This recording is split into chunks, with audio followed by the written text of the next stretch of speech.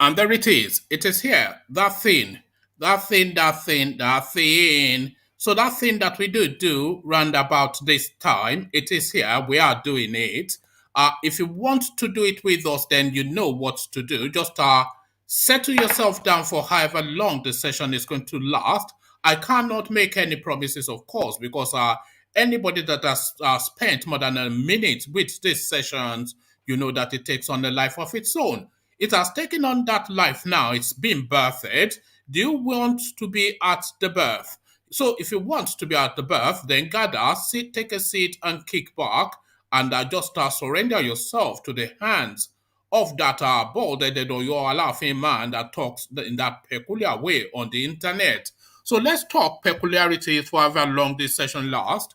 One man went to mow, the eagle has landed. Only water, water, only water, where they see ma. Water, water, water, water, water, water, water, water, water, water, water, water, only water, where they see ma. Hapa o naido, hapa o naido. Hapa you don't come o.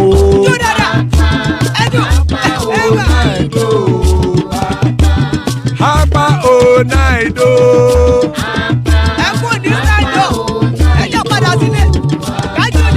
Oro kẹ̀kẹ́ ẹlẹ́mùrè o. Ilé sọ́díyà kẹ̀kẹ́ ẹlẹ́mùrè o. Bobby master kẹ̀kẹ́ ẹlẹ́mùrè o. Chifu Faila ti kẹ̀kẹ́ ẹlẹ́mùrè o. Eruku lẹ̀lẹ̀ ẹlẹ́mùdé.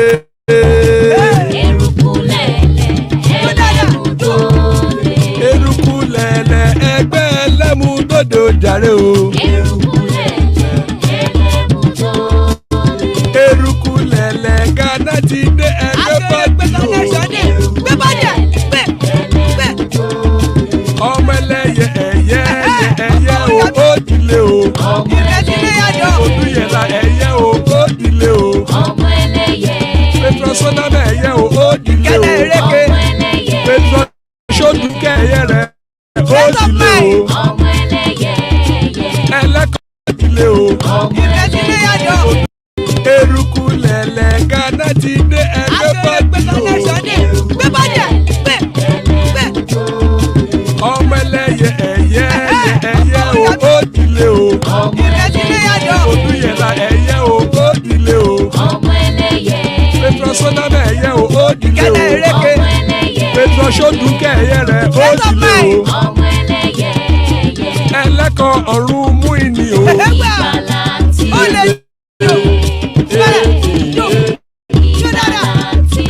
Àkùkọ ọ̀run mẹ́kọ̀.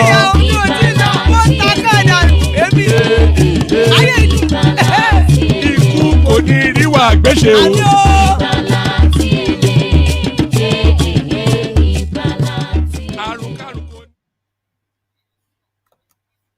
Okay, so there you heard it. Iku koniriwa gbese, that prayer that we have grown accustomed to by the care guides. Just give me 1 second whilst I quickly. So just give me 1 quick second. Whilst I quickly mute something on my. So there it is. So Iku koniriwa gbese, that potent prayer I was just saying that we have grown accustomed to now by the care guide. So Iku koniriwa gbese. As guys, I bring you this. IPOB sit at home order making us poor. So these are the indigents of Anambra state making this alarm to the space. Residents of Anambra resident says. So I'm bringing this narrative really because we speculated severally on this particular consequence of this sit at home. So the people that is pinching the most, they now are confirmed what we've always anticipated would be the case. Our IPOB sit-at-home order making us poor, Anambra residents say. So that comes as no surprise, but then of course, is it a price worth paying? So that's the thing. Still within the Eastern Quarter, still with, oh goodness, I think that just flipped off my screen. Hopefully I've still got it.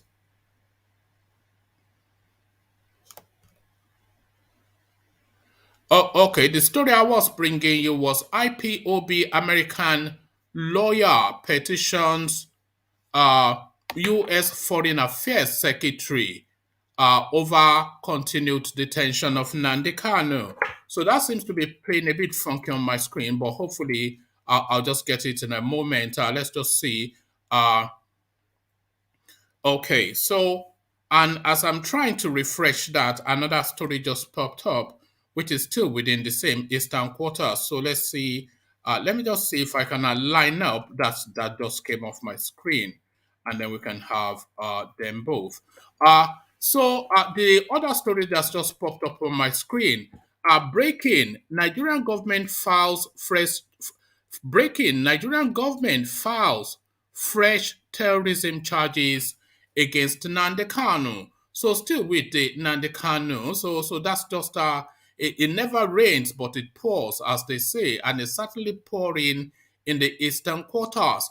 So still within the eastern quarters, unknown gunmen attack traders in Enugu over IPOB sit at home. So is it time for them to just knock that whole thing on the head now? Because it's now essentially a nuisance to the people. It serves no other purpose is looking like, or is looking like rather, other than nuisance value to that space. So we look at that as well. So okay, it looks as though the American story may have been taken down because I cannot seem to find it anymore, but I will try and find it. But whilst I try to find that, 2023 election, Shetima says Tinubu must be given the choice of first refusal. So first dibs to the man from Lagos State is what the Aboki is saying, that fair is fair. Shetima says Tinubu must be given first choice of refusal. So that's to the 2023 presidential space that he speaks to. And to this, we're still with the East. Ohanaeze woos North. 2023, Ohanaeze woos North sets aside 10 billion naira for IGBO presidency. So now these are strategies, of course, that needs to be deployed. There's no other way that politics is played in Nigeria outside of that way. But is it too little, too late? Are they a bit late to the party? On that one is the question. But nevertheless, late or not, they enter the party. 2023, Ohanaeze woos North set aside 10 billion naira for IGBO presidency. So we land on this last storyline, which is a human interest story. You know, we're trying to infuse a bit of human interest narrative to break up the politics a little bit. But is this human interest or human tragedy? You decide. It is getting worrisome. Nigerian doctor raises alarm over rate at which people are mysteriously dropping dead. So just one thing or the other will kill you within the Nigerian space, and to the point that the medical profession now are acknowledging that as a worrisome thing. It is getting worrisome. Nigerian doctor raises alarm over rate at which people are mysteriously dropping dead. So quite what is in play there that's led to that headline, we'll find out just in the shortness of just as soon as we happen upon that storyline. But before we happen upon anything, we come in now via what is tradition, the Eastern Quarters, and of course, another Python dance.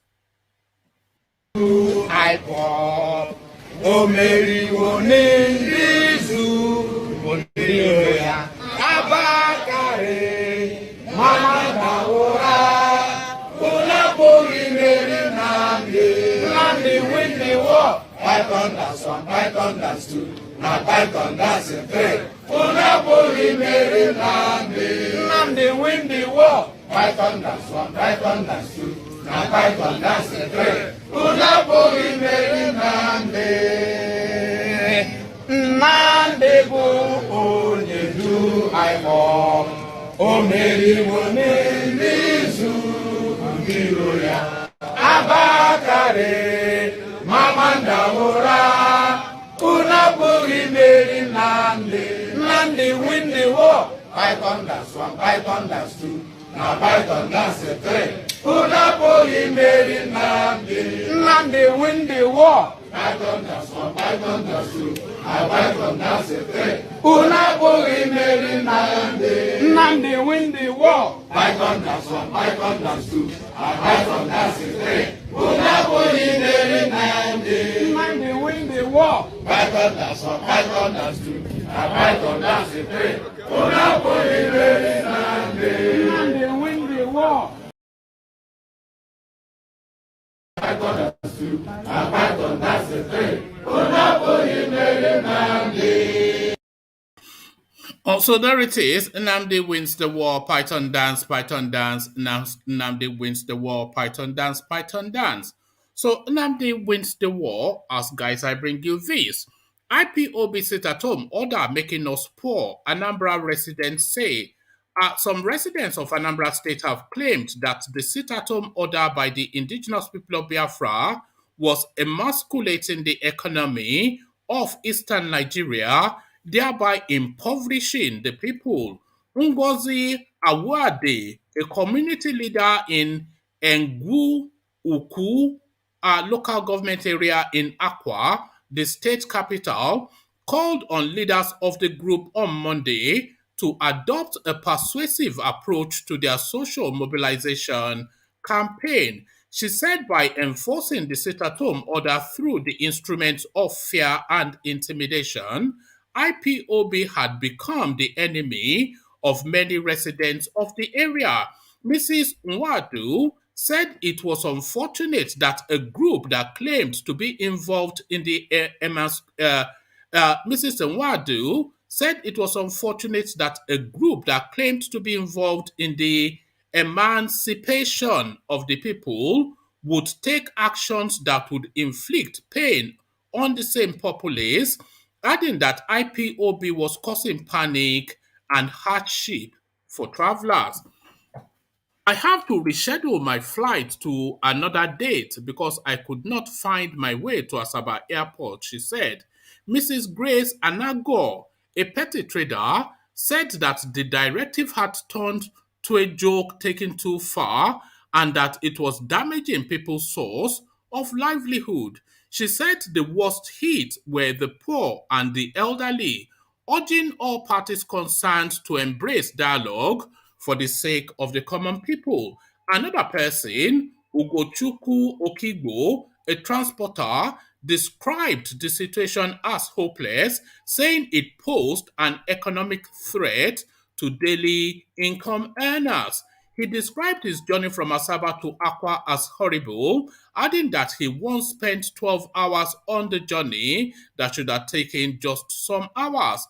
The IPOB had claimed its directive was in solidarity with its leader Nnamdi Kanu, who is facing terrorism amongst other charges. So there it is, just the heavy weight of that grueling schedule of our sit-at-homes is getting now beyond the bear in the east. They cannot carry the weight of it anymore, is what those people are saying.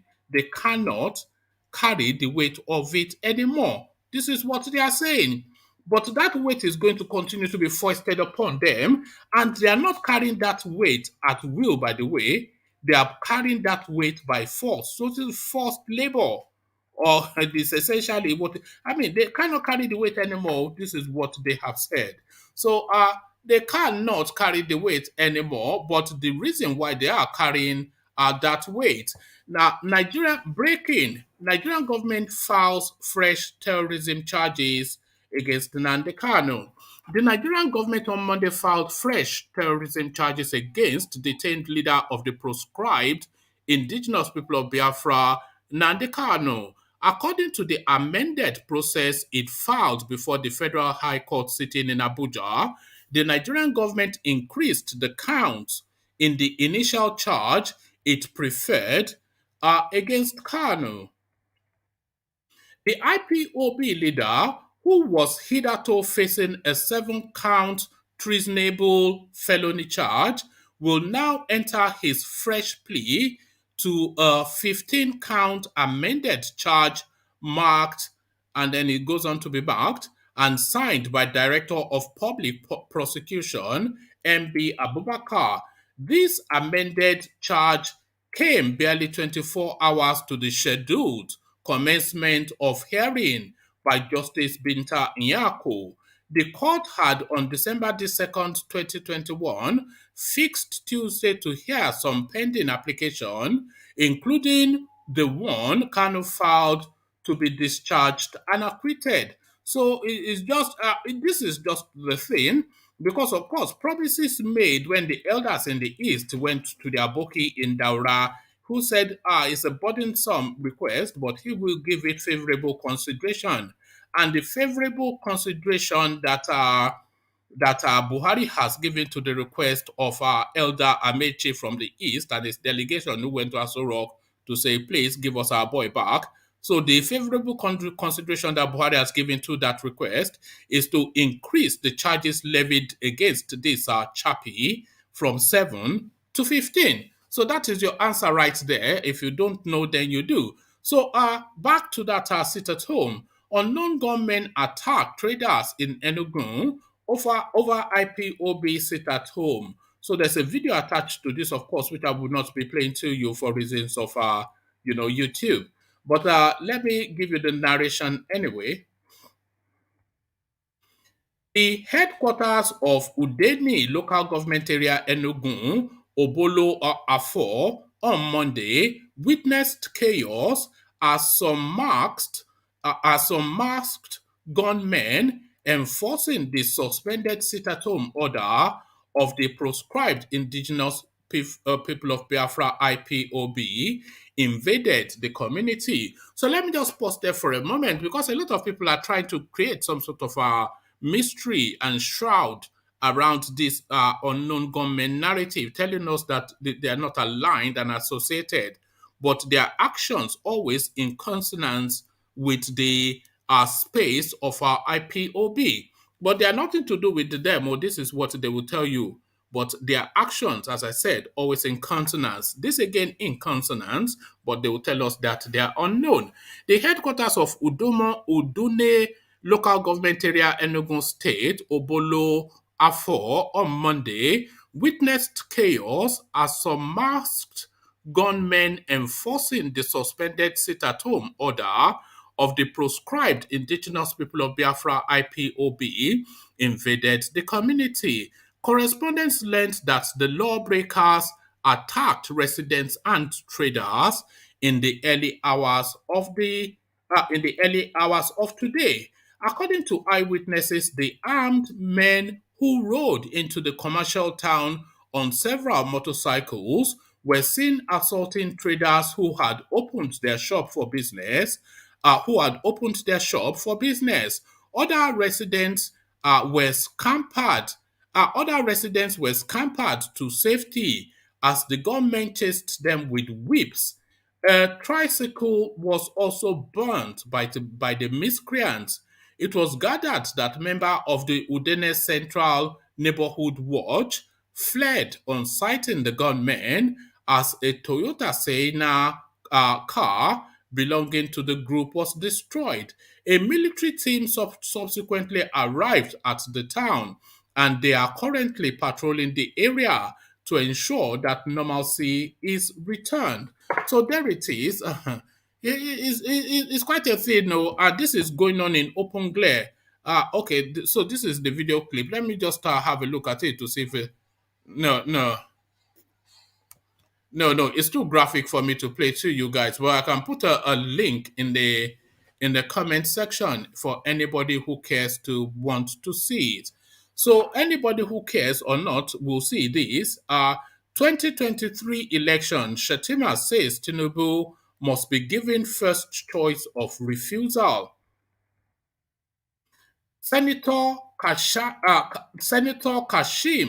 Shetima has said the national leader of the All Progressive Congress APC, Asiwaju Bola Tinubu, must be given a choice of first refusal as the 2023 presidential election approaches. Shetima, whilst delivering a keynote address to the support group conference in Abuja, added that in 2015, some aspirants with a huge war chest were itching to cling the ticket of the APC like the rock of Gibraltar. Asiwaju and his progressive team stood steadily behind the candidate of President Mohamed Buhari.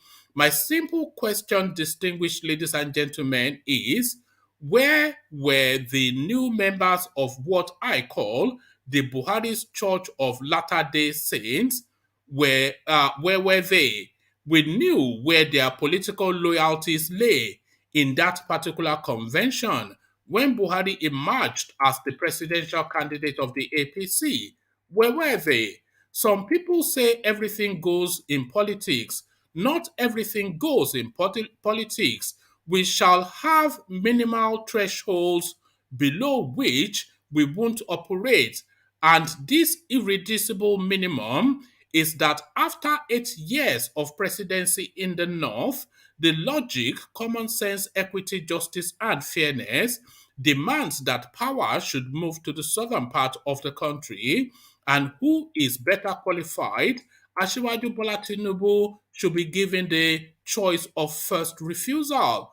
More than any other person, he has sacrificed more than any other person, he has sacrificed more for this democracy, for the APC. He said he was not asking Tinubu's critics to tone down critical assessment of their future leaders, but added that they are not preparing for the Olympics, nor is the president a bricklaying exercise. So that particular comment speaks to all the queries about Tinubu's health. So he's saying essentially he's not being asked to come and run a marathon or do weightlifting. So if he's able to stand upright and cohere, that is sufficient, essentially is what he's saying. He said, Tinubu's credentials aren't only appealing, they are proof of the qualities the country needs to redeem its vast potential and possibilities, Shetima noted. One of such is the mischievous fixation on his age and the wild conclusion that he is physically unstable for the office of the president. This obsession characterizes the thinking of those who have no understanding of Asiwaju's incredible work ethic. Yes. Those who seek to make us go low hope to present the presidency as a brick-laying exercise, but that's the work of a machine created. Those who seek to make us go low hope to present the presidency as a brick-laying exercise, but that is the work of a machine created by an idea. And who else to guide us towards manufacturing the best ideas to redeem this country? To derail us at this point is a futile ambition. The conversations we're prepared for are not pedestrian obsessions with the mundane, but comparison of ideas and track record of service to the nation. So there you have it now. The defense presents its case. The defense, so this election, though, Bolo Yamini is just, Kolomokilo Foramore is where we are now. So still with that election, 2023, Ohanaeze Woods North sets aside 10 billion naira for IGBO presidency. Ohanaeze indeed on Monday reached out to the North in an apparent move to solicit support for the 2023 presidential election. Ohanaeze stated that IGBO believes in dialogue and negotiation to produce the president of Southeastern extraction, whilst revealing that IGBO in the diaspora have set aside 10 billion naira to support any candidates that will emerge from the region. Secretary General Ohanaeze Ndigbo Worldwide Okechukwu Osogu Zoro said they visited Kaduna recently to beg Northerners to support Igbos to get the 2023 presidency. Osiguzoro also disclosed that the delegation met with some clerics in the North over the presidential project. He said, "We are begging the North to give us the opportunity. You should help us because we know that the North plays the role of kingmaker in politics of this country. We are here to ask you to support an Igbo man for the presidency. There should be no more abusive words between North and Southeast as we used to read in the pages of the newspapers. What happened to the cordial relationship between Zeke and Tafawa Balewa? What happened to the good relationship between the North and the Southeast? We must bring back the good memories of old days for the unity and development of Nigeria. Igbo have 1 trillion investment in the North. We are for one Nigeria. We are not for Biafra. We need somebody that is of age that can unite Nigeria. We believe in one Nigeria. We have abundant human resources that can take over from Buhari. We have people who are committed to serve Nigeria. We have 7 states, including Rivers and Delta states, where we have Igbo-speaking brothers. We have politicians like Rotimi Amechi, Peter Obi, Rochas Okorocha, amongst others, that can run for the presidency. So that's the list of names that they are putting forward. Can you imagine? President Rotimi Amechi, look at that. You might as well just, just throw the country in the bin. So we land on this final storyline. It is getting worrisome. Nigerian doctor raises alarm over rate at which people are mysteriously dropping dead. A Nigerian medical doctor and health advocate, Dr. Damian Avar, has raised alarm over the rate at which people are mysteriously dropping dead. The doctor, who gave the warning via his social media pages on Monday, January the 17th, which is today, advised people to pay active attention to their health. So let's see. I says, and this is just what he's put out. Once again, guys, please pay careful and active attention to your health. This is not to scare you, but the rate at which people are mysteriously dropping dead is getting worrisome. Take your health seriously. So this is just the cryptic alarm that this guy puts into space. So within that cryptic alarm, you can insert your own experiences: over drinking, overthinking, womanizing, no healthcare, etc., etc. The heavy weight of the Nigerian space, suicide, all of it and everything leads to an alarming rate of deaths in Nigeria.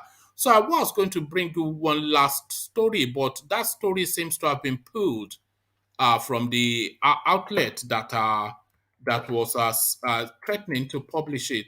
Yes, they have somewhat taken it down. But the headline will suffice to fill for this story that has been taken down. IPOB American lawyer Bruce Finn petitions U.S. Foreign Secretary over continued detention of Nnamdi Kanu. So that should have been the story, but as I said, it seems as though it has been taken down. So taken down or not, Baba Kure, we see you. Ajanle Koko, we see you. And Charlie Boy, we see you. So good to see you, gentlemen. Bear with me 1 second. I think I'll actually go first to Ajanle Koko, who hold on, Ajanle Koko. I'm just downloading that clip that you sent me. I've not actually watched it, so I'll pull it up now, put it on the screen, and then you can talk us through what the clip is all about. Hopefully, it is this one. So yeah, here it is.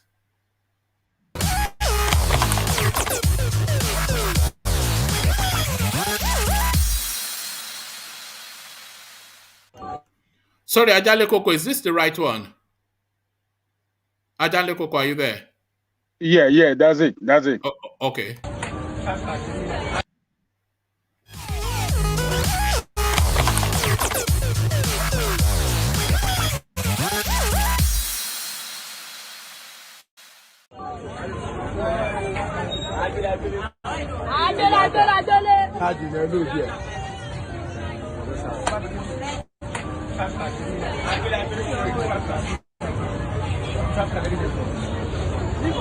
Yes, now. What is 500? Jenny, Sarah, I love you. N10. Tinubu, I love you. Judge card, you will Egba. I love you. It's free. It's charge card. No, I can't do anything on network. Charge card. Any network, Egba. Charge card, any network. Now free 500, 200, man, you do that. Man, you do that free. Now free, man. Every branch. Go like me, I will let you see. You are the branch, you must have a phone. About the good of motion, the branch. Àwọn ṣe é báyìí wọ́n ṣe bí ògbé Tinubu wọ́n lòdì lòdì ẹni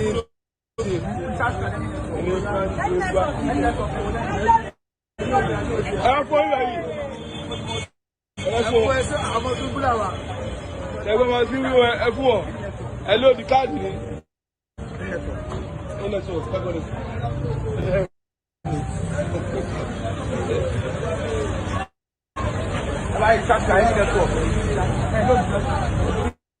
Hello, dear.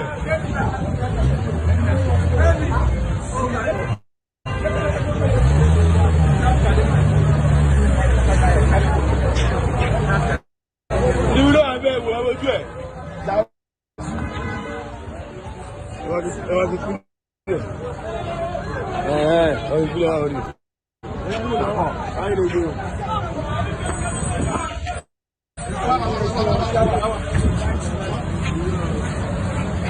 Okay. Mommy, recharge card.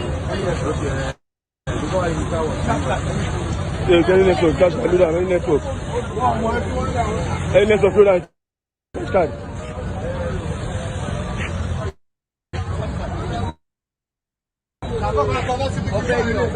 Egba feli. Hello, the charge card. 500. Zain, N10.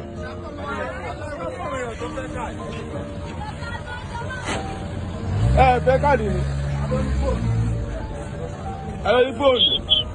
Video, the phone. Oh, lodi. 500.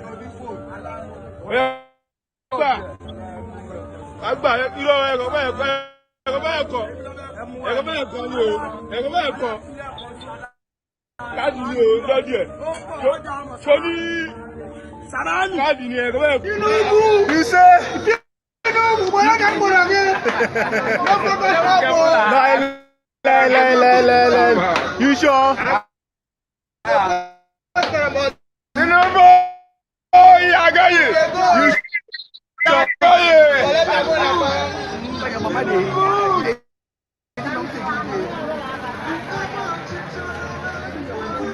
Cara, primeiro filme. Mas strati a GOVT, haga problem.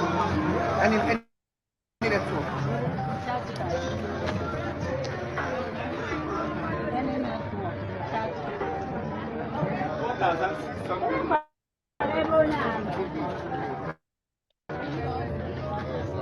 The charge card, any network.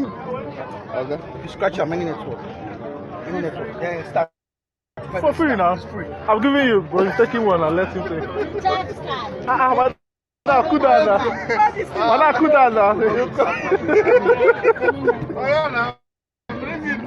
don't want to take again. Who was it?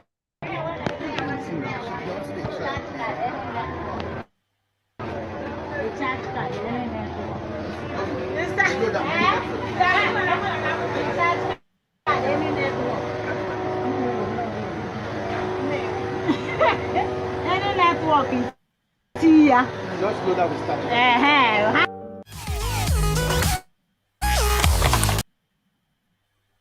Okay, so that was it. So Ajanle Koko, can you talk us through what we just saw? I think we all saw it. It's They go from Abi. Is this the digital they go from Digital they go from oh, this politician, man, it look like they cannot stop. This their style of bribing people. You can see in that video, they have some agents that are Yoruba that are doing it for talking to Yoruba and giving them that research card. And you see some others that are Igbos talking in Igbo language to our Igbo's brother in the market as well. So it's just nothing I've started though. This is just was it on the conversation we were having yesterday when I was saying the campaign has started and you people were throwing stones? You were throwing stones at me. Eh? You know? I mean, election proper, campaign proper, campaign between two parties have not started, and Tinubu agent have started giving research cards. What was the value? Was it 500? Yes, Yeah. 500. So you see, what people don't realize is that there's no such thing as free. So that 500, I think they were giving 1,000, 10,000 out, whatever, and they'll be doing it all over market squares. So that money has to be recovered in some form. To be recovered, and a profit has to be made. And profit has to be made. So when you cannot drive on the road anymore and you're swearing at the government, you hold that recharge card very well, though, because that's your memory card. That's your memory card of what happened. With that 500, that is the hospitals, schools, what's supposed to be good roads and electricity, pipe-borne water. That is what they are giving them with that in that 500 right there. So they're not going to. We're incapable of learning. They tried the same thing in Ghana just a few weeks ago, and the Ghanaians, they threw the guy back in his truck and they flogged him out of their space. Yes. So, but in our own case, we, our people, they act as if, as if hunger and that human dignity is no more with them. I saluted them. So I don't really understand the problem with our people. You don't say because of hunger or because you are going through, then you throw away your dignity, your human dignity. You don't throw it away. But that is the way we are raised. That's the way that is what our culture gives to us. But we don't follow it anymore. We throw away everything, our human dignity, our the good name, and everything that we represent from our different home, our family name, good family name. We throw it into the mud for $500. I mean, 500 naira. It's just unfortunate. So when I watched that video, I said, look, it has started again, and you don't see our people telling them, take away your money. We don't need your research card. I mean, how many days would they use that? How many days would it take them to run out that 500 research card? And after that, what is going to happen? After they're running out, what is going to happen? Would they give them what that tells us additionally, Ajan Lekoko, is that whoever is sending that, which is Tinubu in this instance, is not going to do any differently from what we have always known, because the politics that is bringing is not different from the politics that they have always played. So that's it. It's not. No, you're right. It's not gonna. There's nothing gonna. It's not coming with fresh idea or solution to the problem. No, it's just going to be same old rather, and nothing is going to change. It will rather bring more hardship on them, and more suffering, more pain. That is what it's going to bring for them. Nothing is going to change. All right, Ajale Koko, I want you to contrast what we just saw now with this. Contrast it with this.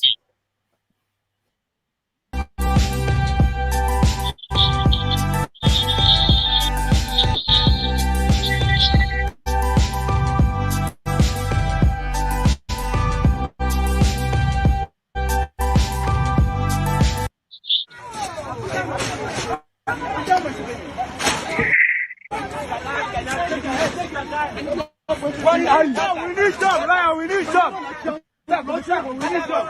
Job, no rice. Job, no rice.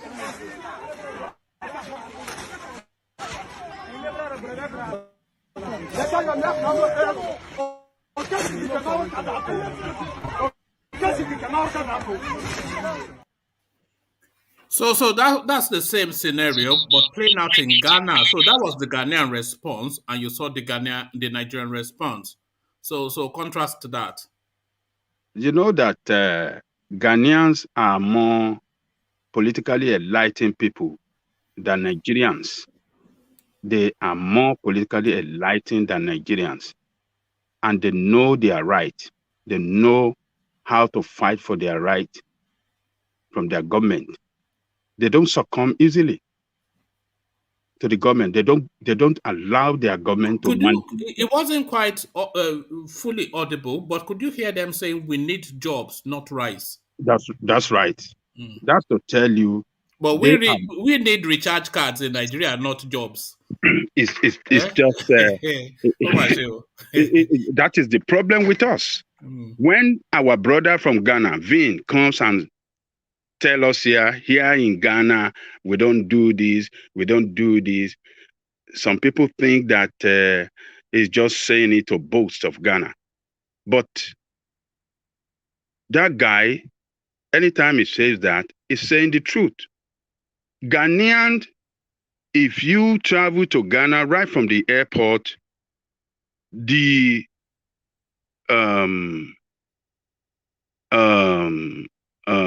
taxi driver, if you engage in discussion with taxi driver, political discussion, you'll be shocked that he's a well-informed, well-enlightened compared to that Nigerian driver.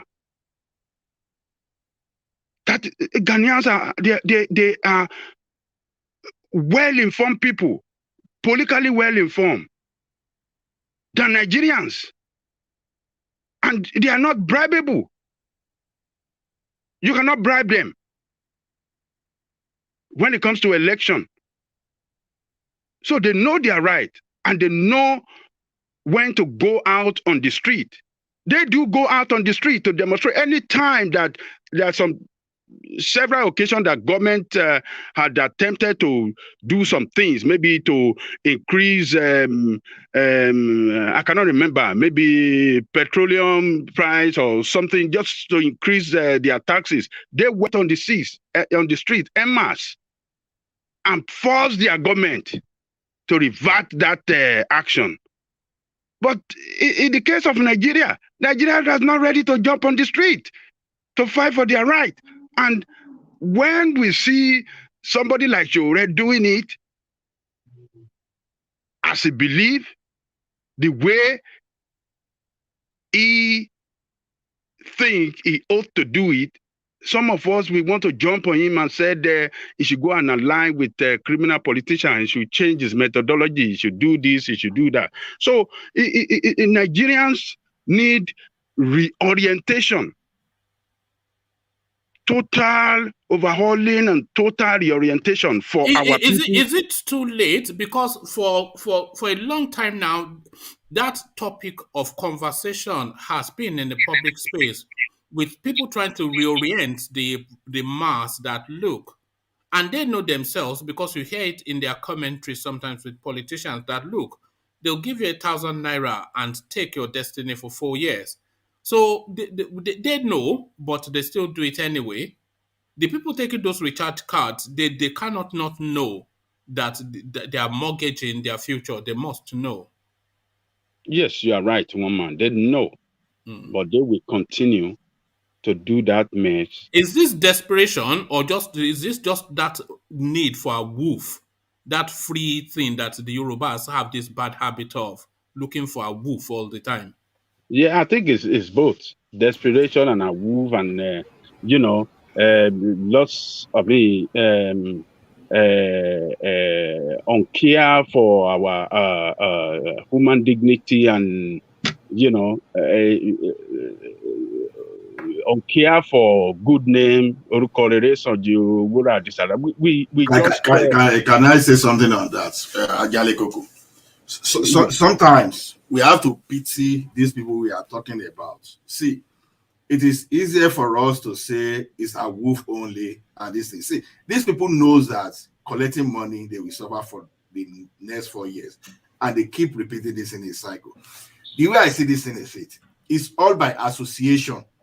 For example, now, if you live within a community and those people, they love you, they've come to accept you. So naturally, they don't want to offend you by the time they talk to you, by the time you talk to them. So they are just using their affiliation, the affection they have for you. And that's what these politicians, they've been taking advantage of. So when we talk of grassroots, this is what we are talking about. Those people that can capture those people, you let these people who have affection for you. Because some people use emotion to do this, and not necessarily because of that money alone. So it's not as if they don't know. Sometimes they know, but this is our person. Let's just support him. What are you talking about, Ola? What are you talking about now? Okay. I totally disagree with Ola. Somebody wants to politely chop off your head, and you are saying because it's your party man, you put your head on the slab. That's why they use those people that are closer to you to attack you. To attack you. That's why they use. Somebody is asking to destroy your life, and you are saying because you like him. You say go on then. Just wait. Okay. Now, haven't you see a place whereby you can get a very valid argument, and people will know that valid argument just because maybe they like the other person more than you, for example. No, hold on. I'm just giving an example. No, hold on. It is what is at stake. So there are instances where that can play out, but what is at stake will determine what they. Don't worry about that. Emotional people. What are you? Do you think these people they don't know what is going on? They know what is going on now, and they know why it is going on, and they want to do it to them again. And you are saying one TJ. Are you now saying they don't know? They don't know if they take that money that they are going to suffer for the next 4 years. Then why we they know, but they don't have the understanding of the impact this thing gets to them, and that's why they know. I think they have the understanding. I think what we're just looking at is poverty. That's just. I think that's the point. Once they collect the money and they decide not to vote for the person, it's possible for you to collect money. And they can do that now, but yes, they can. That's where the sensitization comes in. So they can do people that. Get understanding and know. Okay. So sometimes it's about we using our emotion rather than using our head, and there's a reason for using our emotion rather than our head. That's why they appeal to those people. You and I, we are totally different, for example. No, we are not different. We are not different. So they lost their senses hold on. I think we have to knock it on the head that because we have a little bit of education, we are superior to anybody. We are not superior to anybody. They still have functioning. They still have knowledge. They are still socially savvy and politically aware. They might 100%. Not be able to articulate it in a language that, by the way, is foreign.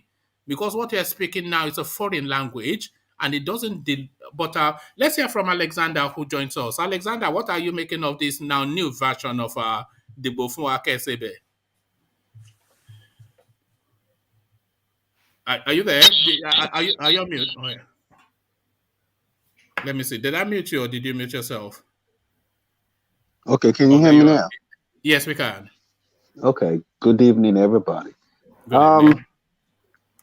I don't know, actually. I think, like you said yesterday, I think the campaign has started in earnest. This is the tip of the iceberg. It's going to get gradually progressive from here, from sharing rice to probably sharing physical cash and all that. This is the norm, not the exception. So this is to be expected. The problem is that, like I just said, people have sold their pride. The poverty level is so ridiculous that people would do the most unethical thing for the minutest of things. So that's where we are right now. He has a lot of money to buy votes, and that's exactly what he's doing. The election is next. Is the election this year or next year? Next year, February. Next year, February. Okay. So the next election is next year. We already started campaigning. So it's politicking. He's gonna, if he gets the nomination, the APC nomination, he's gonna be the president of Nigeria. But I think there's a lot of pushback for him not to get it. Yes. You know? Yes. But if he does get, if he eventually gets the nomination, coming out, but I think it will overrun them. You know. So I think yeah. You know, we know the problem. It's easy to analyze what we as Nigerians have a problem as a people. We unpatriotic. We don't have pride of our country. You know, let me cite an example. I remember when I used to go to Ghana a lot. Like I said, I have a house in Ghana. My first wife was Ghanaian, and I speak their language very well. But I remember first time I went to the country. English boy, I had money in my pocket and I was like having an attitude. And I noticed that this Ghanaian waiter of mine was giving me a pushback. I was a little bit concerned about that because I'm saying, I'm spending my money over here. Look at what this guy's doing. And my ex-wife was looking at me because she thinks I was being a braggart. So this guy came, we got to a point, this guy came to me and said to me, you know, we might be poor people, but we're very proud people. So don't think your money would buy people over here. And that's what we're lacking in Nigeria. Anybody can be bought. Everyone has a price. And that's why our country is where it is today. You know, you have very corrupt people. They've taken us to a position where we've become a joke. And it's unfortunate, actually. It's unfortunate. So that's where we are. Because we did play 2 clips, and to what Ola was saying, you know, the same set of people in Ghana that were throwing the rice back in the van and telling them that it's jobs we need, were the same set of people collecting the recharge in Nigeria. It's the same economic bracket. Yeah, the same working class people. Yes. So it's not a working class thing. It's a mindset thing. Yeah. That's it. You hit the nail on the head. It's rather unfortunate, but this election coming, it's going to be fascinating to see how it plays out. You know, I know that what's his name? Tinubu has nothing to offer anybody. You know, he's doing it for his personal aggrandizement. He's doing it for the status. The man is incoherent. He's not alert. He has nothing to, but he has the uncanny ability to have wonderful lieutenants around him. So he'll probably be a figurehead and have some of the best brains that Nigeria has to offer as his lieutenants to push the economy and the country to a better position rather than where we are today. That's the way I see it. But if he does get the APC nomination, and I hear, I've gotten calls today from the big wigs in the APC, and they're saying the party is really pushing back. They're really pushing back. They don't want him to get the nomination. All right, you said something just now, which just echoes with conversations past. You said he was doing it for his personal aggrandizement, but this is something that we've discussed endlessly on this space. A lot of people saying that he's going there to loot. But I, like you, I feel that is ego-led. So what is your take? What do you think is primary motivating? He's already He's already controlling what people consider 60% of Nigerian economy in Lagos. That's going to be there for a long time. He doesn't need that Nigerian wealth. It's the status he's looking for, so that they can say the president of Nigeria. That's all it is. You know, that's all it is. There's no ambition left for him in life. Yes. Apart from that, he's as wealthy can be. He has reached the pinnacle of localized politics within his region. So unless he just wants to be spending the rest of his life going from Owambe party to another, there's no other ambition that he can have in life other than to be the president of Nigeria. There's nowhere else for him to go now. Yeah, he just needs that. He just needs that label, president of the Nigeria. That's all it is. But I'm hearing that PDP. I hear Atiku's getting some real big financial backing from some Arab sheikhs. You know, they say they really are behind him. So Dubai connection, Abi. Yeah, so you know, I hear the Sultan of Brunei is fully committed to his cause and all that. So you're gonna have a lot of money play out. You know, you have one big wig versus another. You know, maybe I should go to Nigeria. You know, and go and do my own collective. You would like all I said yesterday. You would be a good good information. Sorry, who's that? There's somebody. I'm at Antelope Hotel. Oh, you are in a hotel? Yeah. You see, this is the thing, the conversations that we hear. Yeah.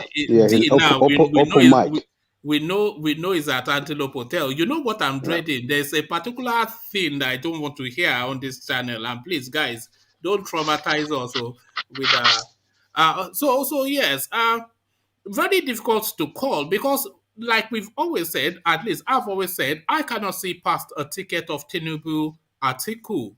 But that would be a fight of the gladiators. Yes, fight of the big boys. Yes. But Tinubu's the probability of Tinubu getting the nomination is dwindling by the day, though, because people, the big boys, don't really want him because he really does have nothing to offer. I'm not sure. What's his name? The Fulani man has anything to offer, but he has more to offer than Tinubu. Tinubu has nothing to offer. And Tinubu, who will come out and oppose him is the thing. You heard Kashim Shetima saying that Tinubu gets first dibs. So they feel they owe him for all that he has done to bring about what he brought about for them. So they feel they owe him in some form. And the only he would probably take all he'll probably win the northern votes, and if he can capture the northern votes and he gets the nomination, captures the northern vote, it's a slam dunk because Southwest people would vote for him. So, if he gets the nomination, he's the next president of Nigeria. Yes. One man, can I say something? Yeah, carry on. That sounds like rational. It is. Yeah, I heard Mr. Gomez said something about the Arabs getting involved in the Nigerian election. I mean, supporting Atiku with Arab money and all of that. But then the thing is, if we're to look at it critically, I mean, that would be foreign meddling in our election, sort of. No, we had it in 2015. The King of Morocco came out for Buhari publicly. He came out, but was there any funding from abroad, from non-Nigerians? Funding or not, when a sovereign state goes out into a local, another sovereign state to speak to their politics against a certain government for reasons of religion, they did that now, so it's not unknown. Well, we're not saying they don't do that, but is it right for a sovereign country to have an election meddling? What is right? There's no such thing as right or wrong. Now it's politics now. But this is why. Not to normalize certain things, but what I'm saying is this: we're not saying it's not something that is not seen or heard of. But what I'm saying is, you just go on to tell all of us that we don't have a say in that election. Our election doesn't really count. What counts is the money that comes in. Nigeria is too big a prize to be decided by Nigerians. Do you know what is available in Nigeria for people. Well said, woman. Well said. You guys, it's well too said. big a price now to Well you want said. to leave There's Nigeria to too come many over. vested interests that are looking deep into Nigeria that breaking up is next to impossible. In my lifetime, it might happen later, but not right now. I mean, these people are coming in and putting money into the election because they have something to gain at the end of the day. So that's where we stand. That's unfortunately. What's important to me as a Nigerian is for people's poverty to be elevated, or let this wealth, this poverty level in Nigeria it's just mind blowing. It's so sad. It really is sad. The people are selling their children to eat. I mean, how it's so sad. It breaks my heart. The new phenomenon is the level of people that are now being put upon. There's a certain level of person that is now almost looking at the price of food now, that can they afford it or not, which Yes. would never happen. The upper middle class now, they are also now looking at the price of food in terms of affordability. So the middle class cannot eat in Nigeria. That's what we need. We need someone who could actually come to serve the people and not to enrich themselves or trying to be president for the personal aggrandizement. That's not what we need. And again, we need fresh faces too. We need people who have proven track records. Not this. Apparently, if Obasanjo had this way, it would be Donald Duke. He'll be pushing forward. Can you imagine? Yeah, I had a thorough conversation with some big wig politician today. And that's what they're saying. Apparently, he's very close to Obasanjo. He's Obasanjo's boy. That's who he wants, But I really don't see Tinubu getting this nomination. There really is a huge pushback. Really is. You say Donald Duke, but the East, they've put together a 10 billion naira budget to really push hard for that space. What are you making of this Ohanaeze? Is it too late? Yeah. No, they play local, original politics. The only guy that has a chance because of this popularity in the north is Rochas, and they're not going to accept Rochas because they don't like him in the East. They say he's a Hausa man. They say he's not an Igbo man. So it's I think Jafar said it over here one time, and he was very right. If you can't come together to support your son or your brother, and you constantly tearing them apart, and he's the front runner, then what chance do you have to be to present a candidate who will ultimately be the next president of Nigeria? I mean, Ujo Sakalu is the most corrupt politician you've ever met in your life. He's so corrupt. In 8 years, I don't think he did anything for the state of Abia. I don't know what he has to offer Nigeria. He was Senate president and the secretary of the country, secretary of state of the country, or whatever they call it. And I think he was charged for corruption, EFCC. So I don't know how he qualifies to be the next president of Nigeria. We need someone. Akinwumi, is that guy, the guy with the bow tie? Is that Akinwumi, right? Yeah, Akinwumi Adesina. Yeah. Yeah, we need those kind of people. We need people who have international clout. Who would you rather, Akinwumi Adesina or Sowore? No, Sowore is a lightweight. If I Sowore, and I'm not a politician, if we go one-on-one in Nigeria, I'll defeat him. He's a lightweight. You ahead of Sowore. You know what? He's a lightweight. He's a young man. He's got good intentions, but he doesn't have the machinery in place to get anywhere. But he's got good intentions. He's a good person. He loves his fellow Nigerians, but he's best at what he's doing right now. Will he go to Aso Rock and be singing solidarity songs? Nigeria is not a Nigerian presidency is not a job where you learn on the job. It's a position that from day one you're ready for the job and you're ready to actualize and implement policies to take us out of where we are today. We don't need anyone to come and learn on the job. We don't need. Can I interject 1 minute? Ja, please come on out. You've crossed the line. Alessandra. You've crossed the line. Brother Alessandra.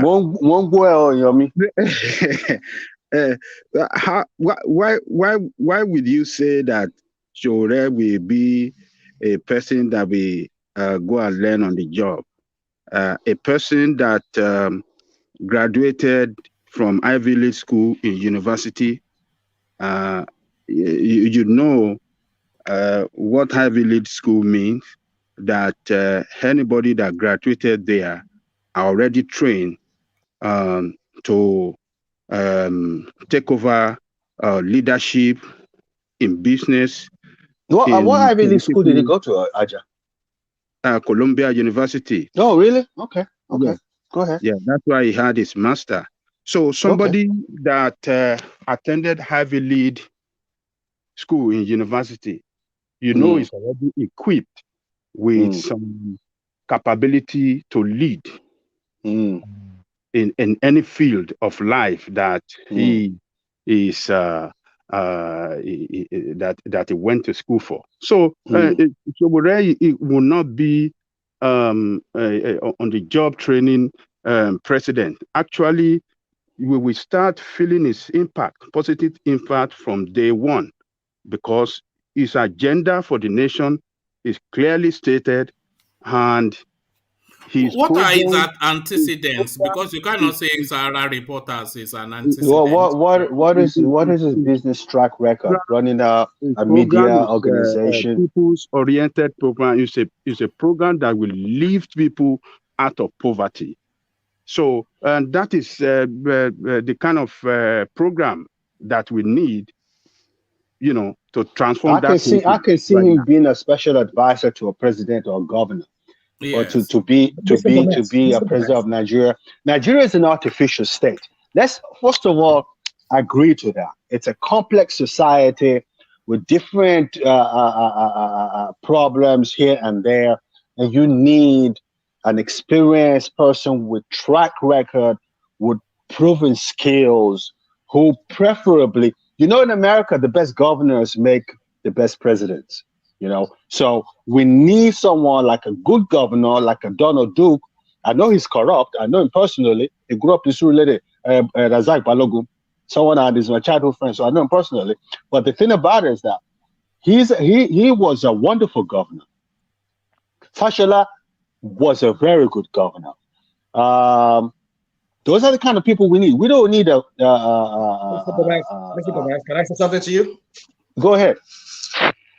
You said something about we don't want somebody that will learn on the job. On the job, with experience. Yes. Yeah. There's never such thing as learning on the job. No, there is. Even though we can say that in a sense. Oh, well, I can understand maybe in some instance, but when it comes to the number one job, anybody can do better. That's what I believe. Because most of the people who got there, even like Fashola, who knew Fashola before he became a governor? Was he ever tested? Yeah, but he went through. But listen. Your statement is flawed, and usually, I always agree with you, but I disagree with you on that point.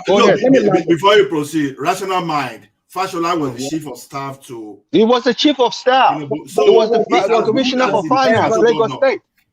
Yeah, you can't say that. Whoa. Let's get it straight. No. We keep throwing this thing out every time that we need somebody with experience. Even those with the experience there, what have they done?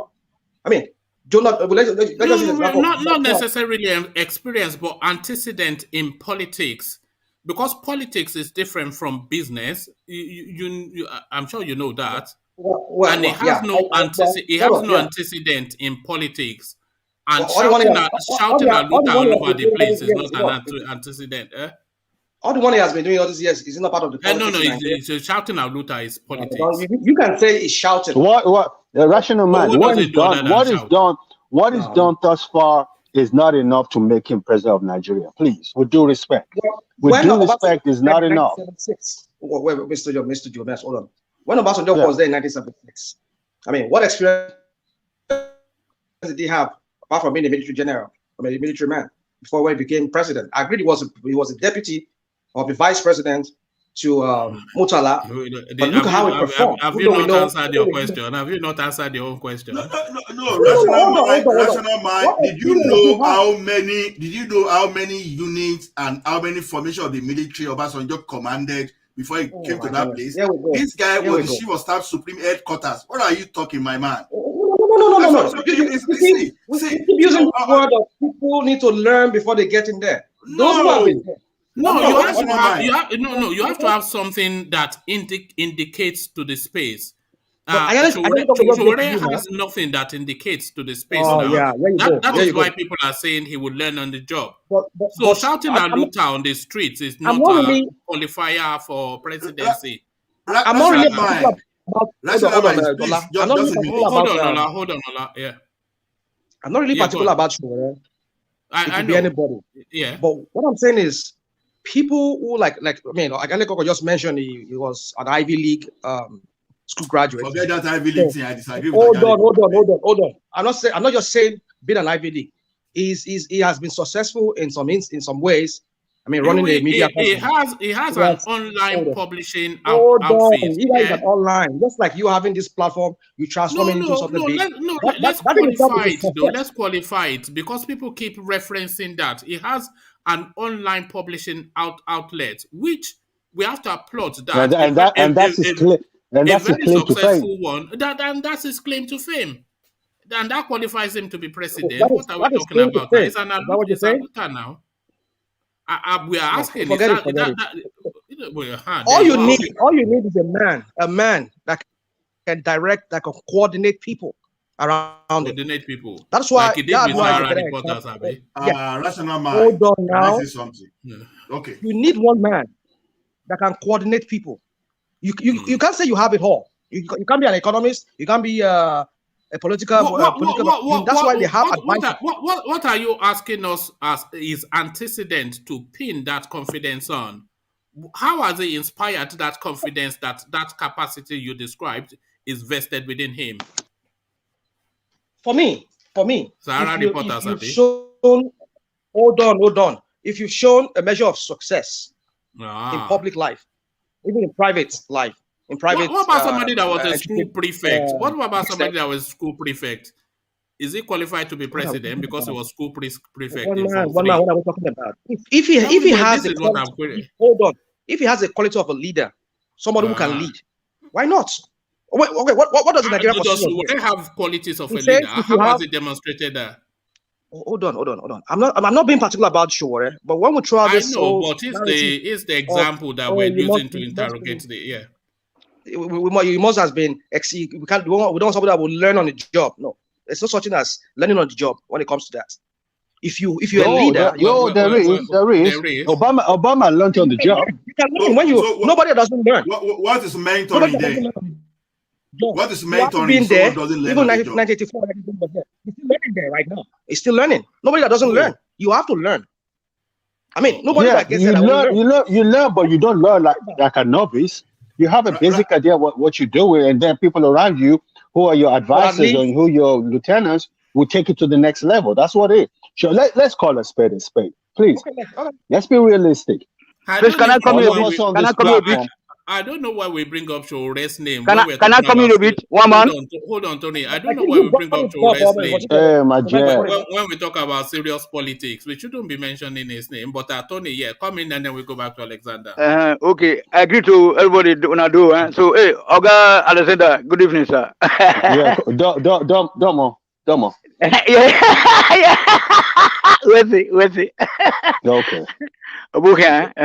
Yeah. A cabo. Maybe a cabo. Yeah. Okay. Yeah. So you know that black people at the talk said that we are still very, very backward because you don't need a school certificate to transform this nation.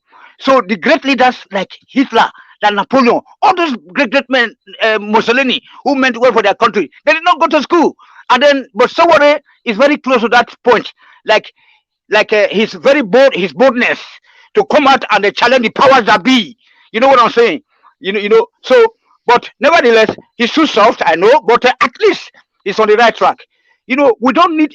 Then regarding the youth, Nigeria is so damaged that people are suffering. The poverty level is is 6 feet deep. Our people have been buried alive. That's why they are accepting this $1 as a bribe. You know what I'm saying? So we don't need people. Then the president should have a very good team, like Hitler had a Werner von Braun, and then great men like all those Einstein. You need people Sorry, Tony. Just be mindful of that guy's name, because that's one of the trigger points of YouTube. Okay, that guy's okay. I will not mention his name, but that guy is being worshipped in Germany today by everybody, including myself. You know, especially regarding the job that I'm doing. You know, so people just come outside, because that's what Alexander was talking about the vested interest. They will not tell you the truth. They will not tell you what they want you to know. So, but those vested interests, how come we abroad, we Nigerians abroad, cannot look for a way to find that solution? That's it. Well done, sir. Thank you, sir. Can I say something before we move on, please? Okay, yes. go on. See, my own point is this: the idea of Ivy League school, all those things, those are just branding and this thing. Anybody that attends good schools anywhere in the world, if you learn leadership, you are well mentored by good leaders, you will excel. One thing I want to bring, we should understand is this: perhaps everyone here, maybe we've managed a team one way or the other. Either you're a project manager somewhere, you're a team lead. See, you can be a good team lead in a particular organization. Let's say in a one-man business, whereby you use cohesion to manage people. For example, Eshogorena is the founder of Sahara Reporter. And nobody will want to dare him. Nobody. You will respect him. You will control them very well. Now, put the same Shogore in another organization like a multinational, whereby you don't have that power of cohesion, that you just have to grow the leadership organically, that people will just have to respect you without any cohesion. You understand? Then it's another thing entirely. So we can't use it. No, it is not really. It is not really. What you're talking about is a leadership style. So cohesion is hold on. Cohesion is a leadership style. Authoritarianism is a leadership style. You know, there's different types of leadership styles. So result is what really determines, you know, your leadership quality. So it's a leadership style. So if you take him out of one hub and put him in another hub, you have to know that people deference leadership for reasons of protecting their job, for reasons of passing on responsibility, because nobody wants to take on responsibility. Everybody wants to have somebody else be a decision maker. So for several reasons, people deference leadership, and that deference then, how you then use it to interact to get the result, is your leadership style. So it could be cohesion, it could be authoritarian, it could be any style. But if you successfully led, I got what you are saying perfectly, one man. But speaking to complexity, where the OG now? Let me learn before you interrupt. You've been talking now, man. We are talking of you like interrupting me at the middle without even letting me land. Go on. Well, this is my first time on the show. Because we've even I don't want us to go too deeply into the thing is this. We are talking of a complex society. You understand? You want to speak to someone, maybe you are from Yoruba, for example. You want to speak to someone in the north.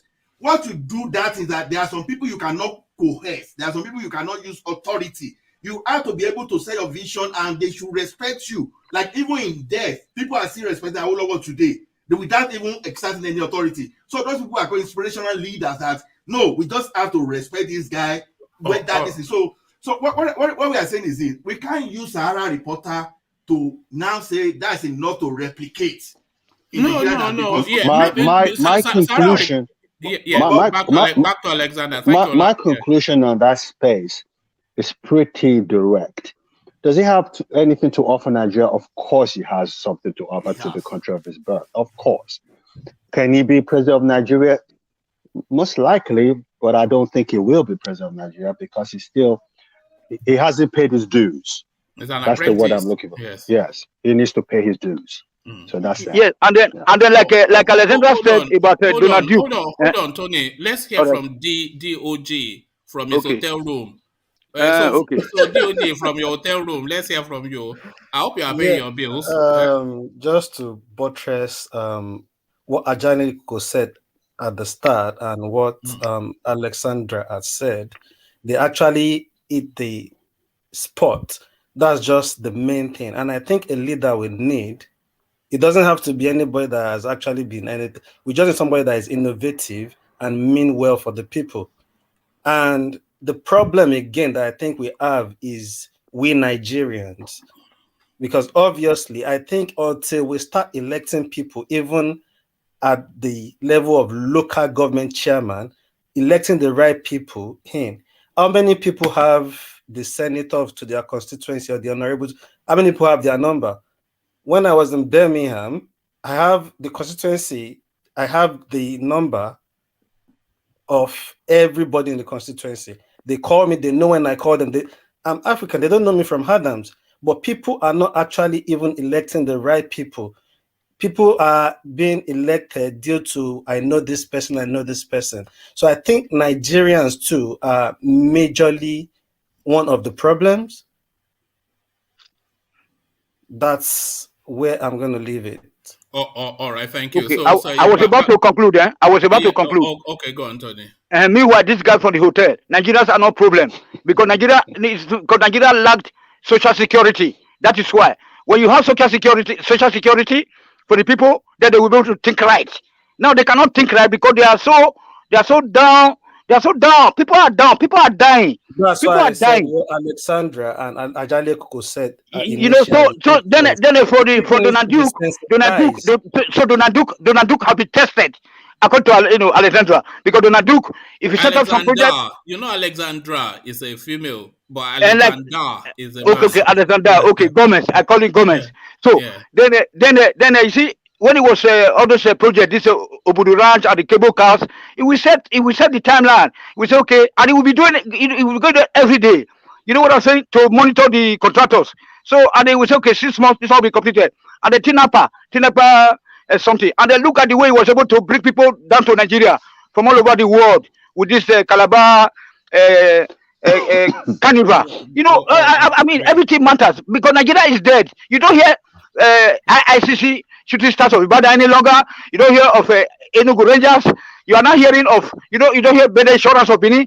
You are just hearing now of Asena, Birmingham. So these are part of the show. We are dead. Tony, we are dead nations. What you don't get is the problem is like now, if I live in Ibadan, the way you always call Ibadan, if I live in Ibadan and on my street it has a bad road, you shouldn't be looking to the president for that bad road. That's why you have local government chairman, you have a councillor, you have a governor, you have all those people to link. So everything Nigeria, we are all focusing on the president.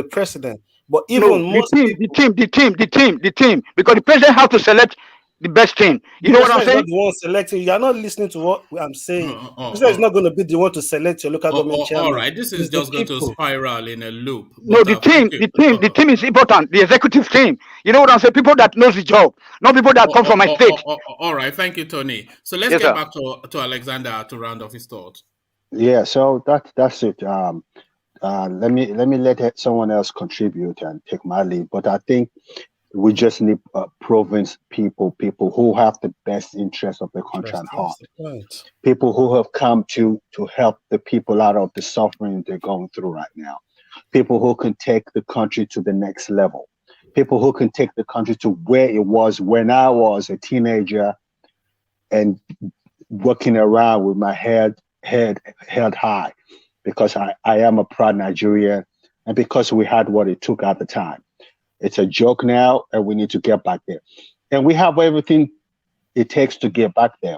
We just need the right leadership. So y'all right. have a good evening. And you've not spotted that in either Tinubu or Atiku? No. Atiku has it to a certain degree, but I think we need a fresh face. I think these people are spent. They need to go and sit down somewhere and let someone, a younger generation who has a successful track record, who is not in there to enrich his pocket and his family, to take us to the next level. That's what I'm looking for. I want the best for the country. That's it. All right. Thank you. All right. Brilliant. Thank you, Alexander. Thank you, always a delight. So from back to Ajale Koko. Ajale Koko. So back to you, and this now the Bofun Akesebe. So I think what we were saying earlier before Brother Alexander came in was about trying to compare our people and the Ghanaians when it comes to political their participation in the politics of their country. Ghanaians are more enlightened, well informed, and they know their right better than Nigerians. The problem we have in that country is that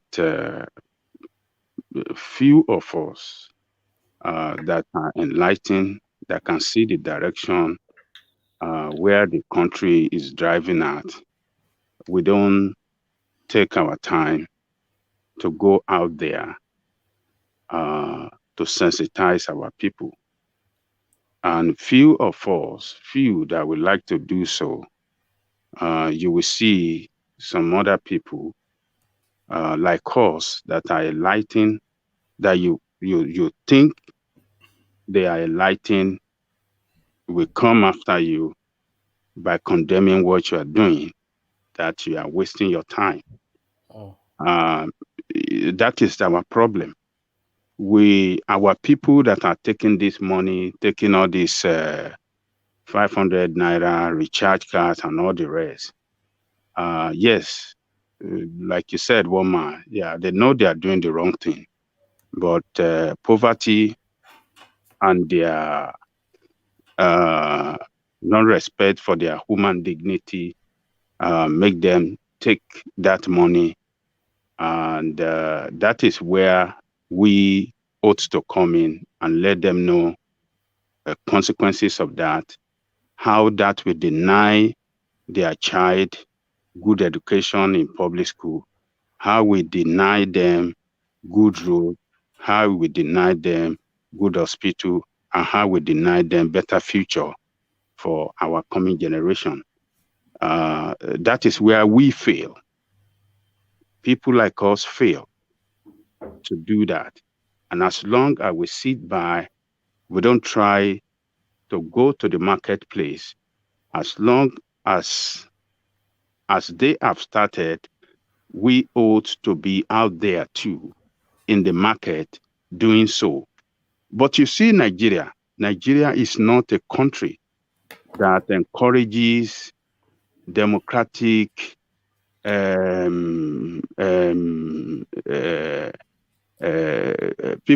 Nigeria is a country that doesn't encourage democracy, democratic process, to flourish. They don't encourage democratic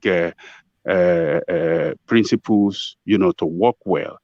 You see, NGOs that we have in Nigeria, this is what they should be doing. But you see, politicians, they will threaten them. Some of them, they will arrest some of them. They will arrest some of these people with police and, molest them, humiliate them. That scared a lot of people in jumping into that place to play their role. We have seen it. That is what these politicians, that is what they know to do. They sponsor talks against people that want to sensitize people. And that scares a lot of people. So, but at this point that we have this nation, it is better for us to jump into the race. This platform is one of the blessed platforms in the world, if not one of the, if not. What do you mean one of the? You mean the best? Yeah, if I just don't want to say it's the best because I don't want to say, you don't want to give me a big head. So carry on. This platform is one of the blessed platforms in the world that bring people from different nationality in that country we call Nigeria, bringing us together. So we have to try as much as possible to sensitize people and tell them this money will not help you. It will rather continue to destroy you. Look at where we have country today. Look at where we are going to. Look at what they have been doing to you. We have to let our people know.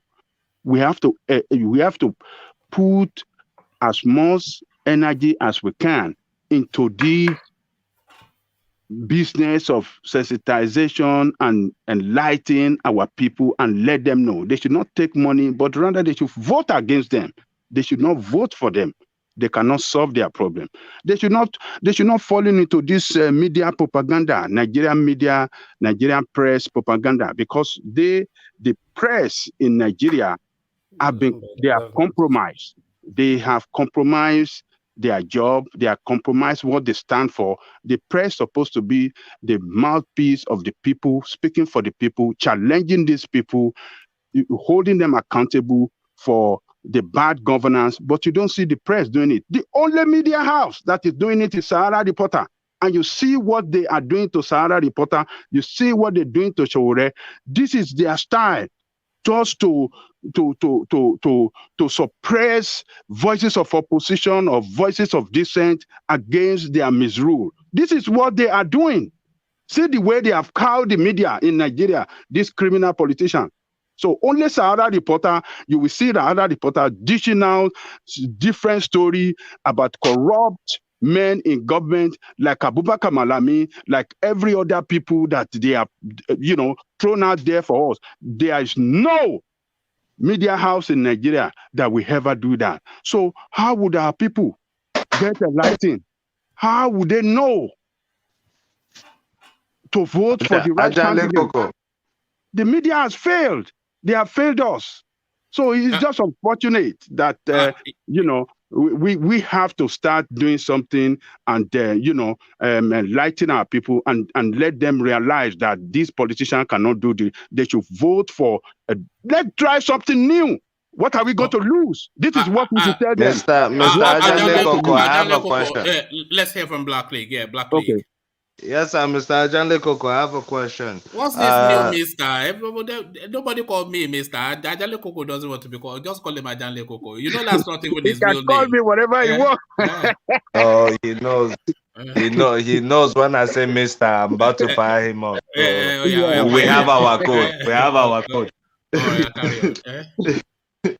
So, Mr. Ajale Koko, keeping in mind that we have just about a year to the elections, to the general elections for presidency, do you think any party can win outside of the APC and the PDP?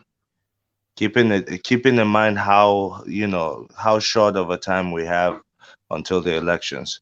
Do you think a party like, let's say, the AAC of Ohanaeze Shore can pull a victory in such a massive election that is so soon? Oh, yes, they can win if we jump out there and let our people know that, and let them realize that this politician does not mean well for them and they cannot solve the problem. They created the problem. As long as we jump into the street and doing the job 24 hours, because politicians, they work 24 hours. They don't sleep. Yes, but don't you think it's almost too late? Because the narrative is still we will jump. We will jump. Other people have already jumped.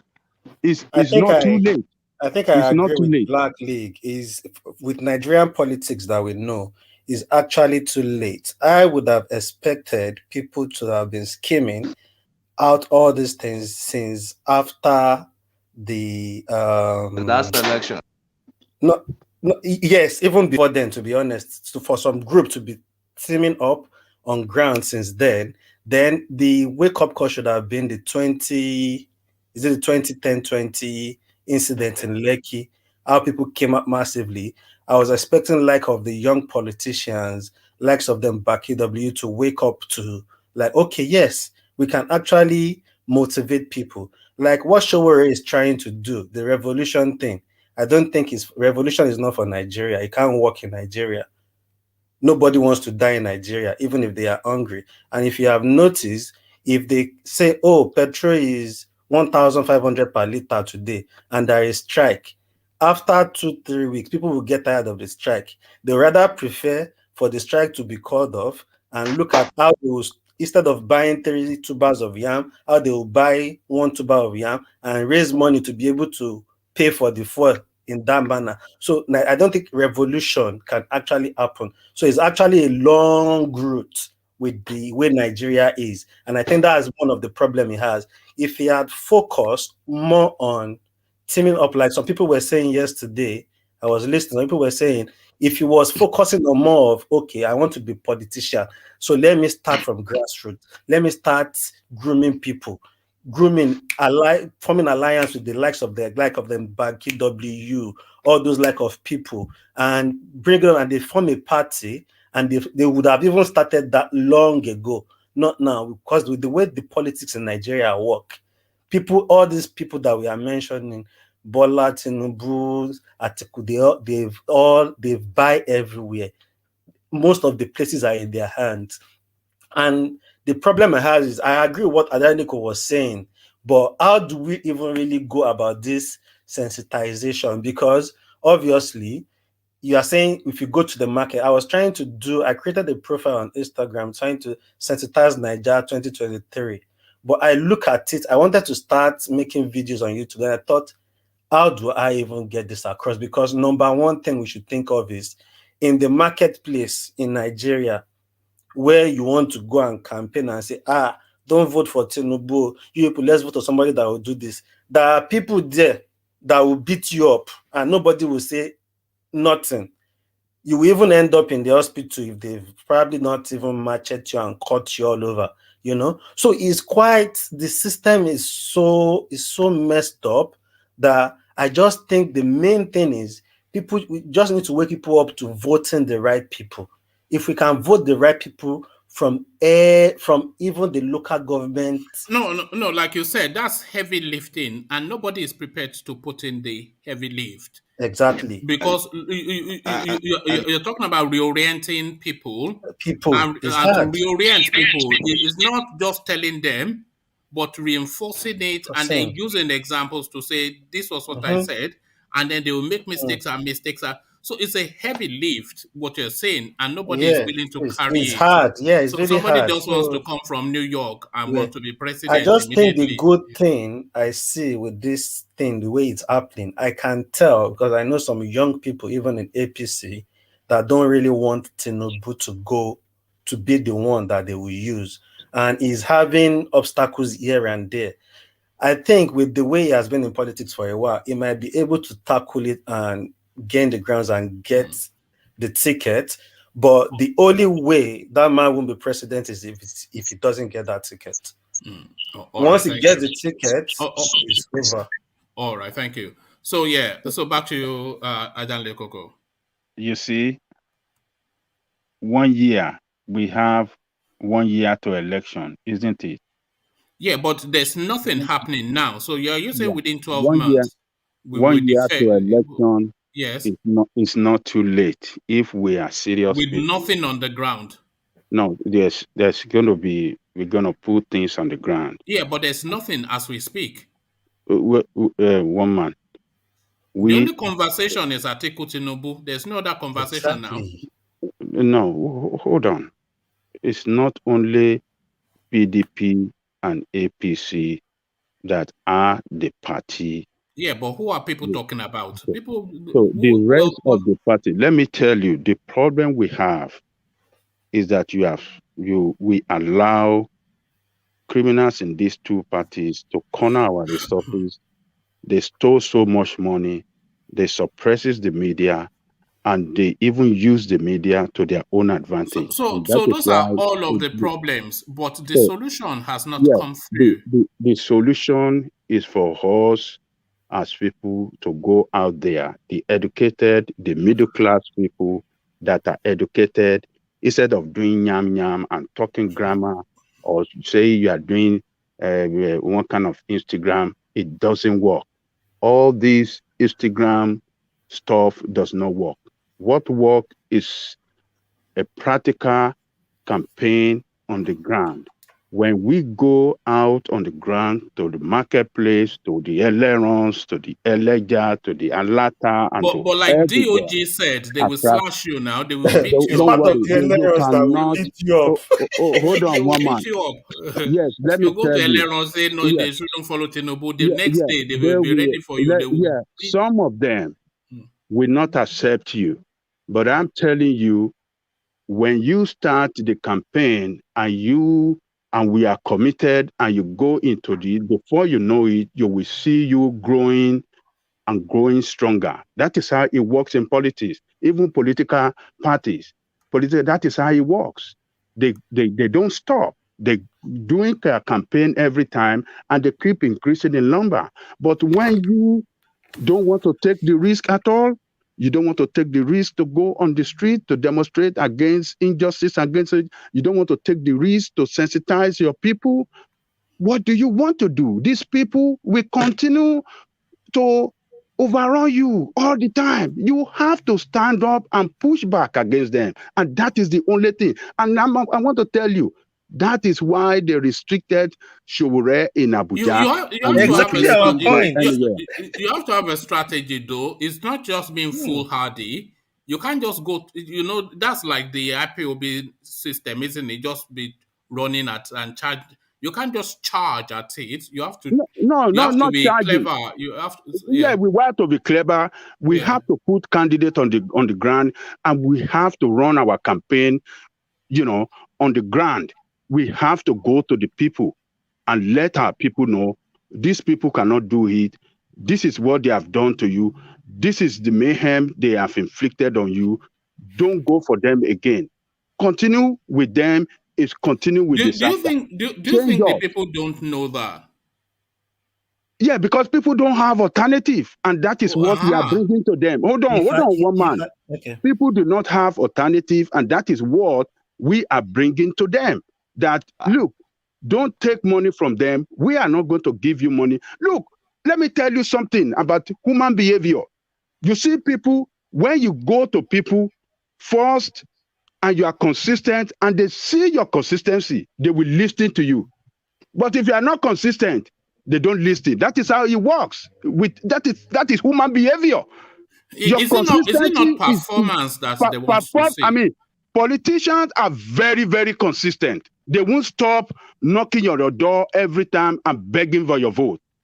But if you go as well, knock on your door and say, vote for us, these are criminals, they have destroyed, they cannot do anything for you. Look at the way you are buying rice. Look at how much you are paying for rice before. Look at how much you are paying for. Look at how much the dollar exchange was as a source, and look at how much it is now. Look, that is not an argument, Ajanle Koko, because people already know everything that you're saying. Not everybody. Our local people. Hold on, one man. You as an enlightened know. Most of our people that vote, people that are on the ground, a lot of them does not know. They do know. Wait, if you go to the market, they'll say so they know at whatever level of functioning. What I'm telling you when is they that are seeing insecurity, they say the government is failing. When you don't stop telling them. When you don't stop telling them not to throw away their vote, not to vote for criminals, they will listen to you. No, they won't. They won't. Okay, go on. What are you saying? Okay, so one man, hold on, one man. Hold on. Whoever want to come in, please, let me tell you. So, are you saying we should just let them flow? We should not do something? Because you are saying they won't. Hold on, because you are saying they won't listen to us. That is what you are saying. No, that's not what I'm saying. That is what you just said. No, that's not. I don't think that's what you said. No, that's not the impact that I was reaching to. The impact I was reaching to is that we are going to go and tell these people that, look, you voted for these people, they gave you 1,000 naira, whatever, and then for the next day, look at the street, look at the road, look at the this and that. So we tell them all of that, but these people, what we are saying, they know already. So what you have to present them is something that is so compelling that will make them pivot in a different direction. Yeah, So they're you not have to going to. start with campaign first. Yeah, You have to they're not going offer to. They yourself. are not going You to have to hold pivot on just one man. because you have told them that the Hold government on. is running the country to the ground. Hold on. You have to offer yourself as alternative.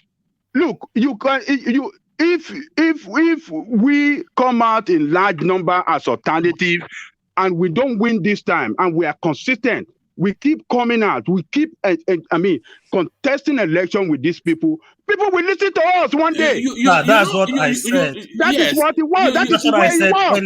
Yes, but that is where you can't just sit down and think the that pathway is grassroots up. It's grassroots up.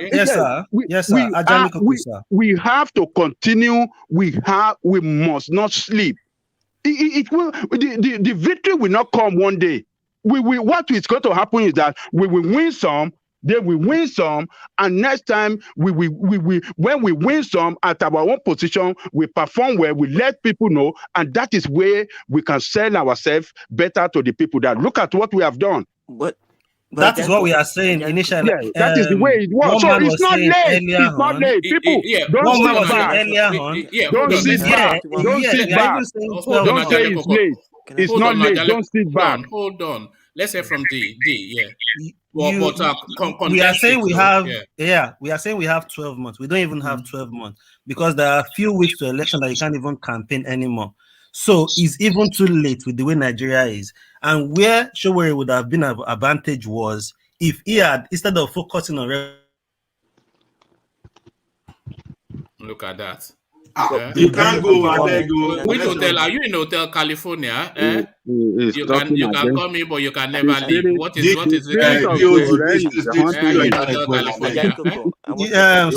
like I'm saying, carry on.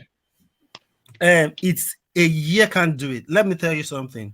I'm born into a house where even the likes of Ladoja, when Ladoja became a senator in SDP days, it was in my house they used to do the politics. My dad is really close to Babade, Dibu, and all these people. So I know this thing. You can't beat these people planning in just a year. And like you said, they need to start gaining grounds bit by bit. You can't even achieve that within a year. It should have been what you would have been planning. And now we are saying, now let's bring somebody out. Where I think that would have worked, that's why I was referring to the NSAS period. I would have thought a lot of people would have wake up and thought, okay, even if we know somebody is capable, because now let's look at the presidency. How much do you have to pay to even be able to contest in Nigeria? Millions of naira. Some people that can even run down Nigeria don't have that money to pay to be able to contest as the president in Nigeria. No, whoever cannot pay the nomination fees is probably not qualified. But you see that's the problem with us. No, but because you have to be successful. The money is too much. We are not talking about whoever cannot pay the that's fees. That's a ridiculous amount of money to ask somebody that wants to contest. Whoever cannot pay the fee is not qualified. If you are not successful enough to be able to afford the fees, then that probably indicates then that you have not done enough to qualify for the job. It's how much money you've made in life that determine how you can run. No, maybe not you, but if your situation or your candidature cannot have, because they afforded, Buhari claimed he didn't have money, but they afforded it for him. So if that's what I'm saying, that you are not allowing me to land my point. Like because I did say there are people that can run that country, but they actually need financial support. And we people, the celebrity, everybody that was doing all those shows they were doing, they have this money. Why didn't that even wake people up to say, okay, let's start raising these youths. Let's form our party. Let's start winning these things gradually. That's the only way you could beat all these people, winning gradually. But you can't. But Nigerians are lazy now. Nigerians are lazy. That's the point, woman. That's the point. Nigeria itself, we have our own problem. No. Did you hear the problem that you didn't explain to you guys? It's the problem in Nigeria. You see, that's why I think the election is not fair. Because people from the Delta region, the Eastern region, it's not fair for them. There you are. That's it. No, you guys not. See, that's the issue. The promise. I'm not promised to give the election to the IGBO, but not the backup from the promise. That's not fair. When did they promise to give it to the Igbos? When? See, that shows you what's wrong with Nigeria. That shows you what's wrong. Because they're not giving it. No, every time all these elections start, every time from the West, from the North be president, the Delta region also have problems. Wasn't Bashir president? Bashir was president. Then why is the Delta region still poor, still suffering to this day? Obasanjo is not from the Delta region. No, you keep saying this. Good luck, Jonathan. You mean? Why is that? Every time when the president comes from the West to the North, why is that the East and the Delta region and the Caribas and the Shekels are suffering? Why is that?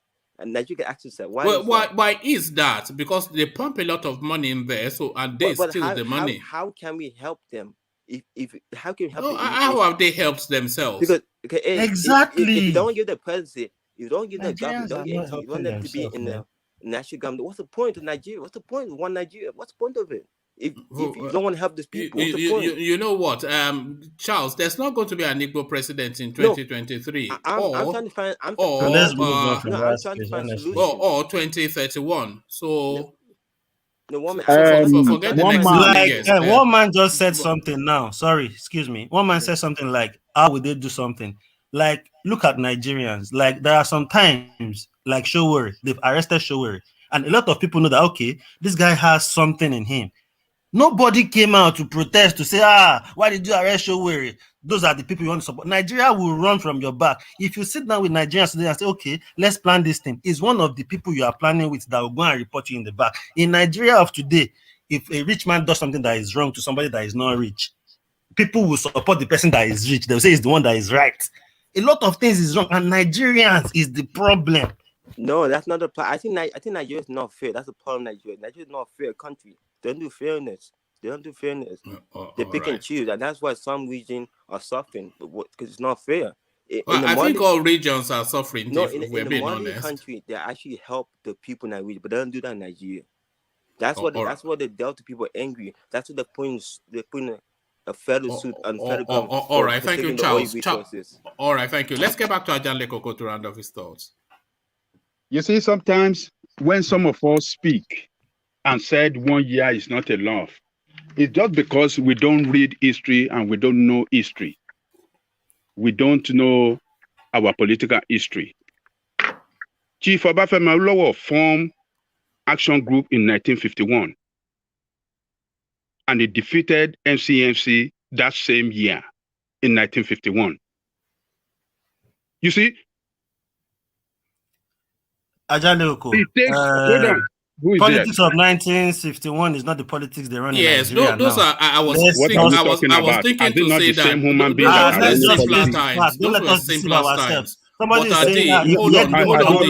If Awolowo is alive today, hold on, Let me. Just hold on. Let him run through because never practice politics before. But he is right. Those were simpler times. But you don't know how it works, how it play out. And you can politics, sir. I know politics very well.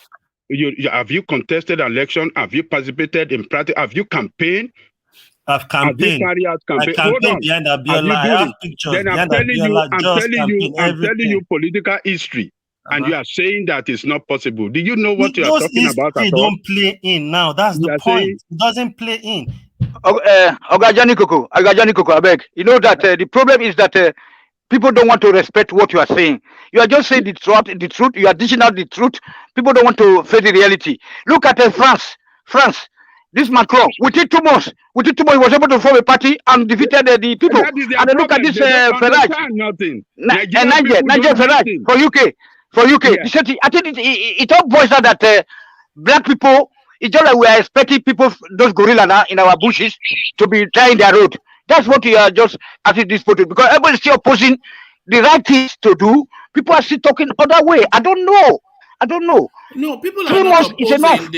Hold on, Tony, because I think you're being a bit unfair in what you said. I think everybody is universal in the acknowledgement that we cannot be as we are. We all know that, but how do we then? How that change is then impacted is what because we cannot afford to move in another direction only to fail in that other direction. We cannot afford to fail again. So how we then move to another direction, but we succeed is the thing. So that's where so nobody is saying nobody. You are very right. You are very right. Woman, you know, earlier on you pointed out to Ajani Koko that it is not possible because you know what you are trying to say is like in other way. In other words, it's like people are coming with money. So even though that people like Ajani Koko, when they have good intention, these people will not listen, and then you also tell them that they can beat you up. So like that, you know. So you are very right.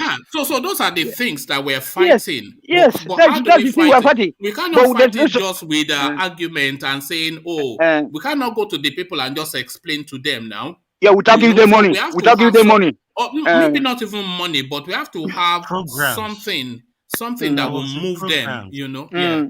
You know, and then some of them might be threatening that you know that they hold up, that they may lose their jobs.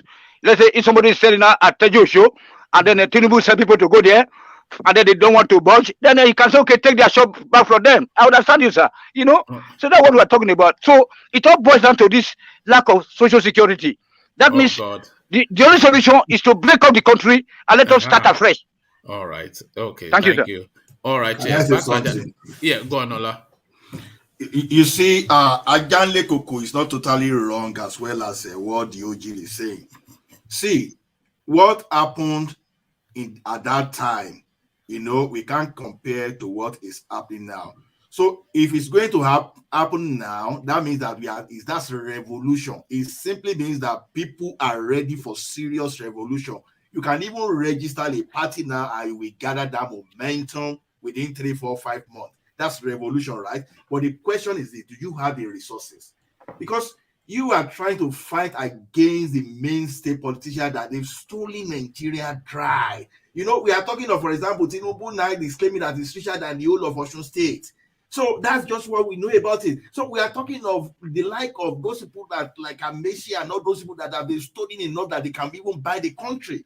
So you don't have a chance. So if you are saying what happened in pre-independence, we can't compare to what is happening now. Yeah, going back to my point. That's revolution.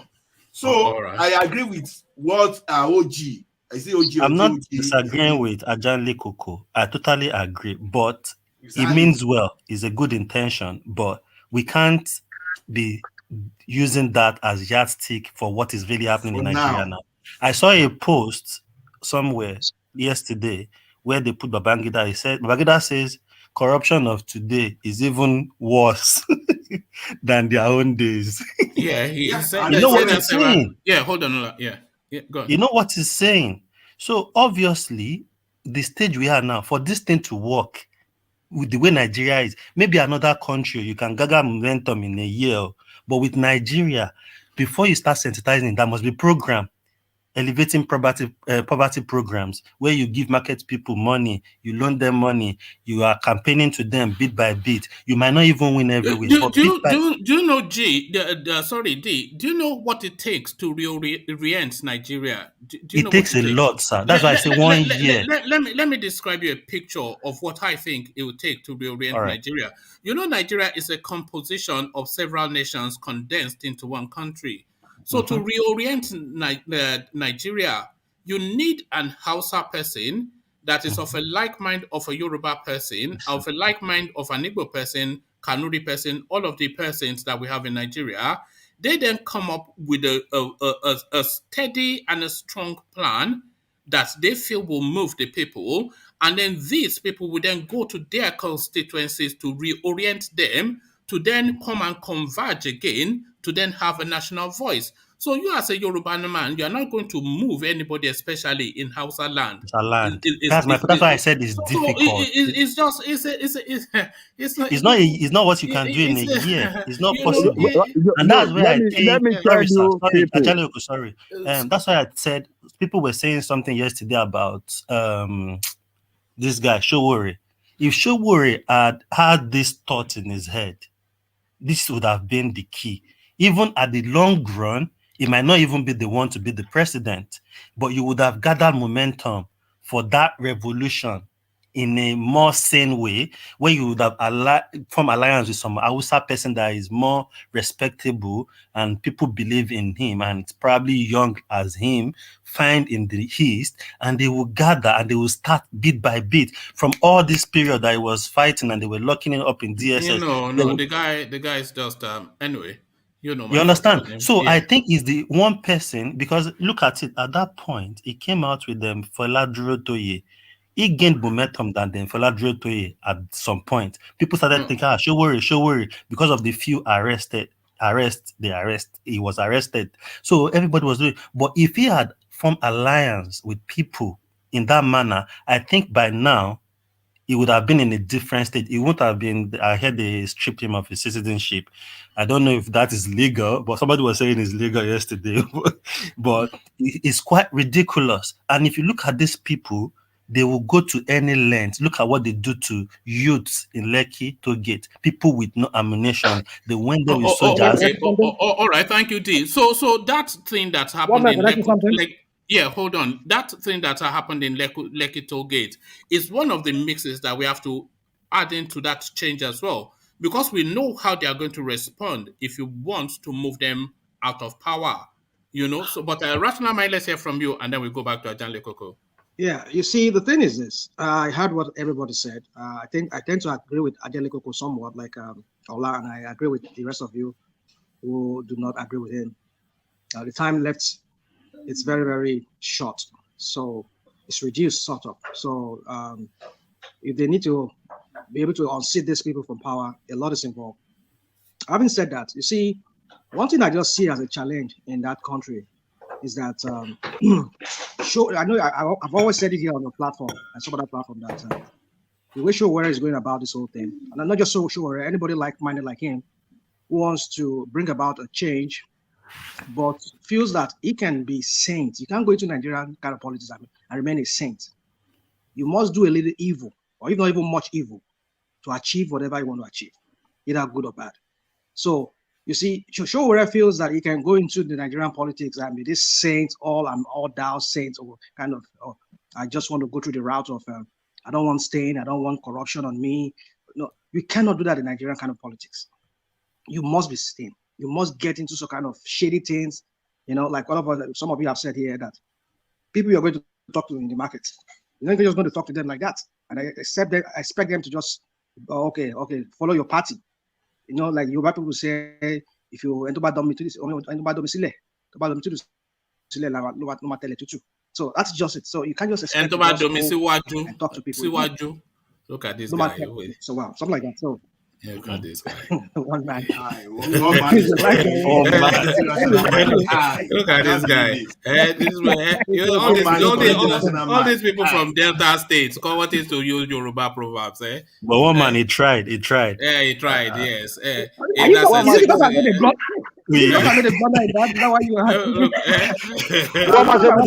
were trying to say. National Mind, though. They don't understand. The two of them, they are not Pombele Yoruba. Just one man may be claiming you are laughing. I'm a typical Yoruba. I mean, I write Yoruba very well. You write Yoruba very well, but it's just too much of.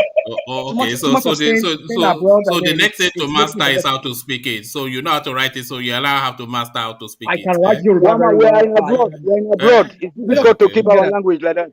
So what I'm just trying to say is, this. You see, like I said, sure, like I've always said, and by extension to any other person of this kind of politics, you cannot do politics in Nigeria and expect to not even get any stain.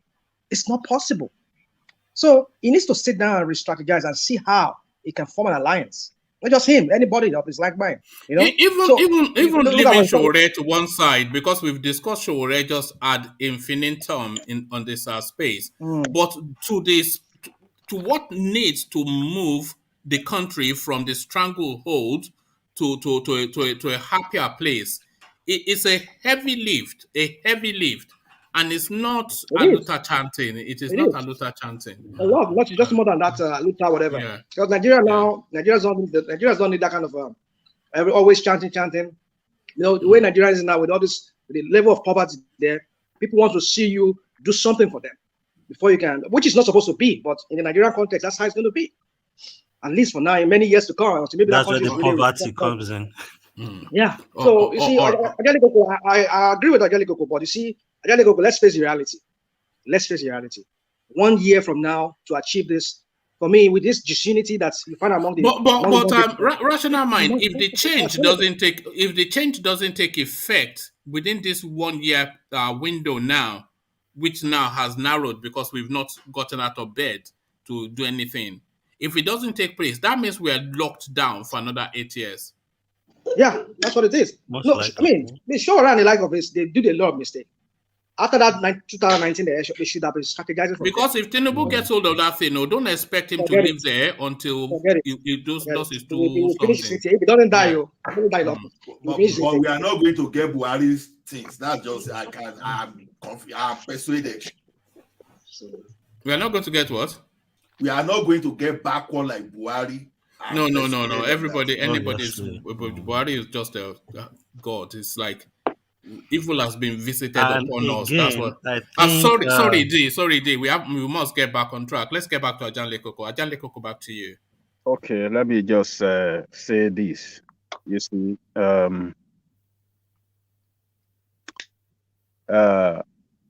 history tells us a lot of things, and history helps us to plan the future. And that is why I said that based on historical fact, Chief Awolowo formed Action Group in 1951. They contested election in 1951, and they won election, defeated a strong-rooted party, NCNC. NCNC was the only party that was, it was the strongest party that time. There wasn't any other party. Even the other party that they are just like association that cannot even come on the street, like this Showore party and the rest of the party that we have. That is the way NCNC used to be. So, but Awolowo and some courageous people jump on the street. They courageously formed their party. They formed alliances, and they defeated NCSC in Southwest. Awolowo party, Action Group got 38 seats out of 80 seats. Action Group got 38. NCNC got 24. Ibadan People's Party got 6. Ondo Improvement Party, Improvement League got 2. Otu Edo got 3. And Independent got 7. There used to be independent candidate. They got 7. So when they got to Parliament, what happened? All of them aligned with Action Group. So at the end of the day, Action Group got 53 seats out of 80, leaving NCNC with 27. That was how they defeated NCNC, and they came to power. And what happened after them? What did Awolowo did?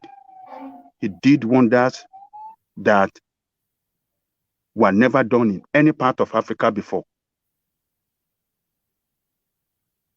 He transformed Yoruba race to what we have today, to one of the best people that are well educated in the whole universe. That was what Awolowo gave us, including Edo Delta. Okay, can I ask you, Najale Goku? Sorry, Ola. Sorry. I want to, because we're now 2 hours in, I want to move on to another talking point. But let Ajanle Koko round off his thoughts here. Yeah. So what I'm saying there is that Awolowo and his group were very courageous to come out because they saw that NDNC was deviating, because NDNC had a leadership that were not doing what they're supposed to. They were not making impact positively in after the death of what's the name of Herbert Macaulay, and then the leadership got to the hand of Nnamdi Azikiwe and some others. So they were not making impact in the life of people, and so courageous men like Awolowo jumped into the race and said, we have to do something. And they went in there and they make impact and they unseat NCNC.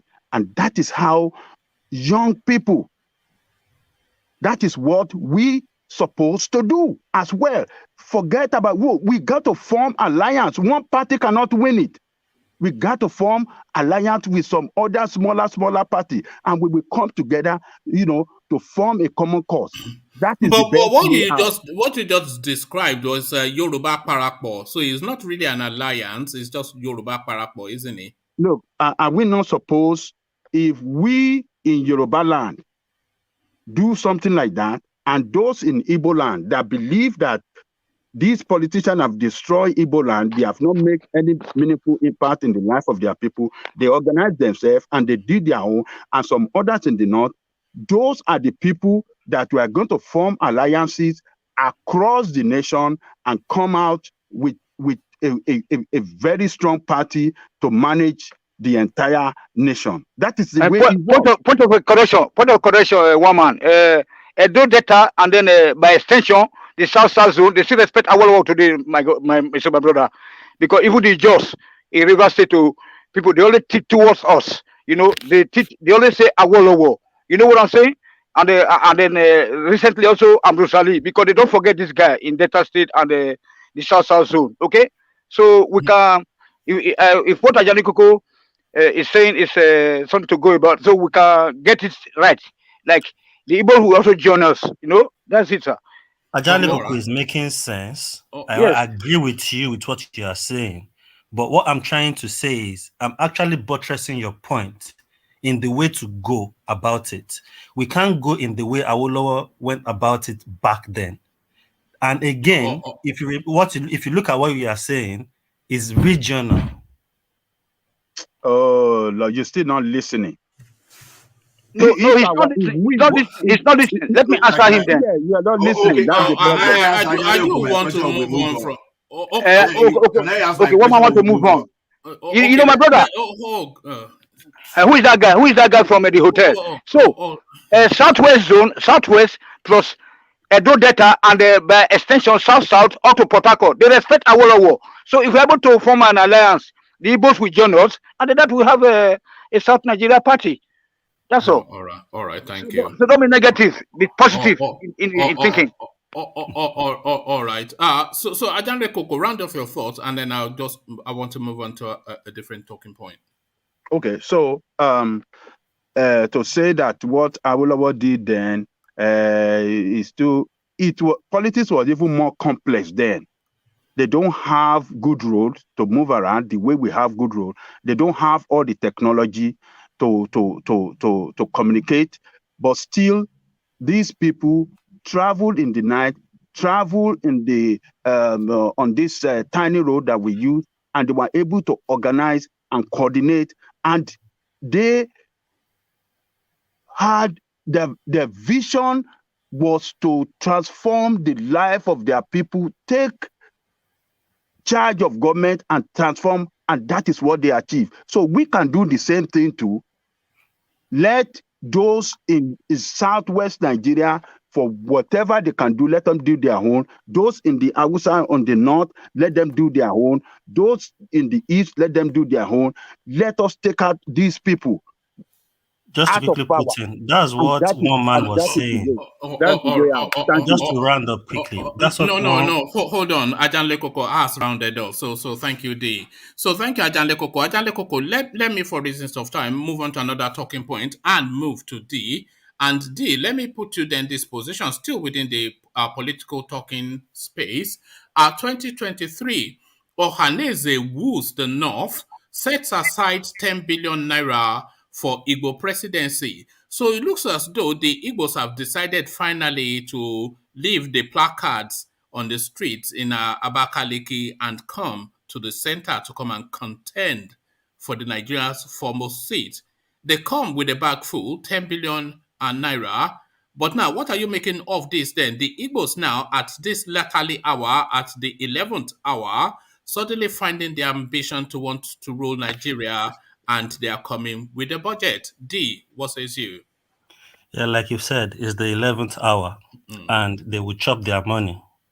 I think it's too late for them to start making the move. Fine, they might have wake up from their slumber because I think they've been sleeping too.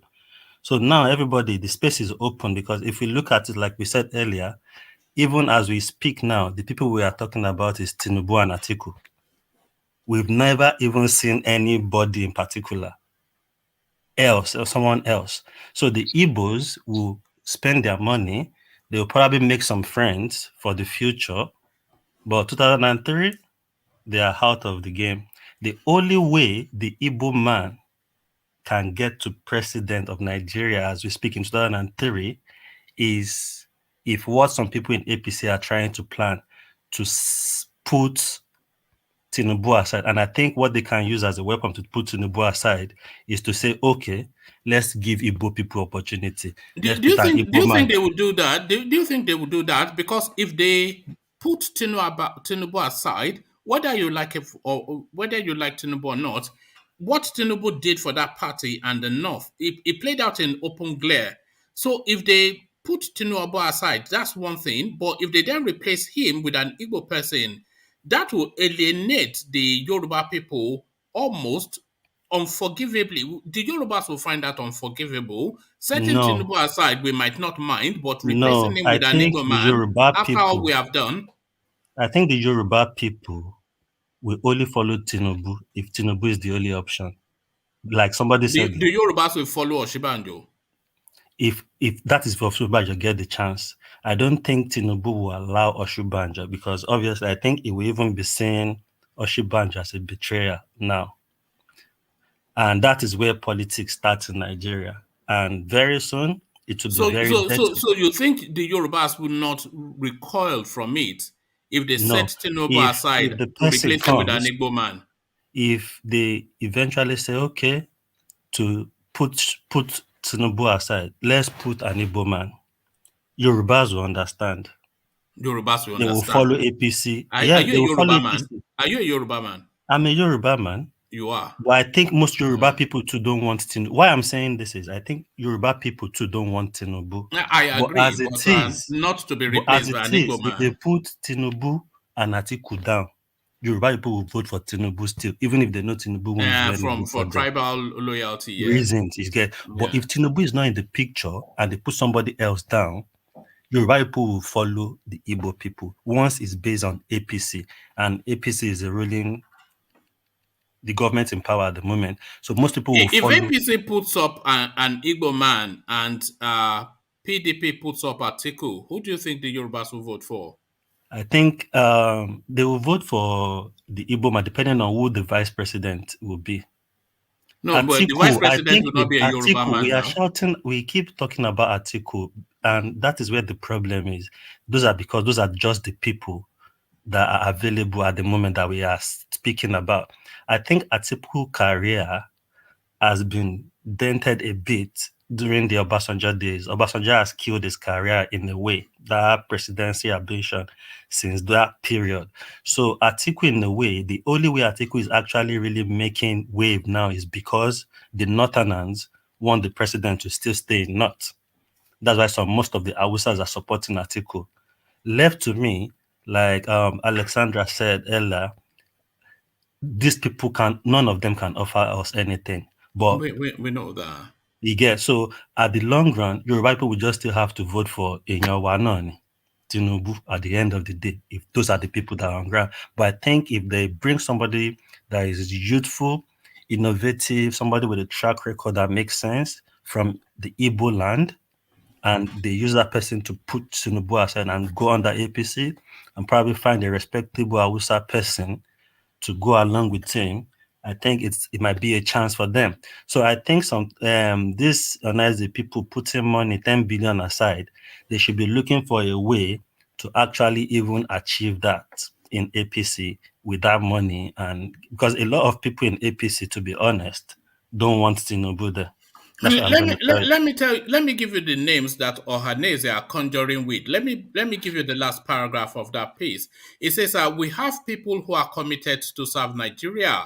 We have 7 states, including Rivers and Delta states, where we have Igbo-speaking brothers. We have politicians like Rotimi Amechi, Peter Obi, Rochas Okorocha, amongst others, who can run for Nigeria's presidency. So these are the names that they are conjuring with. President Rotimi Amechi, the Yoruba man will vote for President Rotimi Amechi. Eh? Yeah, that's what I'm saying. Those people are not they don't in grassroots self, they've just been probably governor. They are not really even grassroots people, to say, even in the East. They are just there because of godfatherism, most of those governors. And even if you look at all the governors in Nigeria today, I still think the only person that seems to have his head on his shoulder and seems to know what he's doing is the governor of Oyo State. And it's quite even strange. That's what tells you Yoruba people might even vote for an Igbo governor. If you look at it, for Oyo State to go with PDP and not with APC. So that's where the things Ajani Koko is saying is effective. Like what we are saying earlier on too. You need to form alliance and win these places bit by bit. But you can't expect how you said there were no good roads. So that means the people now of today politics have more advantage to reach more people than back in the days. And those days was just regional. What you are saying makes sense, but it won't happen like that in a year. It happened like that in a year because it was those days. How many politicians go door to door anymore? They just give one person money that goes to one. No, but the point Ajale Koko was making is that even now is an even easier. It should be easier now because the reach, you can reach people just by the click of a button rather than even. That's what I'm saying. Those buttons that you will click, all these people that we are trying to fight out of this race already have hold of it. All these dailies, most of these dailies are held by all these politicians, all the newspapers, all the people that they will give money. No, you'll be surprised how politics is being played now. People will be getting SMSs that they don't know about. They'll be pumping it into your handsets. This is how they're going to play it. Let me bust your bubble. There was one election where an INEC so it's not official, traditional media, essentially. There was one election that even INEC official, when you get to the polling booth, will flash you money and tell you, vote for this party, and they will give you the money. People that are hungry will take the money, and you can't say, oh, like people were saying, Shebi, you can take their money and go and vote for somebody else. So would the INEC official give you money? Would you go and thumbprint in a different place than where you want you, rather than where you want you to thumbprint? There are some people that are not even educated. No, it doesn't come into the booths with you. No, back in the days, that's what they do. That's what I'm saying. So they have INEC officials working for them too. All these people can easily be, but then there are a lot of uneducated people, and that's why I said to even educate and sensitize these people, market women, because those are the people that even go out to vote on election day. All these people that speak grammar stays in their house because most people are scared of, oh, that will be fight, that will be gunshot. Those are the things that are happening now. How many gunshots did Awolowo have to battle with back then? Those are the things people are scared of. There are a lot of people that knows the right thing, that they want to speak, but they can't speak. They will shut you up one way or the other because the power is in their hand. It's quite sad. Did you heard of wet here? Did you have do you know that politics was very tough back then? What are you talking about? You said was. Do you know what you are talking? Do you know how it was back then? It was tougher because look, democracy was strange to our people back then, and to convince them to vote, it was a strange thing. So they went from villages to campaign. They crossed this river. They took boat. They did. We don't have bridges. We don't have all this facility infrastructure we had then. They went to every villages. People voted in every villages. But those brought people that that were legitimate difficult campaign to to them. access back So then are even easy to it access was now. tougher back then than what you have now. No, What are you no, talking? no. Okay. Even We Alexander don't need to Schilling, argue it. Don't worry. it's Don't worry. only in Just, Nigeria that I've seen that back in the days is better than nowadays, if I may put it like that. Can I address Ajele Koko a little bit? Yeah, cool. Okay, so Ajele Koko, you see, the thing is this. I'm not saying what you're saying is something that is really far-fetched, but you see, you need to understand the politics of alliance. You see, back in 2019, these people could not work together. The likes of Showore and the rest of them, Moalu, they could not work together. You see, if you look at the alliance that brought in APC and APC together, a lot was involved. Now look at what these people are trying to do. Femi, this lawyer, this guy's father. I mean, Faz's father. What's his name? This lawyer.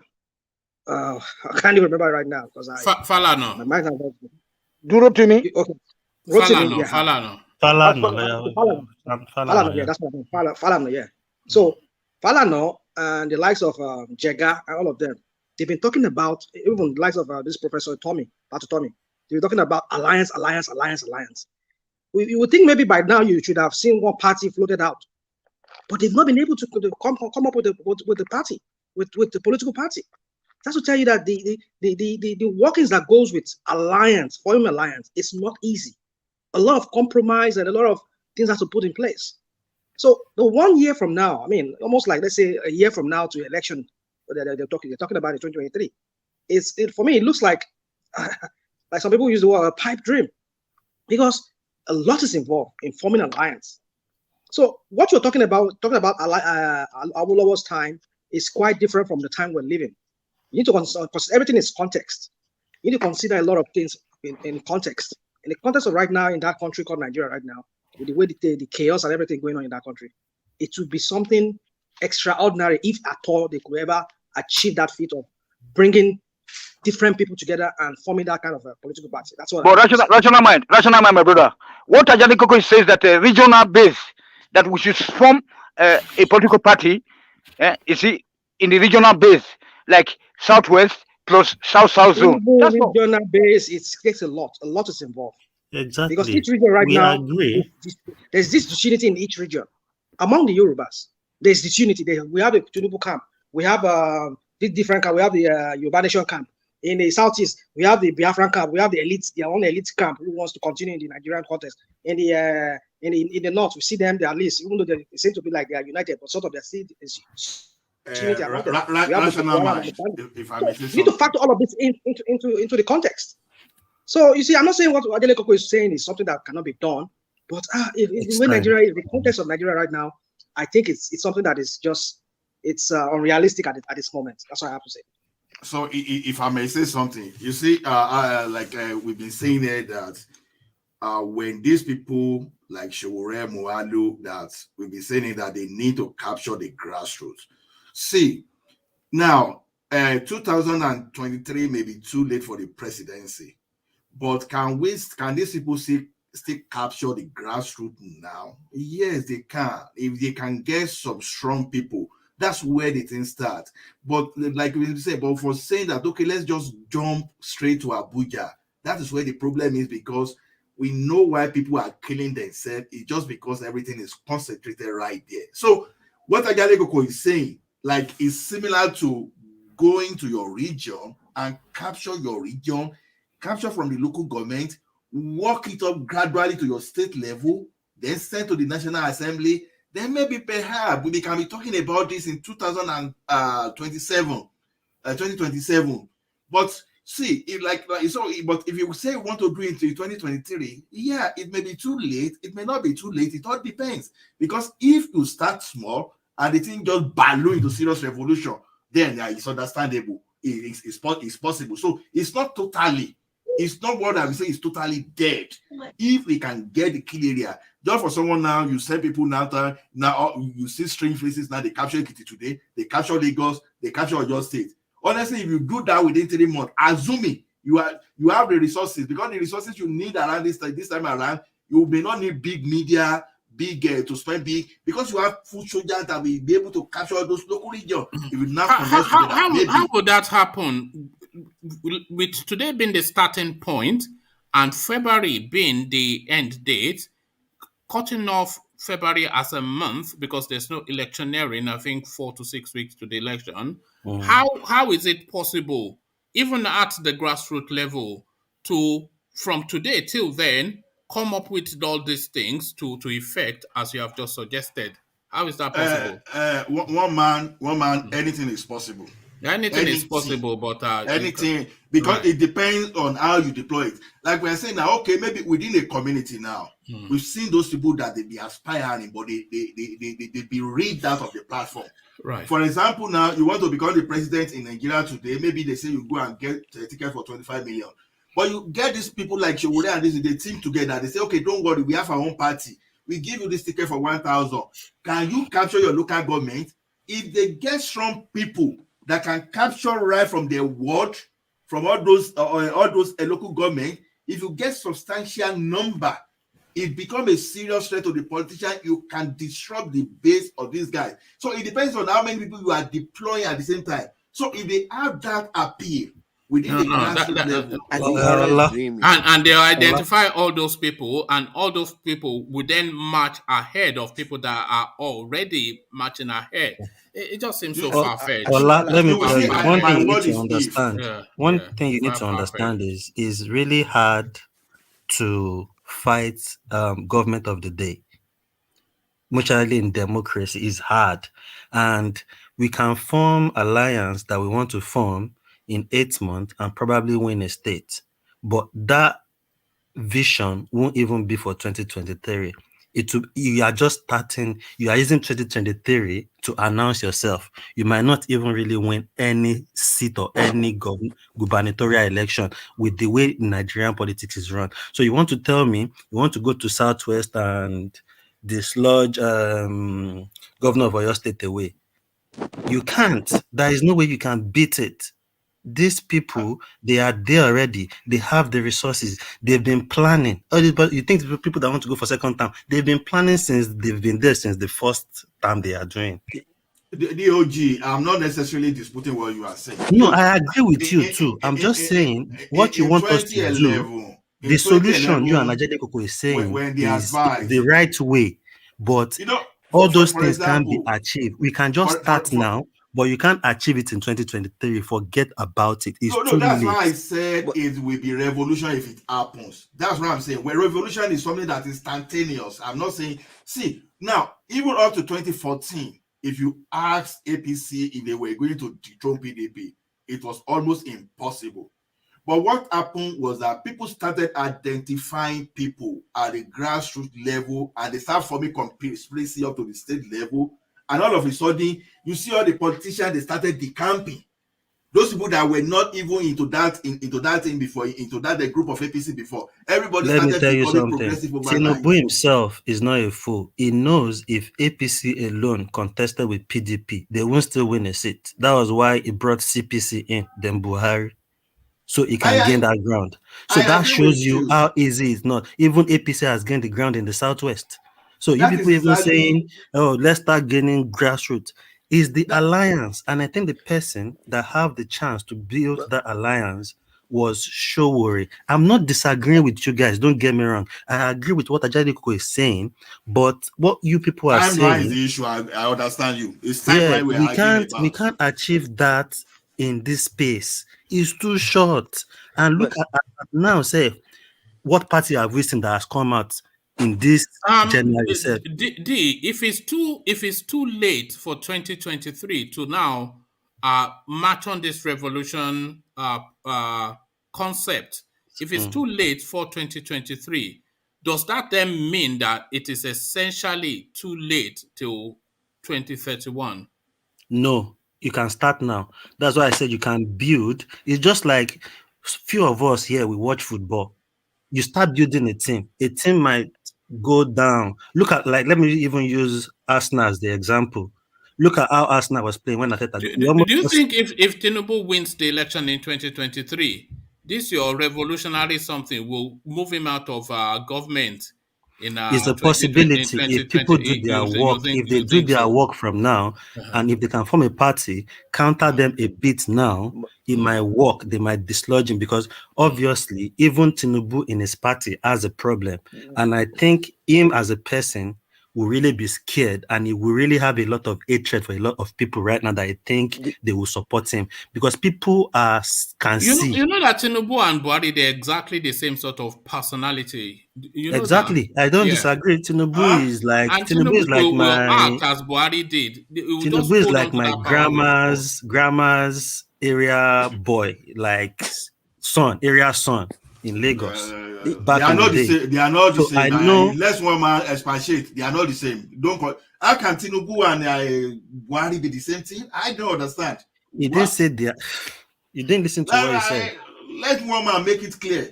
No, well, like you said, like D said, you didn't hear what I said, so I don't know what you're asking me. But there is nothing to even counter in what he said. Yes, you know, if you heard what I said. DOG, what did one man say? Okay, let me just round up my point. Yeah, Ola, you and Ajeni Koko, I agree with what you said. I didn't disagree with it, but it won't work. It won't be automatic like you think it will be.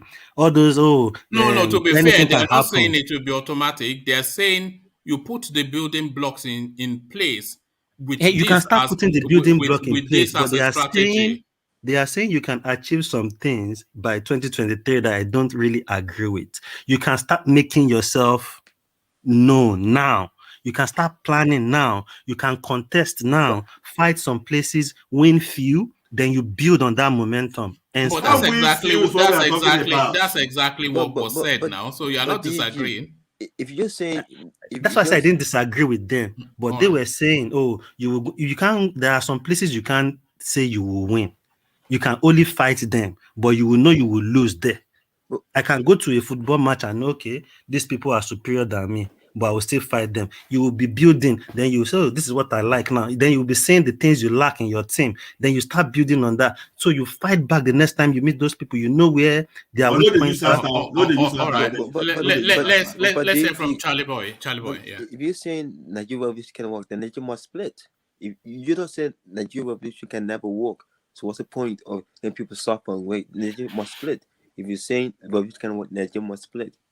For I get what you're saying, for I get what DJ is saying. No.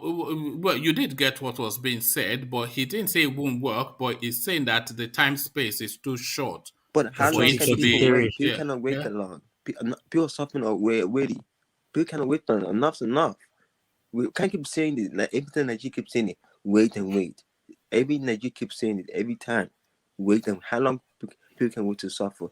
You just want to smash it up, don't you, Charlie Boy? Really? No, that's just what I'm you tired want. of people keep you saying just want wait. to smash it up. No, I'm tired of people. It makes me angry. I'm tired of people keep saying wait and wait. I'm tired of that. It's enough. People are going to suffer. Wait and wait for how many years? One thing about Charlie Boy that I saw is, you see, sometimes when you say these things, it's not as if most people disagree with you. I think you see sometimes you look at Nigerian situation, you just think maybe the solution is for us to split. But from what we are saying from where we are just trying to say it can still work, but it will take time. You see, everything that happens in Nigeria, we are all dead. Let's split it. We can't just split it. It doesn't make sense to just split it. We should be suffering in eternity, suffering. That's the problem. Yes. Okay. Tony, if you had the choice, yes, to and if you are able to make it work or split it, which one would you go for? I will split it. I will split it because the Sharia is not possible to be together with us. No. You didn't hear the question now. I said if you were able to make it work or split it, which one would you go for? Okay, if I'm able to make it work, I would take the federal capital away from the north. Then I would decentralize all the military installations. No, I'm not asking what you will do.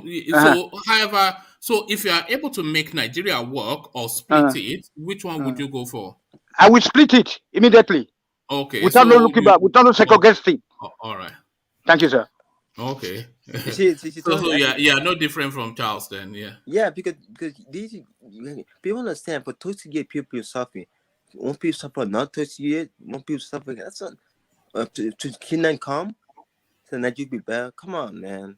This is why. You know, every great country goes through a pain period. Maybe this is our pain period that we have to go through. You know, because in this period now, we're stripped naked as a country, and we're confronting ourselves in front of a One mirror. man. Yeah. What's the significance historically?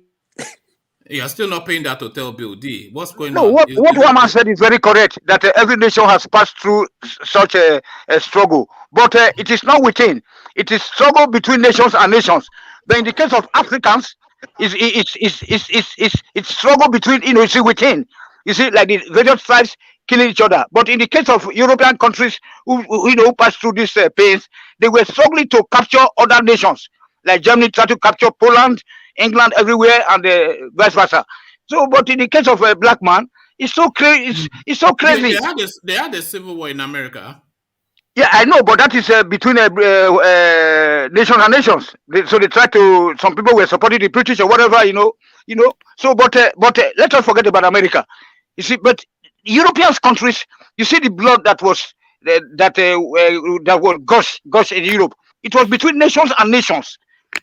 Countries versus country. But you look at Rwanda, it's between Hutu and Tutsi. You look at Nigeria, Fulani and the Yoruba and the Bini and Igbo. Right. So that's it. All right, thank you. So we need the nations to capture nations, not your brothers fighting each other in the name of religion. Thank you, sir. All right, thank you. So are you back? Have you paid that bill? Why are they harassing you in the hotel, D? Are you not paying the bills? What is it? Nobody's harassing me. Maybe we keep hearing them harassing you in that hotel. Huh? Is it the Hotel California? Huh? Okay. I'm actually in Pole. Huh? I'm in Pole, Dorset. All right, Pole. How do you spell that? PLLE. All right. Okay. Let me take you to another talking point. So you recall, I think, D, when the elderly from the eastern quarters, they got out of their bed. You know how it takes for the elderly to get out of bed. Domain. With walking stick and everything, and they shuffled, with the backache and everything to Aso Rock to go and speak to, Aboki from Daura that, look, Aboki, okay, Oga, whatever, just please give us our son. And Buhari said to them, okay, it's a heavy thing, but I will give it favorable consideration. So rather than give it favorable consideration, the 7 charges that were leveled against Nnamdi Kanu has now been increased to 15. So it looks as though Buhari is not going to ever yield on that space. Is a message to them to stay in their house and drink their akamu, because I think that was a late move. It's just like we are saying about this guy too, Sunday Igboho. Nobody's rising. If you don't, things like that, you need to rise early. And these are the problems we have as Nigerians. People will fight for us, but they will be left alone when the trouble comes, because these people will come to you with trouble. They will eat you hard. With these people you are fighting for to stay with you, I doubt it. That is why we must take it step by step.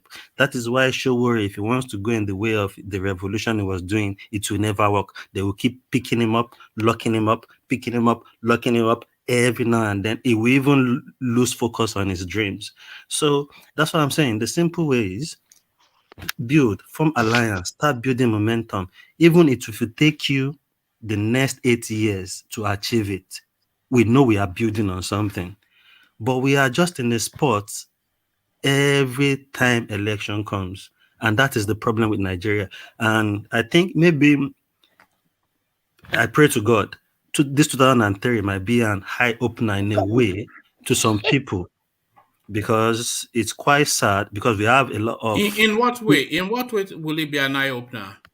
Or are a you lot of hoping things. it will be? I think, like, was it Alexander that said something? I think a lot of things will happen in this space that we have, just these few months. A lot will happen. Unexpected will happen. The things we don't expect will happen. So many things will happen. And I think it will be like a wake-up call for some people. It will make people see, because at the long run, I still even think Is Nigeria. this wishful thinking? What have you what suggests to you that anything other No, than it's what not we wishful. It's not wishful. yeah.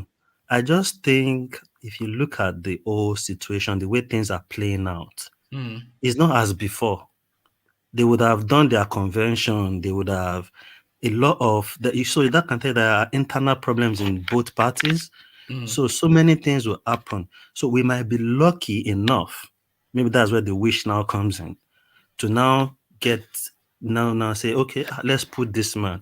And the man they put there, we won't put Tinubu, we won't put Atiku, let's put the man. They now put a different person, and the person just go on the track we expect for the better future of Nigeria by trying to do reform of the constitution, reform of police force, doing the right thing with innovative ideas. No government will ever reform the constitution of Nigeria.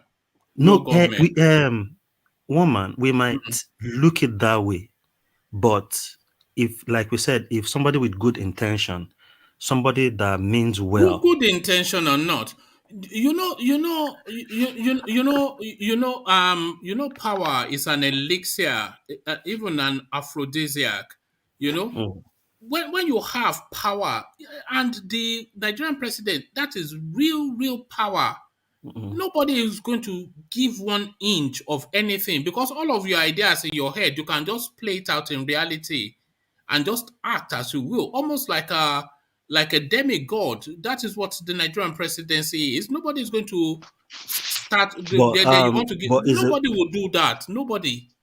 But I think, yeah, we might say that, and anybody saying that is not actually wrong. Obasanjo did not do it. Jonathan did not do it. Last minute, Because he's then Obasanjo will doing never panel. do it.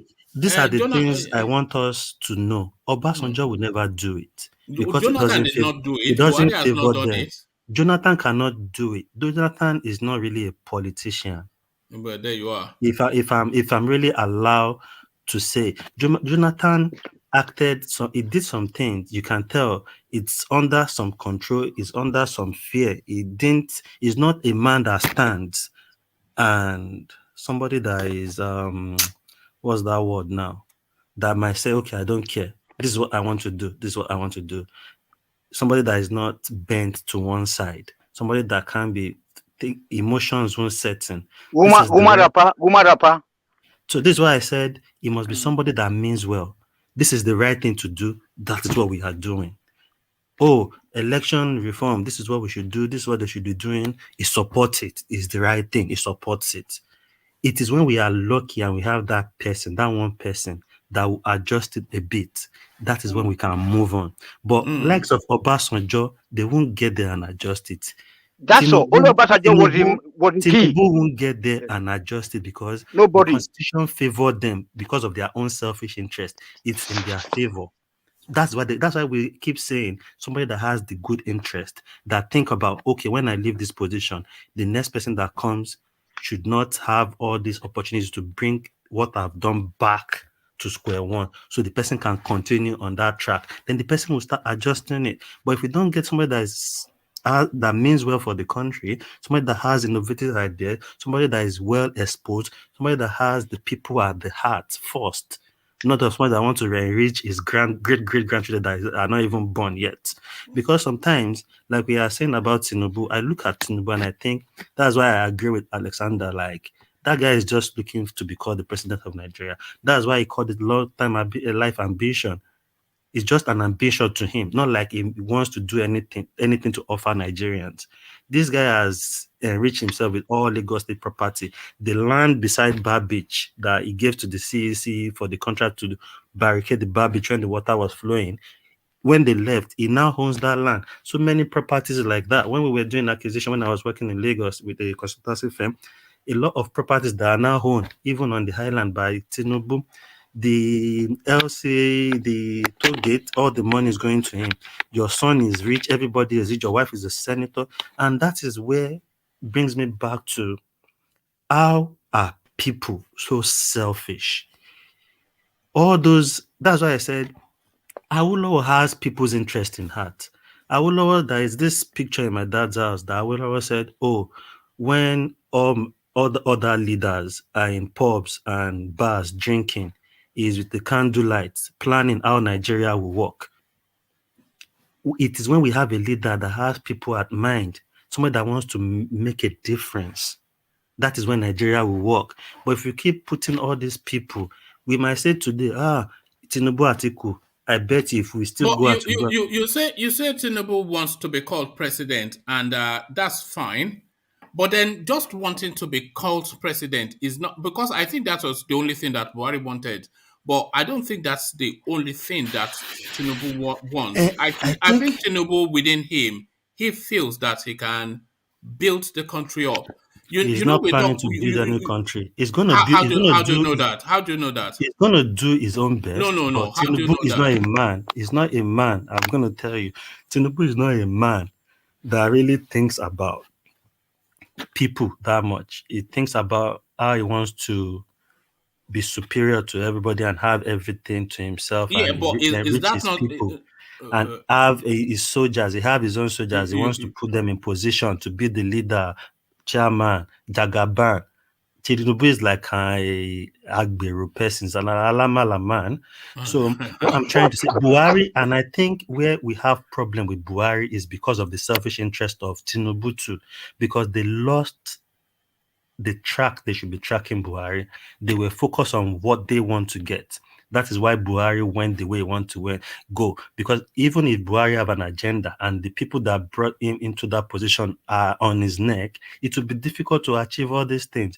How can Malami be the Attorney General and still be the Minister for? They ignored all those things. They were not thinking because of their own selfish interest. They've put Malam in all major positions in Nigeria. So it's even hard to tackle the president. It's what they want, what that will happen. DSS now is now a tool for them to arrest anybody, regardless of what you do, even if it doesn't make sense.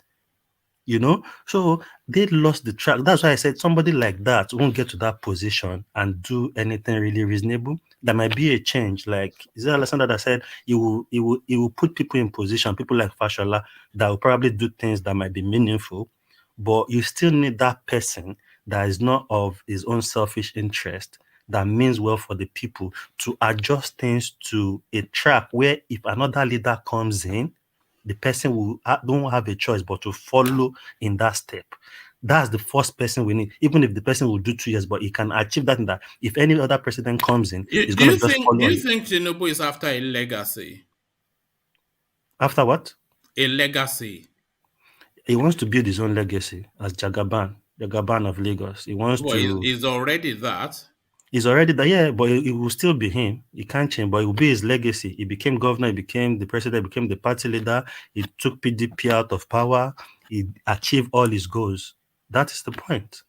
Do you think he wants to be spoken of in the same reverence as we speak of people like Awolowo? Do you think he wants that level of deference, reverence? He might want people to, obviously, once he becomes president, it will be in the history book of Nigeria for life. But people might not reference him the way they make reference to Awolowo. But do you think he wants that? Do you think he wants that? No, I don't think that. He just wants to put his name in the record. All right. That's what I think, yeah. With the nature and the kind of person he is, yeah. All right. Thank you, D. Let me put that same question to Black League. Black League, are you still there? Oh, I think we've lost her. Oh, okay. Let me put that same question to then Ola. Ola, I was putting the question to D that do you think Tinubu wants to be to have the same deferential tone of reference that we use for people like Awolowo? Do you think he wants to be a hero? That's exactly what the guy seeks.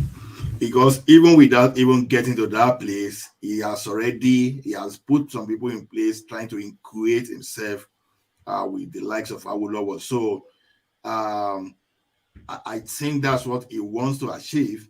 And for people thinking that we get there, we not do anything, I'm sorry, I may sound like someone that is supporting him, but not actually. But like I keep saying, I don't think the guy is stupid. He still want to control the country, even after he might have even ruled or maybe led the country. And so he has a tendency of changing the structure to favor him in such a way that he can control, that he can even install his family members or whatever that can guarantee him safety. Once he step, it's possible for him to go to the office, for example, and do everything, and some people will be after him after he might have left that office. I want to believe that he wants to do everything, shake the structure, and put something in place that will make it impossible, number one, for you to go after him, number two, for him to be in the same bracket, if possible, as the like of Awolowo, for his name to even be add better than the like of Obasanjo and co. So I think this is more than money. If it is money, he's making it. I think anybody that is thinking he's going there for money, I think that person, they either don't understand politics or just naive. I think it's ego that is propelling this guy.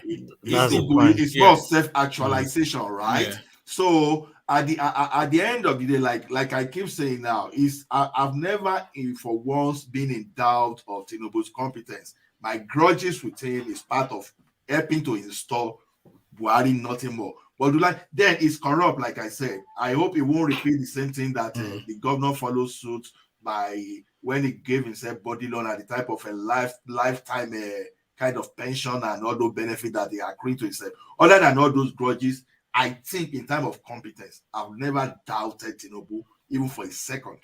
That's just personal. You see, I think I align myself with what you've just said. I cannot really even argue anything that you just said, because I also think he's a very greedy man, and saying that he's not going there just for looting. Of course, when he gets there, he will loot. I mean, that's just standard, but I don't think that's the propelling something. I think he has capacity. I think he has a creative capacity. I think he has that. I think he and Atiku, they both have that, but he has it more than Atiku. But there's just so many baggage around that guy, his health, a real concern, and it's just but it's a funny one, but we'll see how it plays out. Yeah. You see the issue of head sometimes, the issue of head sometimes is funny. Like Yoruba will say, sometimes you will think that the dry wood will be the one to fall, and it's even the green one that will fall. See, when we talk of heads, nobody has anybody's life. Anything can happen. We can take someone that is 35 years old now to become the president today, and tomorrow the person may be gone. You can put someone. No, we're not saying. Sorry, I wasn't suggesting that he'll be gone, but I was just because we've already witnessed with Buhari now that spent a good 8 years essentially in hospital, and then the country fell apart into the hands of people that either shadowy figures, unknown, unelected, and they were just looting and killing for 8 solid years. We even have news to might not even be the real the like of Tinubu. The like of Tinubu, he has done something before, and I believe he can still repeat it. Because when he was the Lagos State governor, he was just directing. He made Fashola, that's a complete weary. For example, if you give that one the presidency of the country today, just believe that some people are finished automatically, he will handle it. So what am I trying to say is this: he can identify all those people and he will put them in position. For example, Buhari allowed Oshibajo and some people that are competent to run his government, for example, without ceding it to the like of Malami and this guy that the Mama Daura, or what's the name of this guy that was the former chief of staff? So Abakari, if I'd given, because what we used to know Buhari for, if I'd given people power to actually pilot this government, maybe we won't be discussing this now. But he allowed this one number, what do we call the right English for it? That we call nepotism, just to overshadow him. So the like of Tinubu, when he was the governor of Lagos State, he was not the one doing it. He just identified key people that he just said, okay, go and do that and report to me, do this and report to me. So if it is the same kind of person, if it's coming back to that place, his help may not mean anything. His help may not mean anything because we don't expect him to be the minister of finance. Just put those people you can trust there and those people that merit that position. So his help becomes secondary. So to me, I don't seem to believe, because I don't expect the president of Nigeria to be the one that will talk of petroleum, everything. No, you can't do everything. But just make sure that those people that are piloting the affair of each ministry, they are very capable. That's all we need. So to me, I don't see all the health issue and how they were asking, all those things are gimmicks. They are political gimmicks to heat up the polity, to discredit Tinubu. But all being said, let me land. All being said, I think Tinubu will make it to that position in 2023. I see how my doubts, because my own reason for doubt is more spiritual, not. All right. All right. Rational mind. You see, try to spin this whole thing around like the health is not important because this guy was able to do it, and he spent a lot of money, no doubt, in trying to boost himself up and get himself healthy looking as we see, but we know he's not really doing well. So you see, I said something here on this platform some days ago. I said, when this guy was asking us what would we do different if we were to be the president? See, one of the success of Obasanjo and Atiku era was because during that time there was this hype in the economy. He had technocrats working with him. Obasanjo is always active, talking. Atiku, being the vice president, is always active, talking. That was why they were able to bring in a lot of investors during those times. I was in Nigeria. I saw a lot of what they did. If you look at the template, that template was copied from here in the United States. One thing that really boosts the United States economy is you always see the government officials talking, the president always giving press conference, always addressing. That is what, and then let me take it back to Abiola's time too, even though somebody said here, when Abiola, when he was declared the winner, the Nigerian stock market rose. You see, when the president, when they see a glimmer of hope that you're active, you are addressing policy, you are talking, you are acting, you are taking charge, it hypes the economy, it pushes, it propels, it gives people that how do I put it? That hope that something's going to get better. Even though really there's not something to it, but what I'm trying to say is there's this hype. So when we have a president that cannot talk, like the likes of Buhari, he talks like he's not forceful. He's nothing you don't even really see him active. He sits down and read their book. Like, is that the kind of person who wants to back again in that office again? So you see, we need to understand something about how economic works. If we have people, a president that is the head of the government, who is always active, or his deputy, not like the one we have in the president of Osibajo that is being cornered in one place. He cannot really, he has to watch what he says. He doesn't have to overstep certain things, So that is just the problem. So if we keep talking about this same person, because he has built a political empire, he has installed this kind of people, no, that is not the point. The head matters. The person who is going to lead the government matters. If he or she is not seen to be active, or he or she is not seen to speak like an informed person, it won't work. Let me read you something. Rational Mind, which I'd read. Hold on, because I think Shetima actually spoke to that space, which I read out earlier on. It's not now loading up, but Ola is right in what he's saying.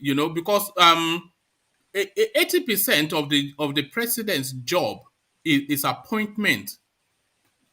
Do you consider that 80% of his job is appointment? And if he appoints the right persons in the right spaces, yes, he can have this conversation with even he can come out once a month and do like a 10-minute sound bite and say, yes, I am doing it, I have directed it. And it's just really, if he appoints the right persons in the right places, then that's the job. So or what are you? It's not one man. You're spinning this. I don't understand. Oh no, I mean, I'm not saying speeding. You're spinning. You were turning it. You were trying to turn it in a way to make it look like whatever. Wait, what I'm saying is this. This guy was there. Tinubu was there for 8 years in Lagos State. What was done in Lagos State? He never did anything. What do you mean he never? Of course he must have done something. That's what you keep saying. Come on, man. Hold on. Come on, he couldn't have been. Hold on now. Even you cannot even say Buhari has not done anything now. You can't Lagos, say. Forget it. Okay, What do you mean you were in Lagos? Hold on. Would you let me speak? Yeah, would you let me speak? Carry on. Would you let me speak? Carry on. Well, when I mean he didn't do anything. Not in the sense that absolutely nothing.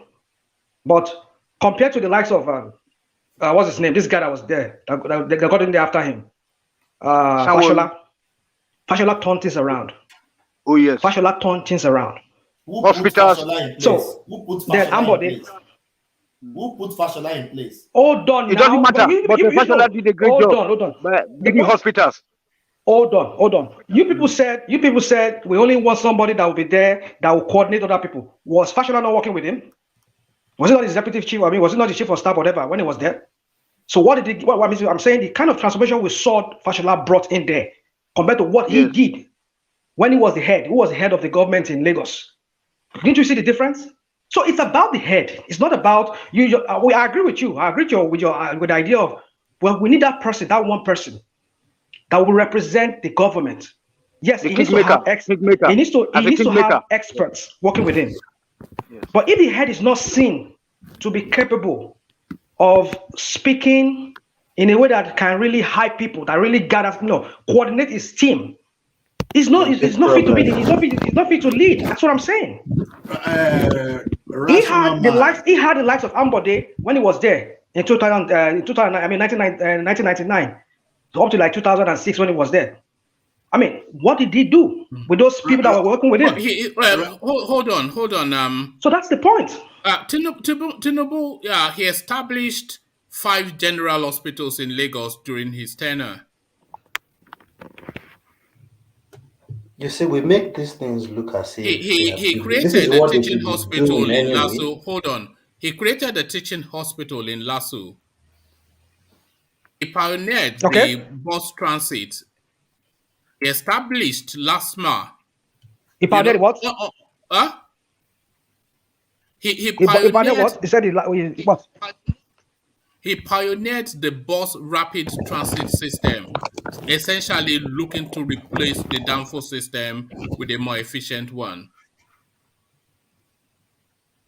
One man, can I say something? The BRT was not done during his time. The BRT was done during Fashola time. I have the list on my screen, man.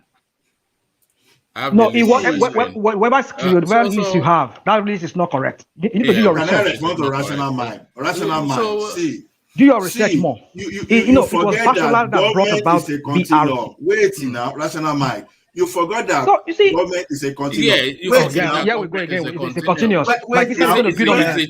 Like he said, it's going to.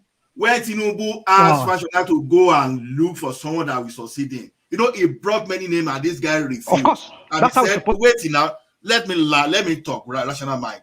He said, because he made a point that time that he was the chief of staff and he was the right person to continue because he designed the plan of transformation of Lagos with this guy. So you will not expect Tinubu to achieve everything, just like Obasanjo was able to do some things and he added over a well and a robust foreign reserve and service for Nigeria before some people now looted everything. See, it's like you people are just trying to ascribe.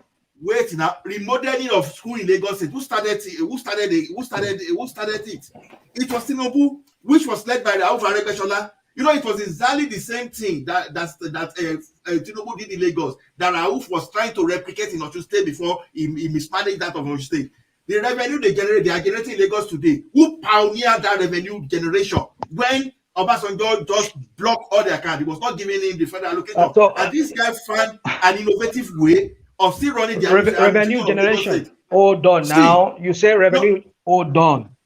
Revenue generation. But what is his own cut from a regeneration in Lagos State? That's another thing entirely. Corruption is one thing, competence another thing. You see. Wait. You can if you listen to what you said.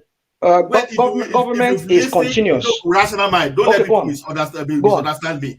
If you see what we've been saying, that separate corruption from competence and find a way to deal with corruption. We are talking of competence now.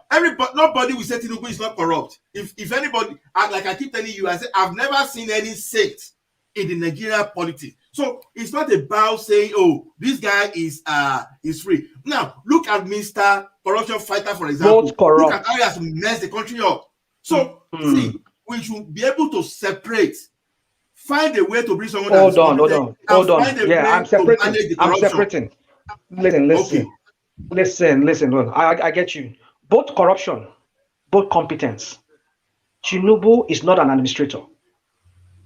Fashola is an administrator. Tinubu is all about politics. He knows how to build a political empire. What we don't need to build a political empire. We need somebody that will administer a country, that will run a country, not politically, but as a technocrat, as somebody who knows what he's doing, as an administrator. Let me respond that will bring about what will benefit the common man in the streets. See. Tinubu is not like that. Tinubu does not have that competence. His competence is.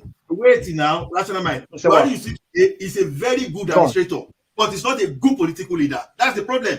Now, when some of us are saying, why is an administrator? Where did he have his? You can give Buhari a ministry. It's going to run it better than it's running Nigeria today.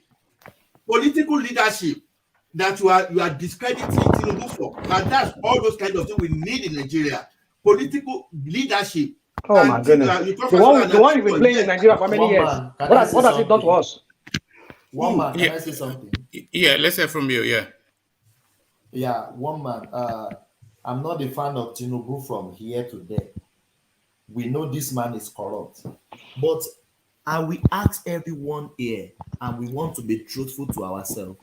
Do you think Tinubu is happy how Buhari is running this country now? Oh my goodness! Where are you taking us to? Let me finish. Don't say, "Oh my goodness." Tinubu is not happy with how Buhari is running the country now, but how is he showing that? Let me finish. No, hold on. Let me finish now. And I agree with him, by the way, but carry on. Let me finish. Tinubu is not happy with how Buhari is running the country now, but if he go against Buhari, to get that ticket 2023 will be difficult for him. He's very wise. He did as if everything is all right. They killed in Lekki, he kept quiet. They did everything what Buhari is doing now. Do you think this man is happy? No. But he will mellow as a Yoruba man, that if you want to catch a monkey, you will do like a monkey. You don't know what this guy can do in 2023 if he becomes the president. That is just my thought. Everyone can disagree with me, but why did it come out? Why did it come out? Let me finish, my brother. Okay. Oh God. I think you're right. And I've been trying to say, well, I have actually. I'm not selling Tinubu here. I'm not selling him. That's fine. I think you've made the point. And I think I somewhat agree. In fact, I do agree, because I've been making that same point. When people will say, it's anti-Yoruba, is this, that, and the other, because it's not mounting soapbox to say Fulani. Why would he say that when he feels that he can serve a better purpose as the president, and he knows that he has to do whatever he has to do to get the presidency? So it's no use to anybody just shouting, but if he gets that presidency, then he has real power to then do something meaningful. So I think, that's broadly what I think his thinking is, So you may disagree with me, but I think this man, in his own art of arts, he will know that this man is not performing. But let's just give him. It remains almost 1.5 years to go. But Thomas, my brother. Thomas, my brother. the politics is about the people. Sorry, it should be about the people, not about his selfish interest. That's what the other guy have just analyzed. No. How is it a How is selfish it a interest? selfish interest? Yeah, because when they are killing our people, he did not speak. Because Did you not hear anything that Thomas just said? Yeah, I heard what he just said. That he just had to calm down. He just had to calm down so that he can be able to catch that presidential seat. So that means for his own interest.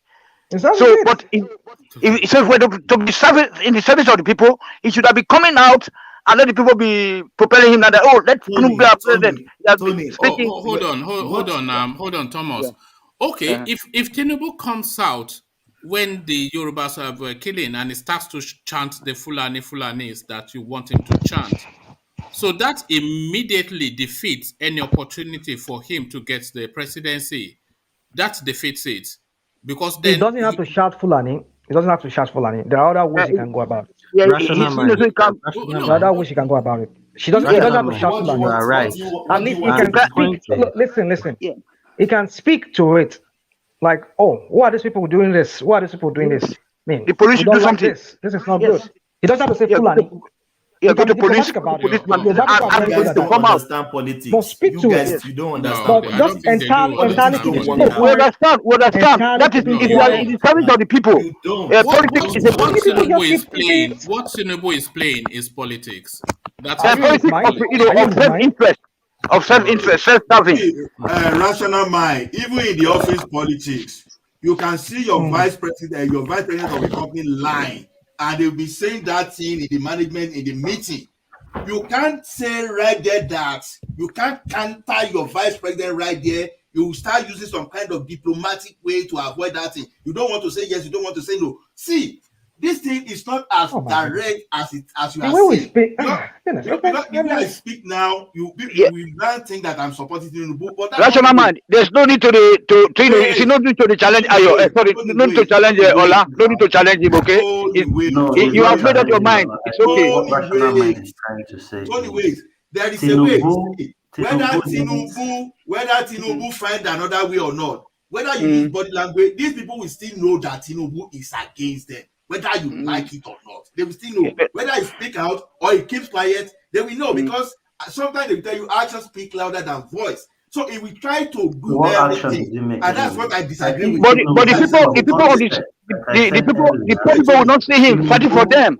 Wait, Tony. Tinubu didn't put himself. He doesn't care. He didn't place himself in a position to give him that ticket. To even play diplomatically to counter why he was.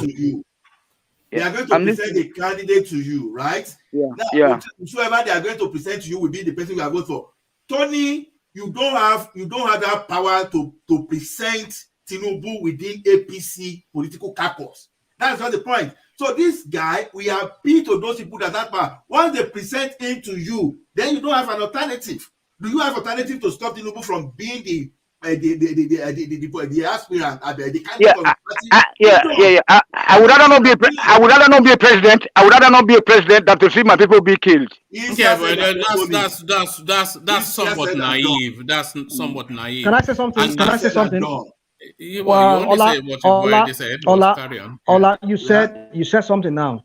You said he kept calling you and one man and maybe the other person said, you have to be diplomatic. Okay. What did he say recently when he went to Zamfara? He went to Zamfara some few days. Was it yesterday or day before yesterday? He said when they condemned. Hold on. He went there and condemned the killings there.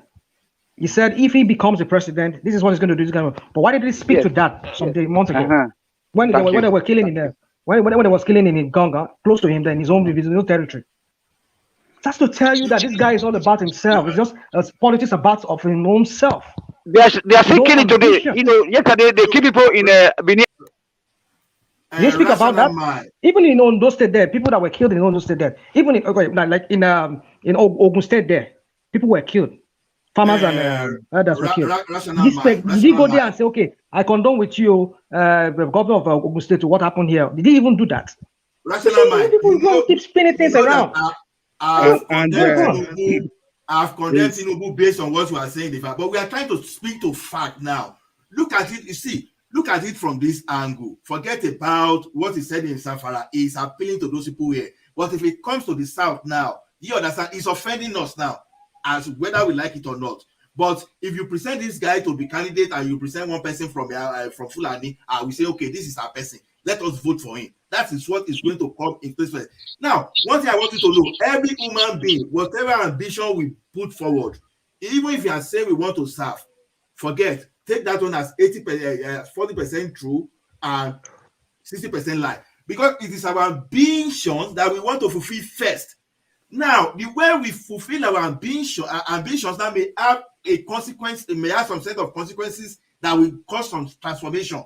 Now, Tinubu want to fulfill selfish ambitions. Now, while doing so, he can as well fix Nigeria. Being the state governor of Lagos State was a personal ambition, you understand?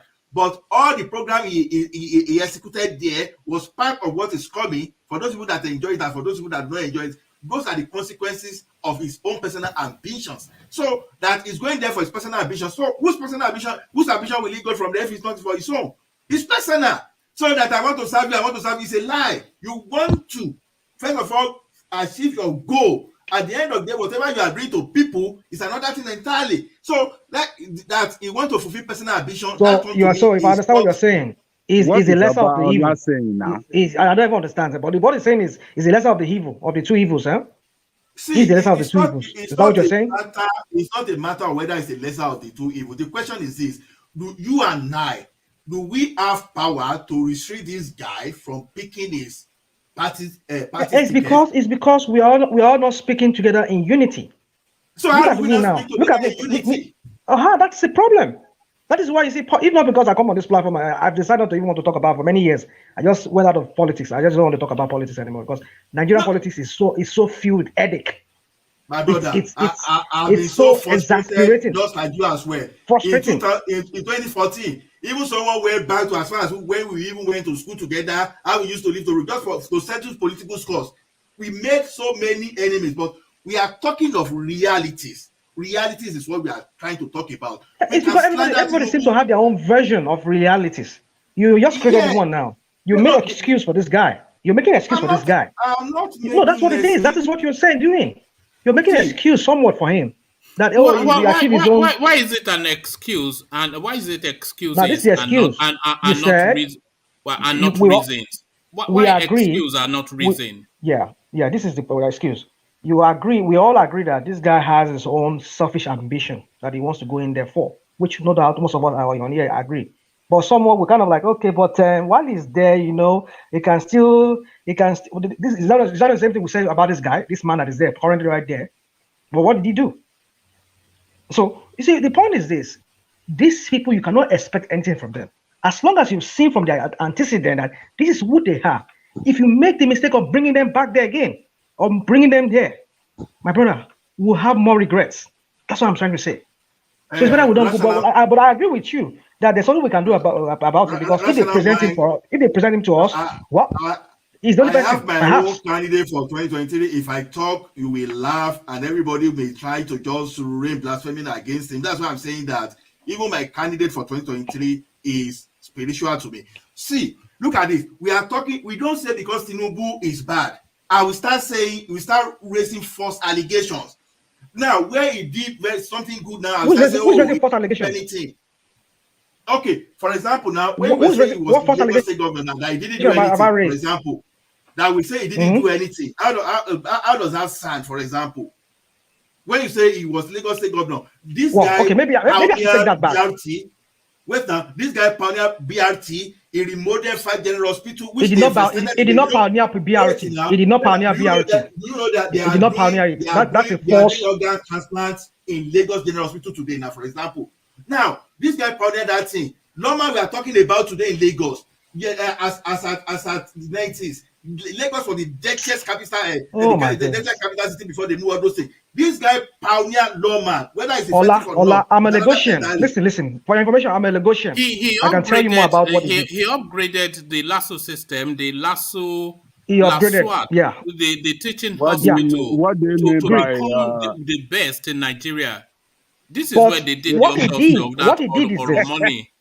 This is where they did better than you are. You see, Come on now. That's true. No, you can't. That's true. Oh my God. That's true. Better than what? Better than what? Have you been to? hospital. Have any one Oh of my you been to goodness. General Hospital Yes. for treatment?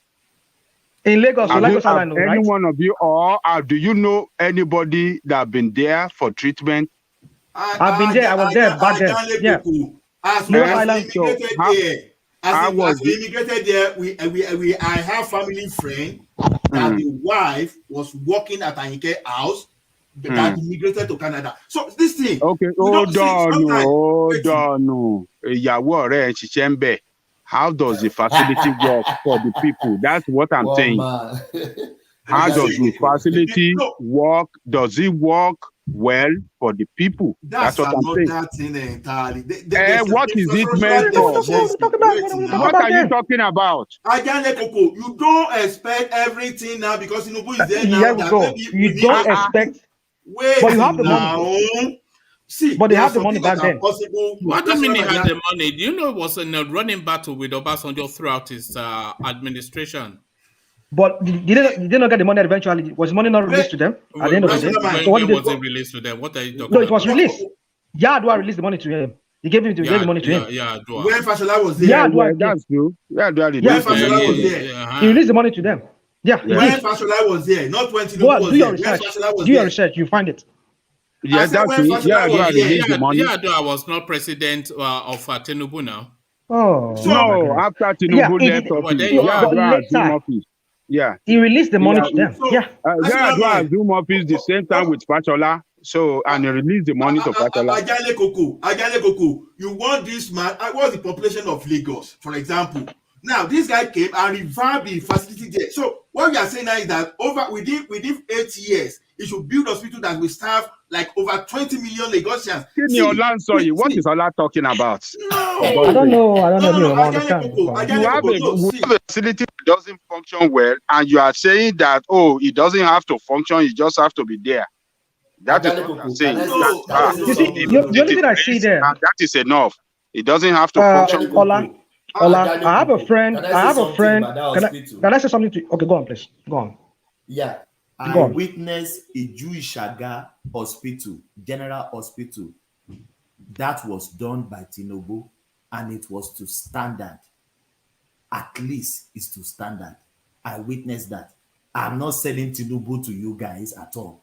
But if we are saying this man didn't do anything, no, let's be fair to him. And let me say this.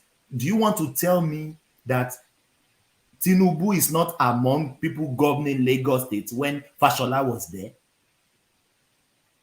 Any credit you give to Fashola today, you can bust it down to Tinubu because they govern the state together. If you want to believe me, you can believe me. If you don't want to believe me, don't believe me. Thank you. You brought a very good example. You brought a good example. Let me tell you this. Tinubu and Fashola, they govern Lagos State together. Who is saying that something worked to standard? Who is that? It's speaking from direct experience. So unless you have experience to the contrary. Did you Shaga General Hospital? Do you live in Lagos at all? No, do I live in Lagos? Ajale Koko is speaking from direct experience. Is this not the guy telling us? Hold on. Is this not the same guy telling us that it's easy to get Nigerian passport?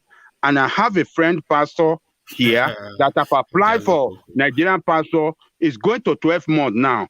He has not been invited for his passport. Is this not the same guy that is saying it is very easy? I mean, this guy, he doesn't live in Lagos. He doesn't know, and he's saying that it's going to standard. What are you talking about? No, I'm telling you I'm lying about the passport. What are you talking about? I was on Broad Street working at number 6 Broad Street, specifically NCR. I was there between 2002 and 2005. Now, you know the General Hospital there, the morgue that is facing that number 6 Broad Street, you know NCR building there, beside Western House. I'm just being specific now.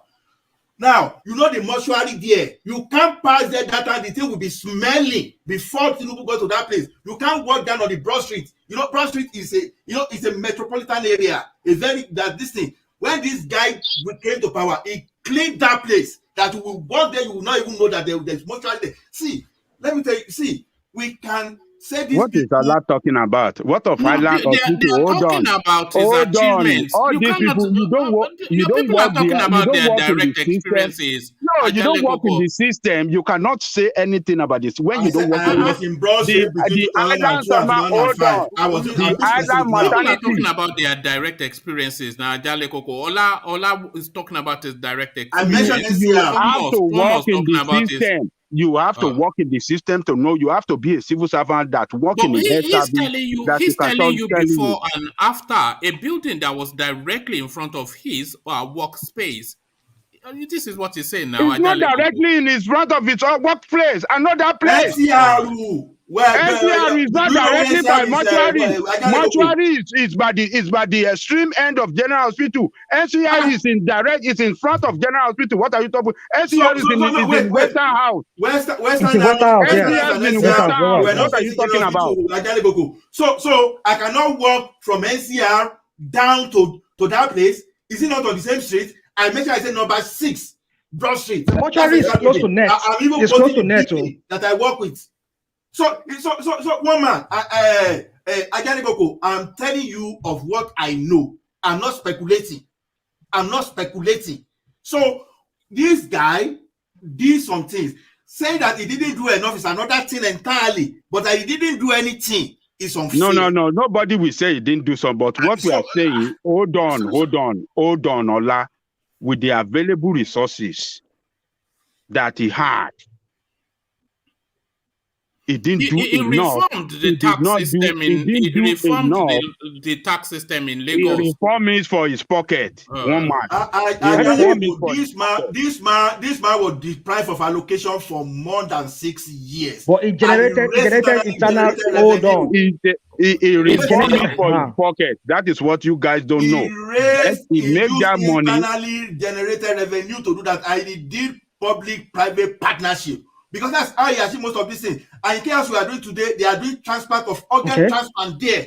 And some of Lagos, and this thing was not there before. That people will want to do transplant, they will go to India, they will be raising money on TV. But today, you can do organ transplant in Lagos. Do you know that the nursing this thing? I mean, this what's the name of that nursing college at Awolowo Road? Do you know that he has took over the building? Do you know that? I'm not saying Tinubu. It's a corrupt man now. We know that. All the IGR, Ola, let me tell you, the IGR you are talking about, this guy, yes, we have to give it to him. He improved on the IGR of Lagos, but a lot of these things were done for his own benefit too. He remodeled Lagos schools. He remodeled them. Go to the area like he remodeled those things. Okay, look at High School, for example. Let me make an example. It was an old school built by Gakande and people. But when this guy came, he took so many Lagos schools and remodeled everything there. You know, is this Tescom or how do you call this Lagos State? And still, a lot of people are taking their children out of public school in Lagos. That's another thing. What are you talking about? It's a failure. It's a failure of it. If you are managing a public education and you cannot manage it well to work efficiently for the people, and what is the purpose of this remodeling you are talking about? See, what are you talking about? I have a question for you. The general hospital you are talking about, you go there, see whether you can take treatment there. It's the worst of the first place, worst of the worst. Every general hospital in Lagos. What are you people talking about? Let me say something. One man, can you allow me to say something, please? Carry on. Yes. My own elder sister gave birth to his child in Iju Shaga General Hospital. I witnessed it. And it was in a good condition hospital. And that is the time where Tinubu was there. And you said about the passport the other time that I'm lying. So I didn't say you lie. I didn't say you lie about yourself. You can be saying true. But what I'm saying, the system does not work well that I have somebody here who is a pastor friend, and he said he has applied with his family for the Which past. state is he living? Which state It's is in he living? America here. It's in America here, and we have only Yes, I'm two. talking from. Hold on. I'm not in America. I'm talking of my We experience in Australia. are just telling you this because we are saying on that day that it is easy. I just took it, and we are telling you in that Australia for me. So I don't know about America. Okay, I'm just telling you the way it is in other countries around the world is not the way it is in Australia. So don't use your Australia experience to say, oh yeah, it is easy just because that is the picture you are painting on that day. So don't let us argue on that. I'm not. Let me finish. Lying. Let me I'm finish. saying you are lying. The number of Nigerians living in Australia, you can't quantify it to people living in the US. Much Nigerian live in the US more than Australia. So we may find it easy here, you guys may not find it easy over there. So that's just the clarification. Okay. So you know me very well. See, I talk against Buhari, I do everything. Immediately anybody raises lies against Buhari, despite criticizing Buhari for all of my life, you know I will resist. See, if you want to present information, let us present facts. Either we don't go to those areas of facts than just to say, okay, because we want to demonize someone totally. No, because to me, it's going to be misleading there. That was why that we were talking, you know, I mean, this guy they say came from one area in Africa. You don't get my position. You don't get my position. What I'm saying, the purpose of governance is to make things work for the people and work well for the people. When you have general hospital that does not serve the purpose of it, that is not it does not work up to the optimal expectation, then it's a failure. When you have educational system that does not work well and people have to be taking their children out of public school to private school, it's a failure. When you have a city, a mega city, a mega state, as they call it, and doesn't have a pipe-borne water running everywhere, that's a failure of the government. So these are the things. The essential services, hold on. When the essential services cannot work well for the people, let us call spade a spade. That government failed. I'm not arguing against all the facts you are saying. But the way you color what led Tinubu to PPP? You don't need all of that. You don't need it. What led the overall result is failed. That is the point. Wait.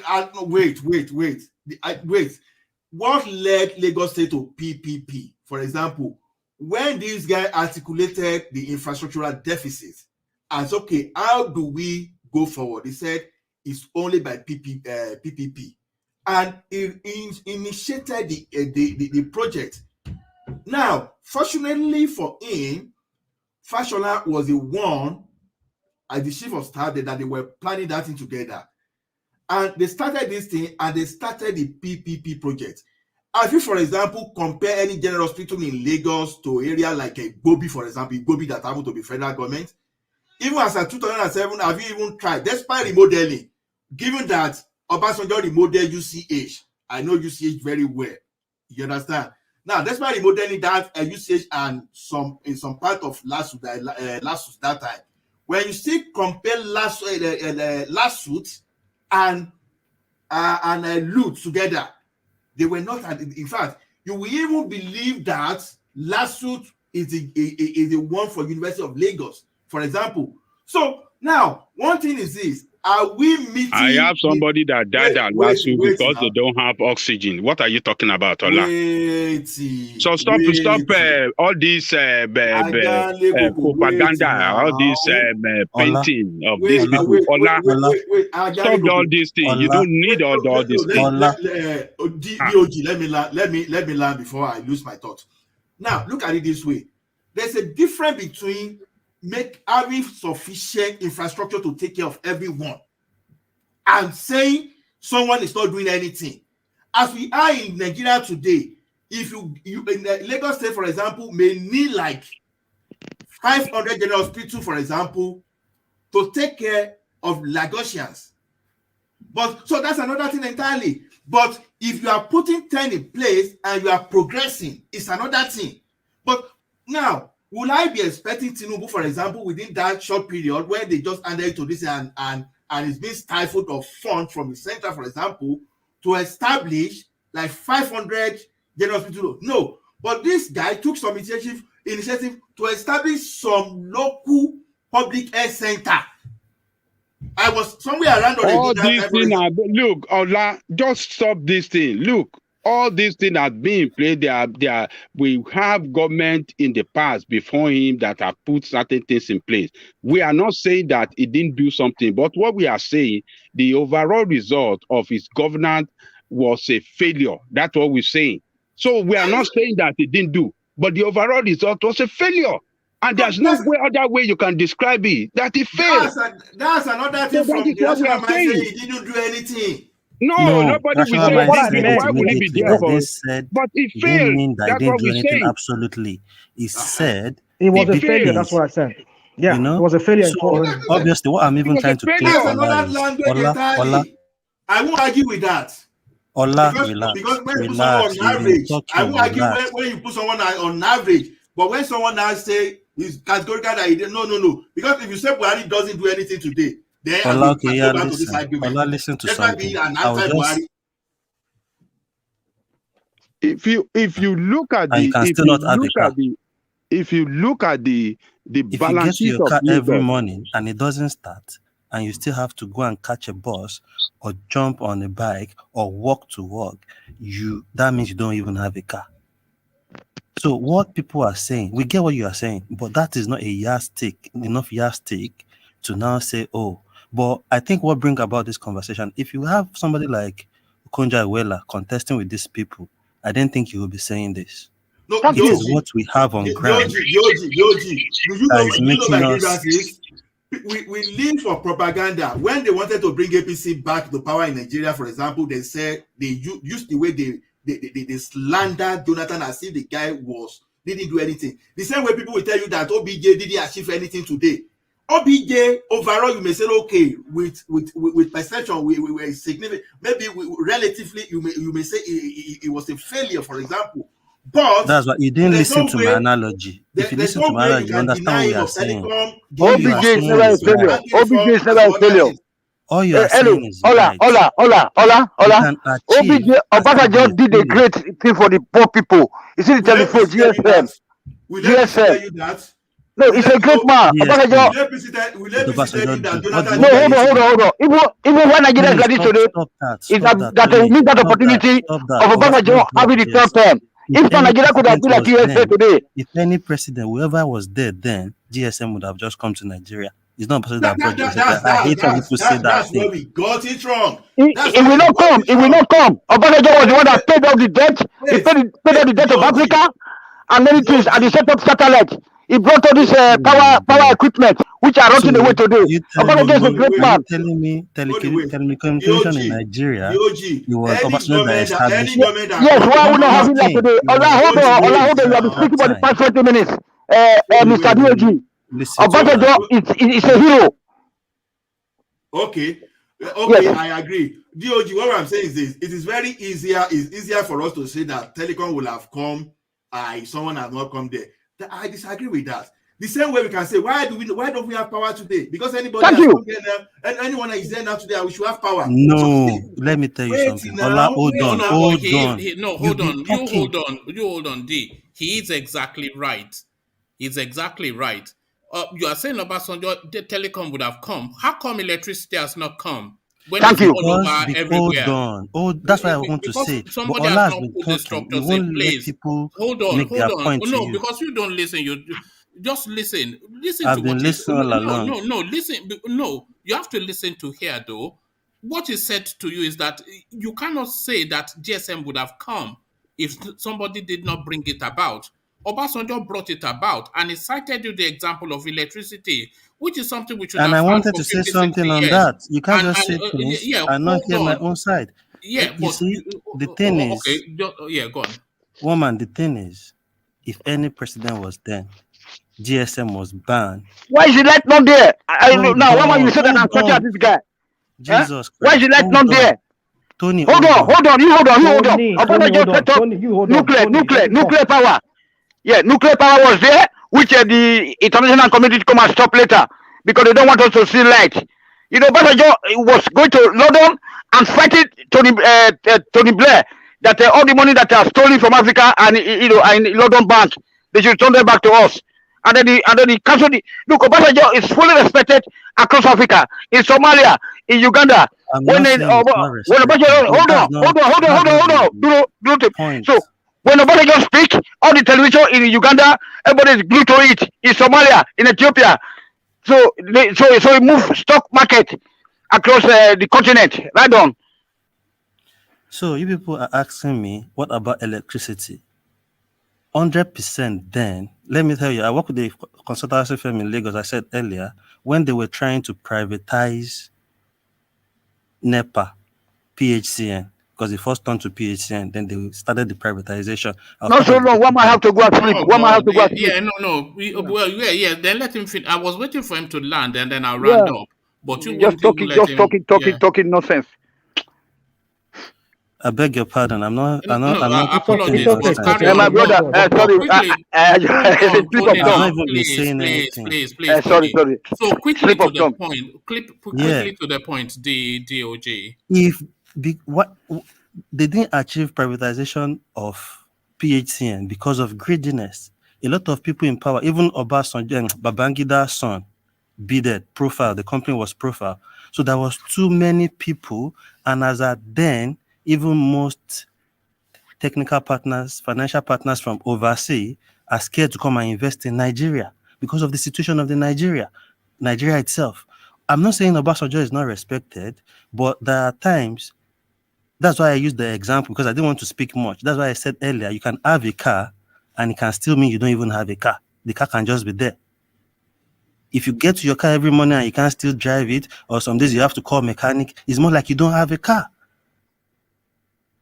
So all you are saying, that's why I said what actually is making us having this conversation this morning is because if we have capable people like that we think, okay, this woman might do something, we won't be talking about Tinubu like this. But what's the choice? That's the problem we have.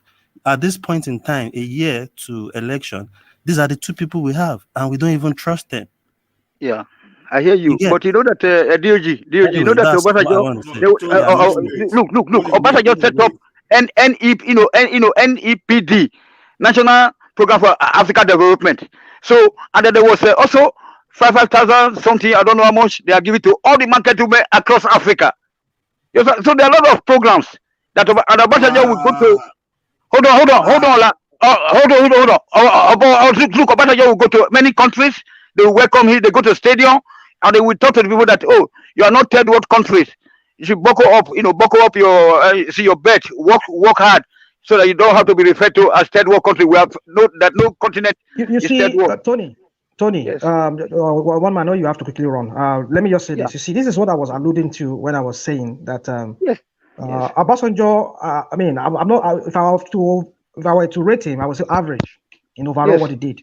Yes. So, but then the thing is that Obasanjo, he had a lot of failure, I would say, but he did some things that up to this very day we can say, yeah, we can give it to him. You see, one of the success of Obasanjo is that he's a very active kind of president. We see him; he travels a lot during that time. He tries to bring in foreign investors. That is the kind of president, somebody that can coordinate and motivate his team. And motivation. So, but when we have the likes of this kind of person like this, one that is there, and this one that is coming in very soon. Perhaps if hiding the toilet, hiding the toilet. We're going to have the same thing. Yes, because the economy needs hyping. Economy needs hyping. You need to talk to the space every time. You need to be active. But when you always this, you sit down. Don't get me wrong, though. You know that we all hate about it as well. You know, but in the politics, there's no permanent enemy. But as the political gladiators changes for the better, then we have to love them. So I love Obasanjo.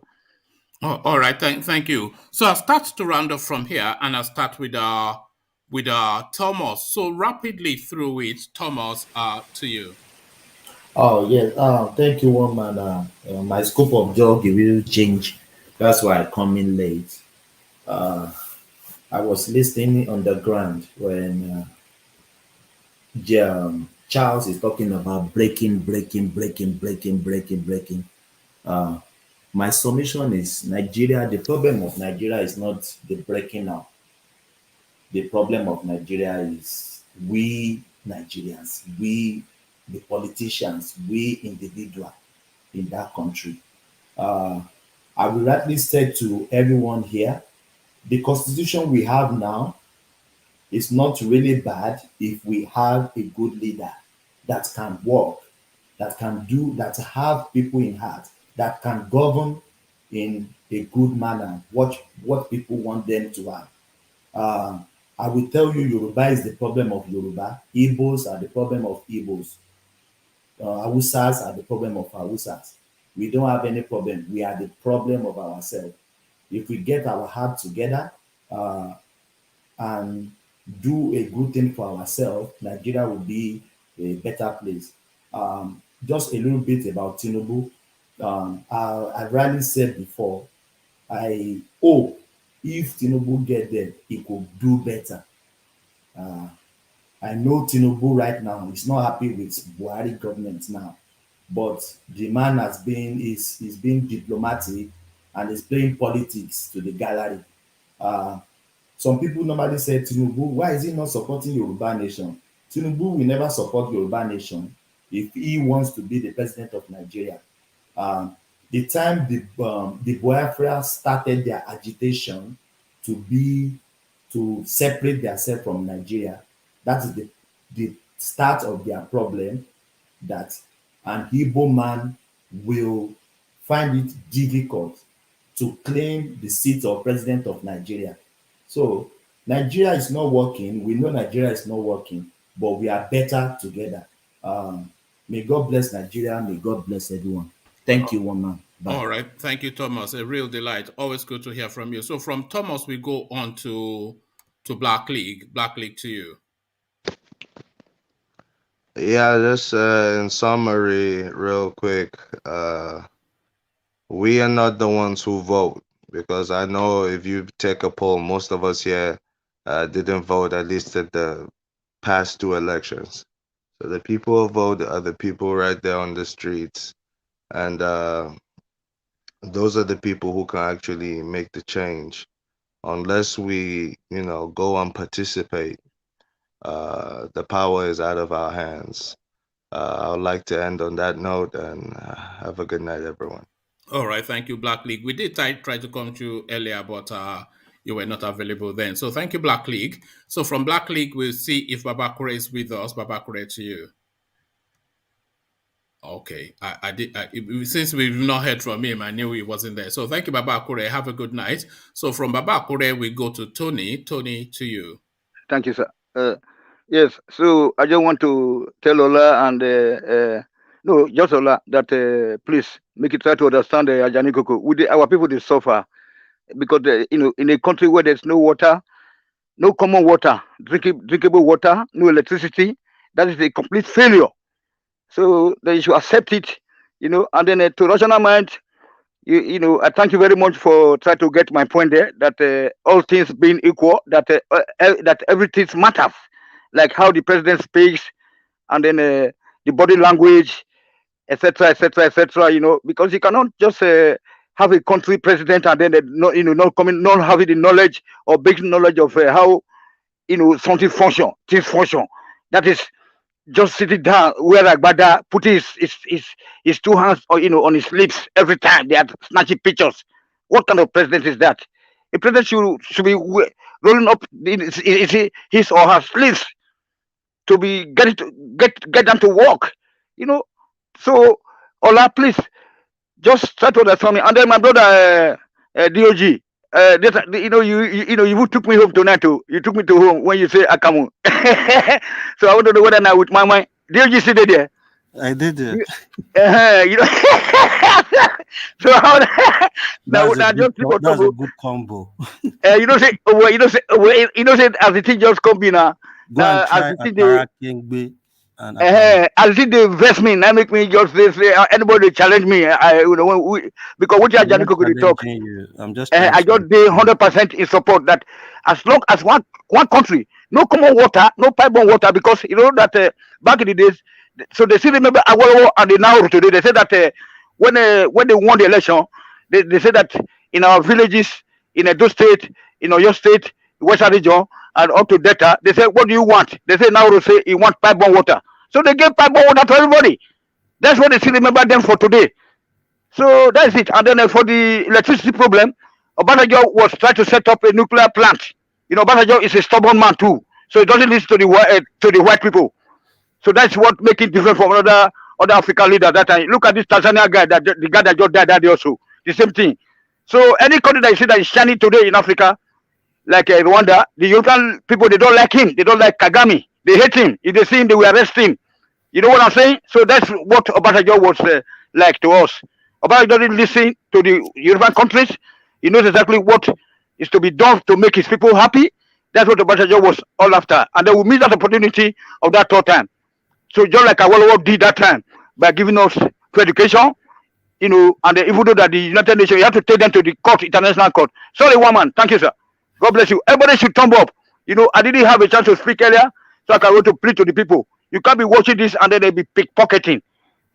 Just thumb up. It's part of the show also. Like black people are so backward because they don't want to support each other. What will it take you to just push that button? Settle down, Tony. You are telling them to thumb up and you are lambasting them. No, they are crazy. No, because only you don't beg for thumb ups here. Because only thumb up, every other Nigeria, this thing. But only you just just on that. It's just what I suspect is people log on and then maybe they are settled in bed, settled in their sofa, and this is just they are not then next to the screen to do the thumb up. So what I will suggest is just as you are logging on, thumb it up. Then you don't have to make the effort to go do that. But thank you, Tony. If you are taking note, I do that every day. Even though when I'm at work, if I just see that even I hardly appear on the morning show or afternoon show, but I always push it because it doesn't cost me nothing. It will make you happy at least that okay, more people are watching. Just push it. Only this evening now because the way I entered through here, so I didn't have time to do that because I know that if I went back to look at that after how you've said you've not done it. Look at this guy. No. I mean no because I was in the show. You know that if I log off to go and thumb up, I'm going to do that now. All right. Okay. All right. Thank you, Tony. I'm going to do it. All right. Thank you, Tony. Hopefully, we'll see you later. So that was Tony. Once it starts, it doesn't stop. But somebody who hopefully will start and stop. D, your words. DOG. Thank you, everyone. I really enjoyed my first night joining.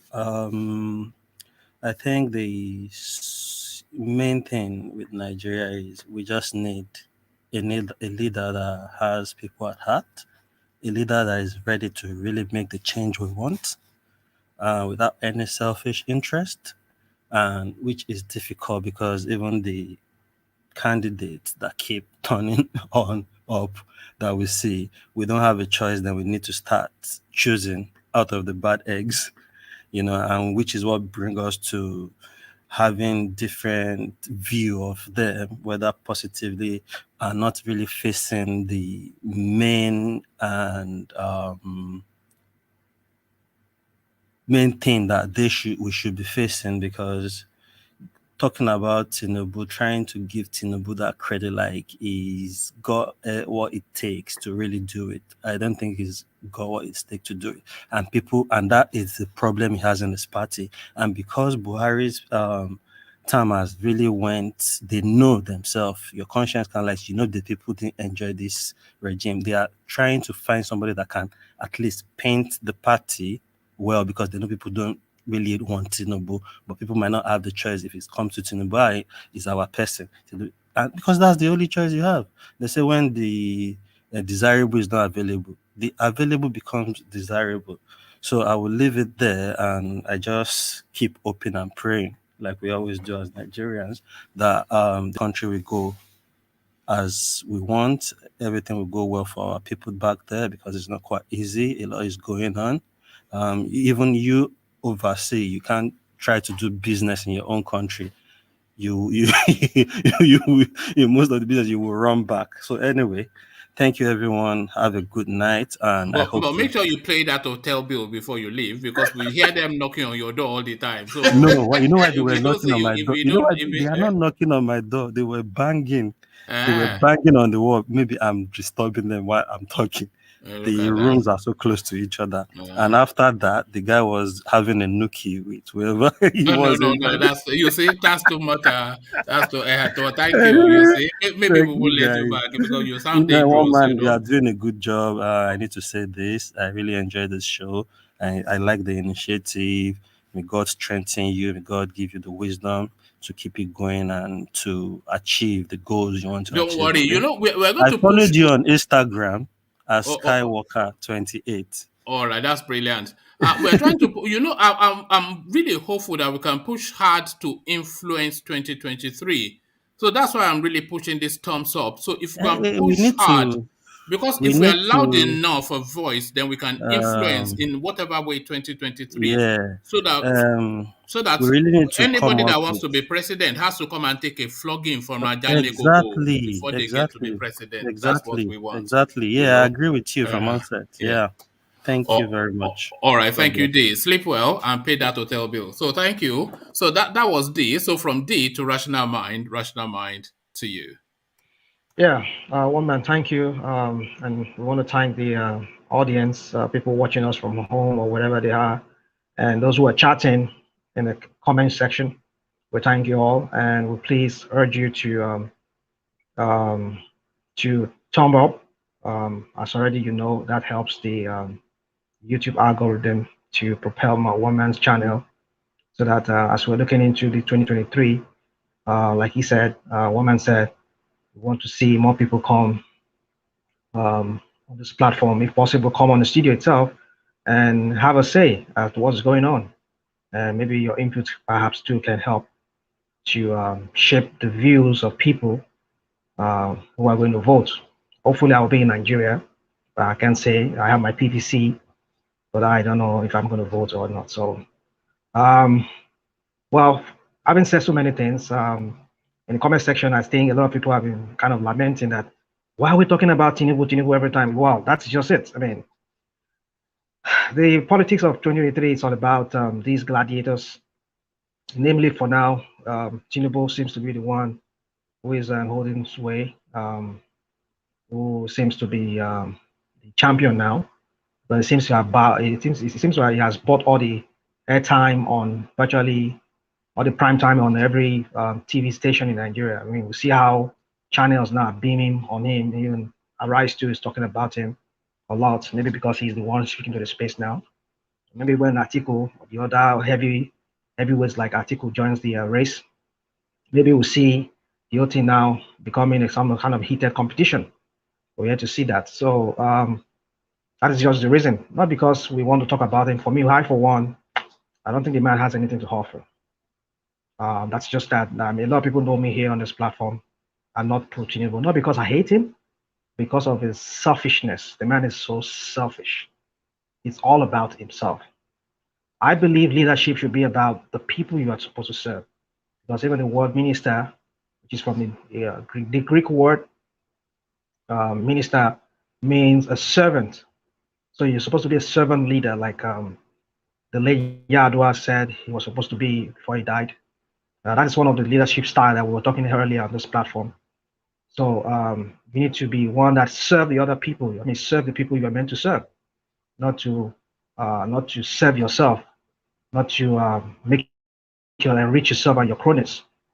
But it's sad that Nigeria is not that kind of a nation. We have that kind of leaders, the servant leaders, but leaders who are there to enrich themselves. So going forward to 2023, it's up to every Nigeria, because like we said already on this platform, unless and until things change before then, maybe we have some kind of a third force of people who, of a person who is not even part of the establishment in that country. If we do not have them come up and also vie for that position, and the only thing we're offered is just these two heavyweights, namely Atiku and Tinubu, well, every Nigerian has to make their own decision. I think at that point myself, probably I would just hands off. I would just stop talking about politics in Nigeria, because I think if we made that mistake of voting out any of these two people, well, I just hope that they will do better if they do, because I can't be saying maybe they are evil and they get that they do better than what I expected. Well, so be it that, but then I don't see these people having anything to offer. So I just want to say thank you, everybody, and hopefully tomorrow or soon again, I'll be back. We can talk more on this. Have a good night, everybody. All right, thank you, Rational Mind, and you have a good night too. So that was Rational Mind. So from Rational Mind, we go to Ola to you. Yeah, thank you. Thank you, the audience. What an eventful evening. So as for me, why you see me take the type of position I take this evening is so simple. I like objectivity, maybe because of the type of my job or whatever. Without being objective and without laying my facts, I'm screwed in the business. So even if you are my opponent, I still have to talk your good side before I now talk about your bad side. Then I'll put you on a scale. If what I've got positively from you is enough, that's how I do mine. Can you hear me? Hello, can you hear me? So that's how I do mine. So like I said, we are in the political time now, where people will come with propaganda. I've heard a lot of these things in the past and used to make my hair spank. When you want to talk of your opponent, you don't need to kill the opponent totally. Like I said, if you come tomorrow and say something totally wrong about Buhari, total lies, I will stand there against you, even despite that Buhari and myself are sworn enemy, but I will still stand when you lie against him. Because those are the tools that the political agents use to penetrate us, that we lose focus. Like say, oh, we didn't do anything. Like when some people will tell you that, oh, OBJ spent 16 billion on power projects. And you start wondering, where is that 16 billion? You go to Nigeria Bureau of Statistics, you look at the revenue, you go to World Bank, you try to merge everything. You can't see where he spent that 16 billion, for example. And those are the type of lies that some politicians will push to whip up emotion, to capture our mind before we know we want to vote for that angel that will transform our life. At the end of the day, that angel, they will now come back and mess up even at the worst situation. So what am I saying is this: going to 2023, we have to take our position. And whatever position we have to have the alternative to. Ask me, will I prefer Yoruba Nation? Yes, I prefer Yoruba Nation, but is it possible in 2023? No. So what's my alternative? Let me try to sensitize and talk to people. If people can just participate actively in the political permutation in Nigeria, so that we can force the political elite to bring out the right candidate. Now, if they cannot do, if you go back about all these things and they present the evil towards us, we have to be very careful how the evils they present to us actually campaign.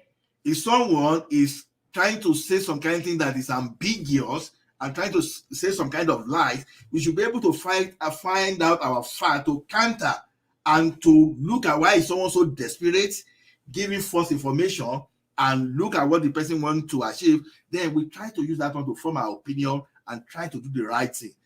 Ultimately, the like of Shogure, do they have something to offer? Yes, they have something to offer. But if they are coming to the presidency, personally, I will not vote for any of them. But if they are coming to my local government, they are coming to state, of course, I will be one of those people that will even carry placard and even say, okay, this is the way to go. We need to change something from the grassroots. That's the way I see politics, to play politics. But coming out and discrediting everybody online on the wholesale, I will never support that, because I don't want any politician to capture my mind. I want to think the right way. I don't want to use sentiment. I want to use my head. I don't want to use my heart to select any politician that will lead us forward. So we are the only one that can deliver ourselves, and the way we deliver ourselves will depend on how we open our mind, how we are open to objectivity, and how we are able to factor our way out around alternatives. So thank you for giving us audience, and thank you. We appreciate you, those people that contributed, and we want more people to come. Please, it doesn't take us anything. Just click thumb up so that this algorithm can even alert us more, so that we are DOG now. You see, the guy contributed very educative contribution and effectively today. So we need even more and better people than DOG.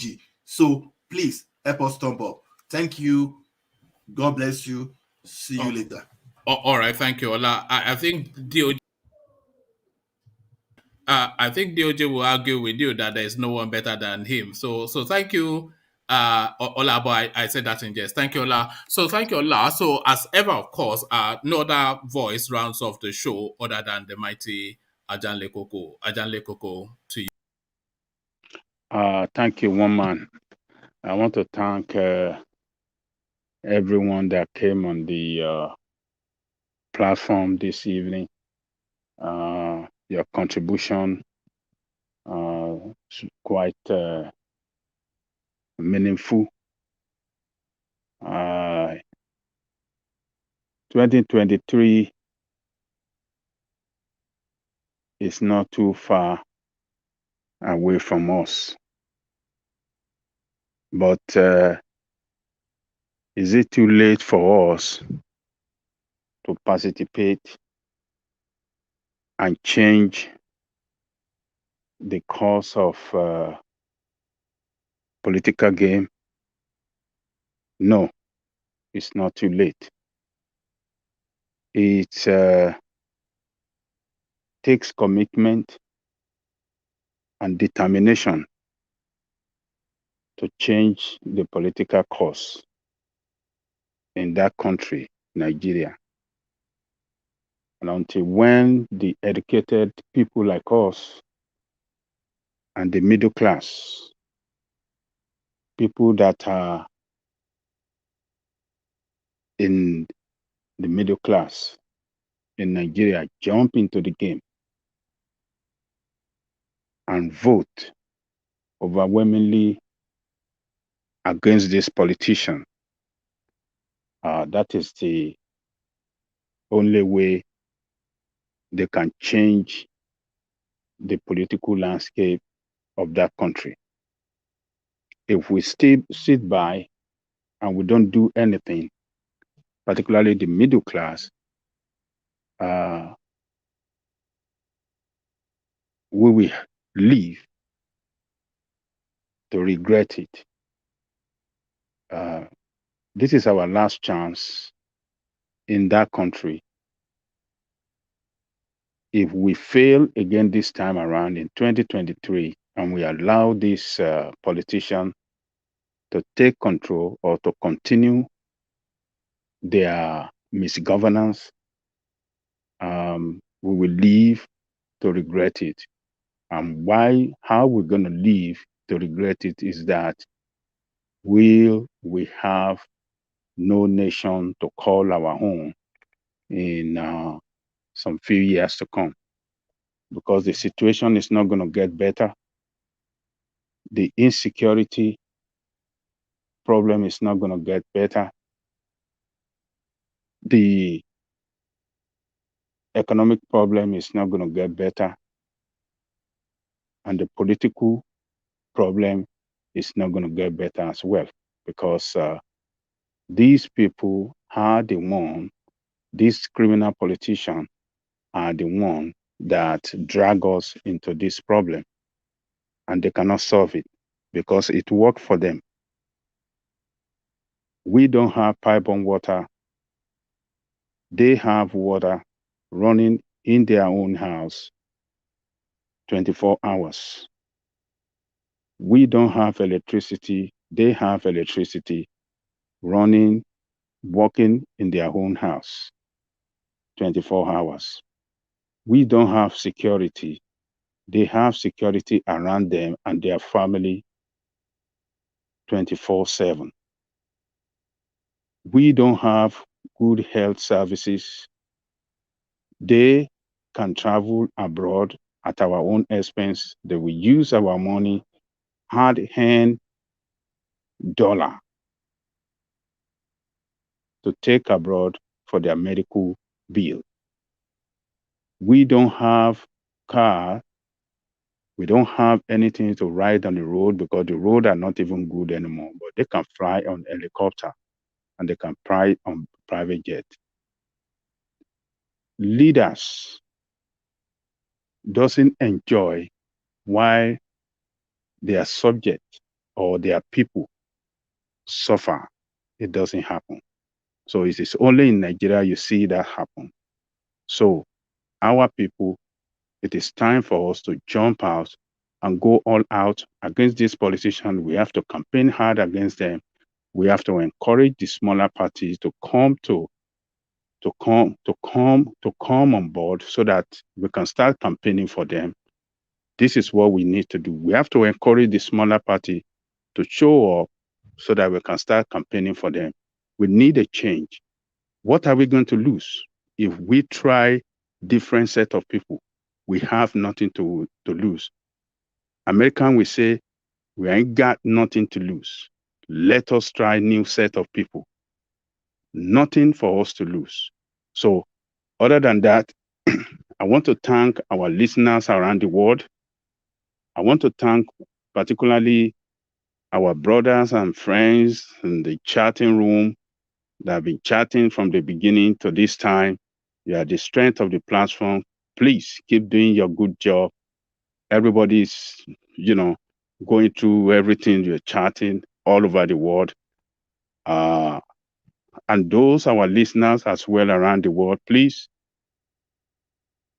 share, like, subscribe, hit the notification button. If you have not thumbed up, please do right now. We have to make sure that this platform reach every nook and cranny of this world. We want our people to listen to us every time. We are going to change. We are going to use this platform to make a change in our country, and all of us need to jump on this platform and do it together. So thank you, one man. I really appreciate the good job we are doing. Tomorrow, by God's grace, the struggle will continue. All right, thank you. Ajale Koko, Adota Continua, they say Victoria Asata. So Victoria Asata, according to Ajale Koko, and so say all of us, well, we cannot not do it, because what is the other choice? Just what Ajale Koko said, that the struggle continues. We cannot not do it, because if we don't do it, then what? We just sit down there and just wait. We put our head on the guillotine and then wait for the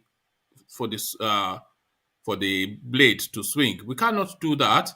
They say you should either die on your feet. It's better to die on your feet than to live on your knees, because if you live on your knees, you are already dead.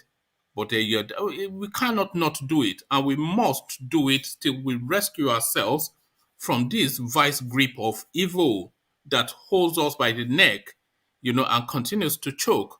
So the empire strikes back, and it strikes back right from here. One man went to mow. So we conclude this session, but we don't. We conclude the live streaming rather, but we don't conclude the session because it carries on in the comment section, as you all know. So gather there again and continue the conversation as you will. I'll pop in there as well to have my say, but I'll leave it there. Carry that conversation or all the conversations within the comment section. But here, I say. Peace.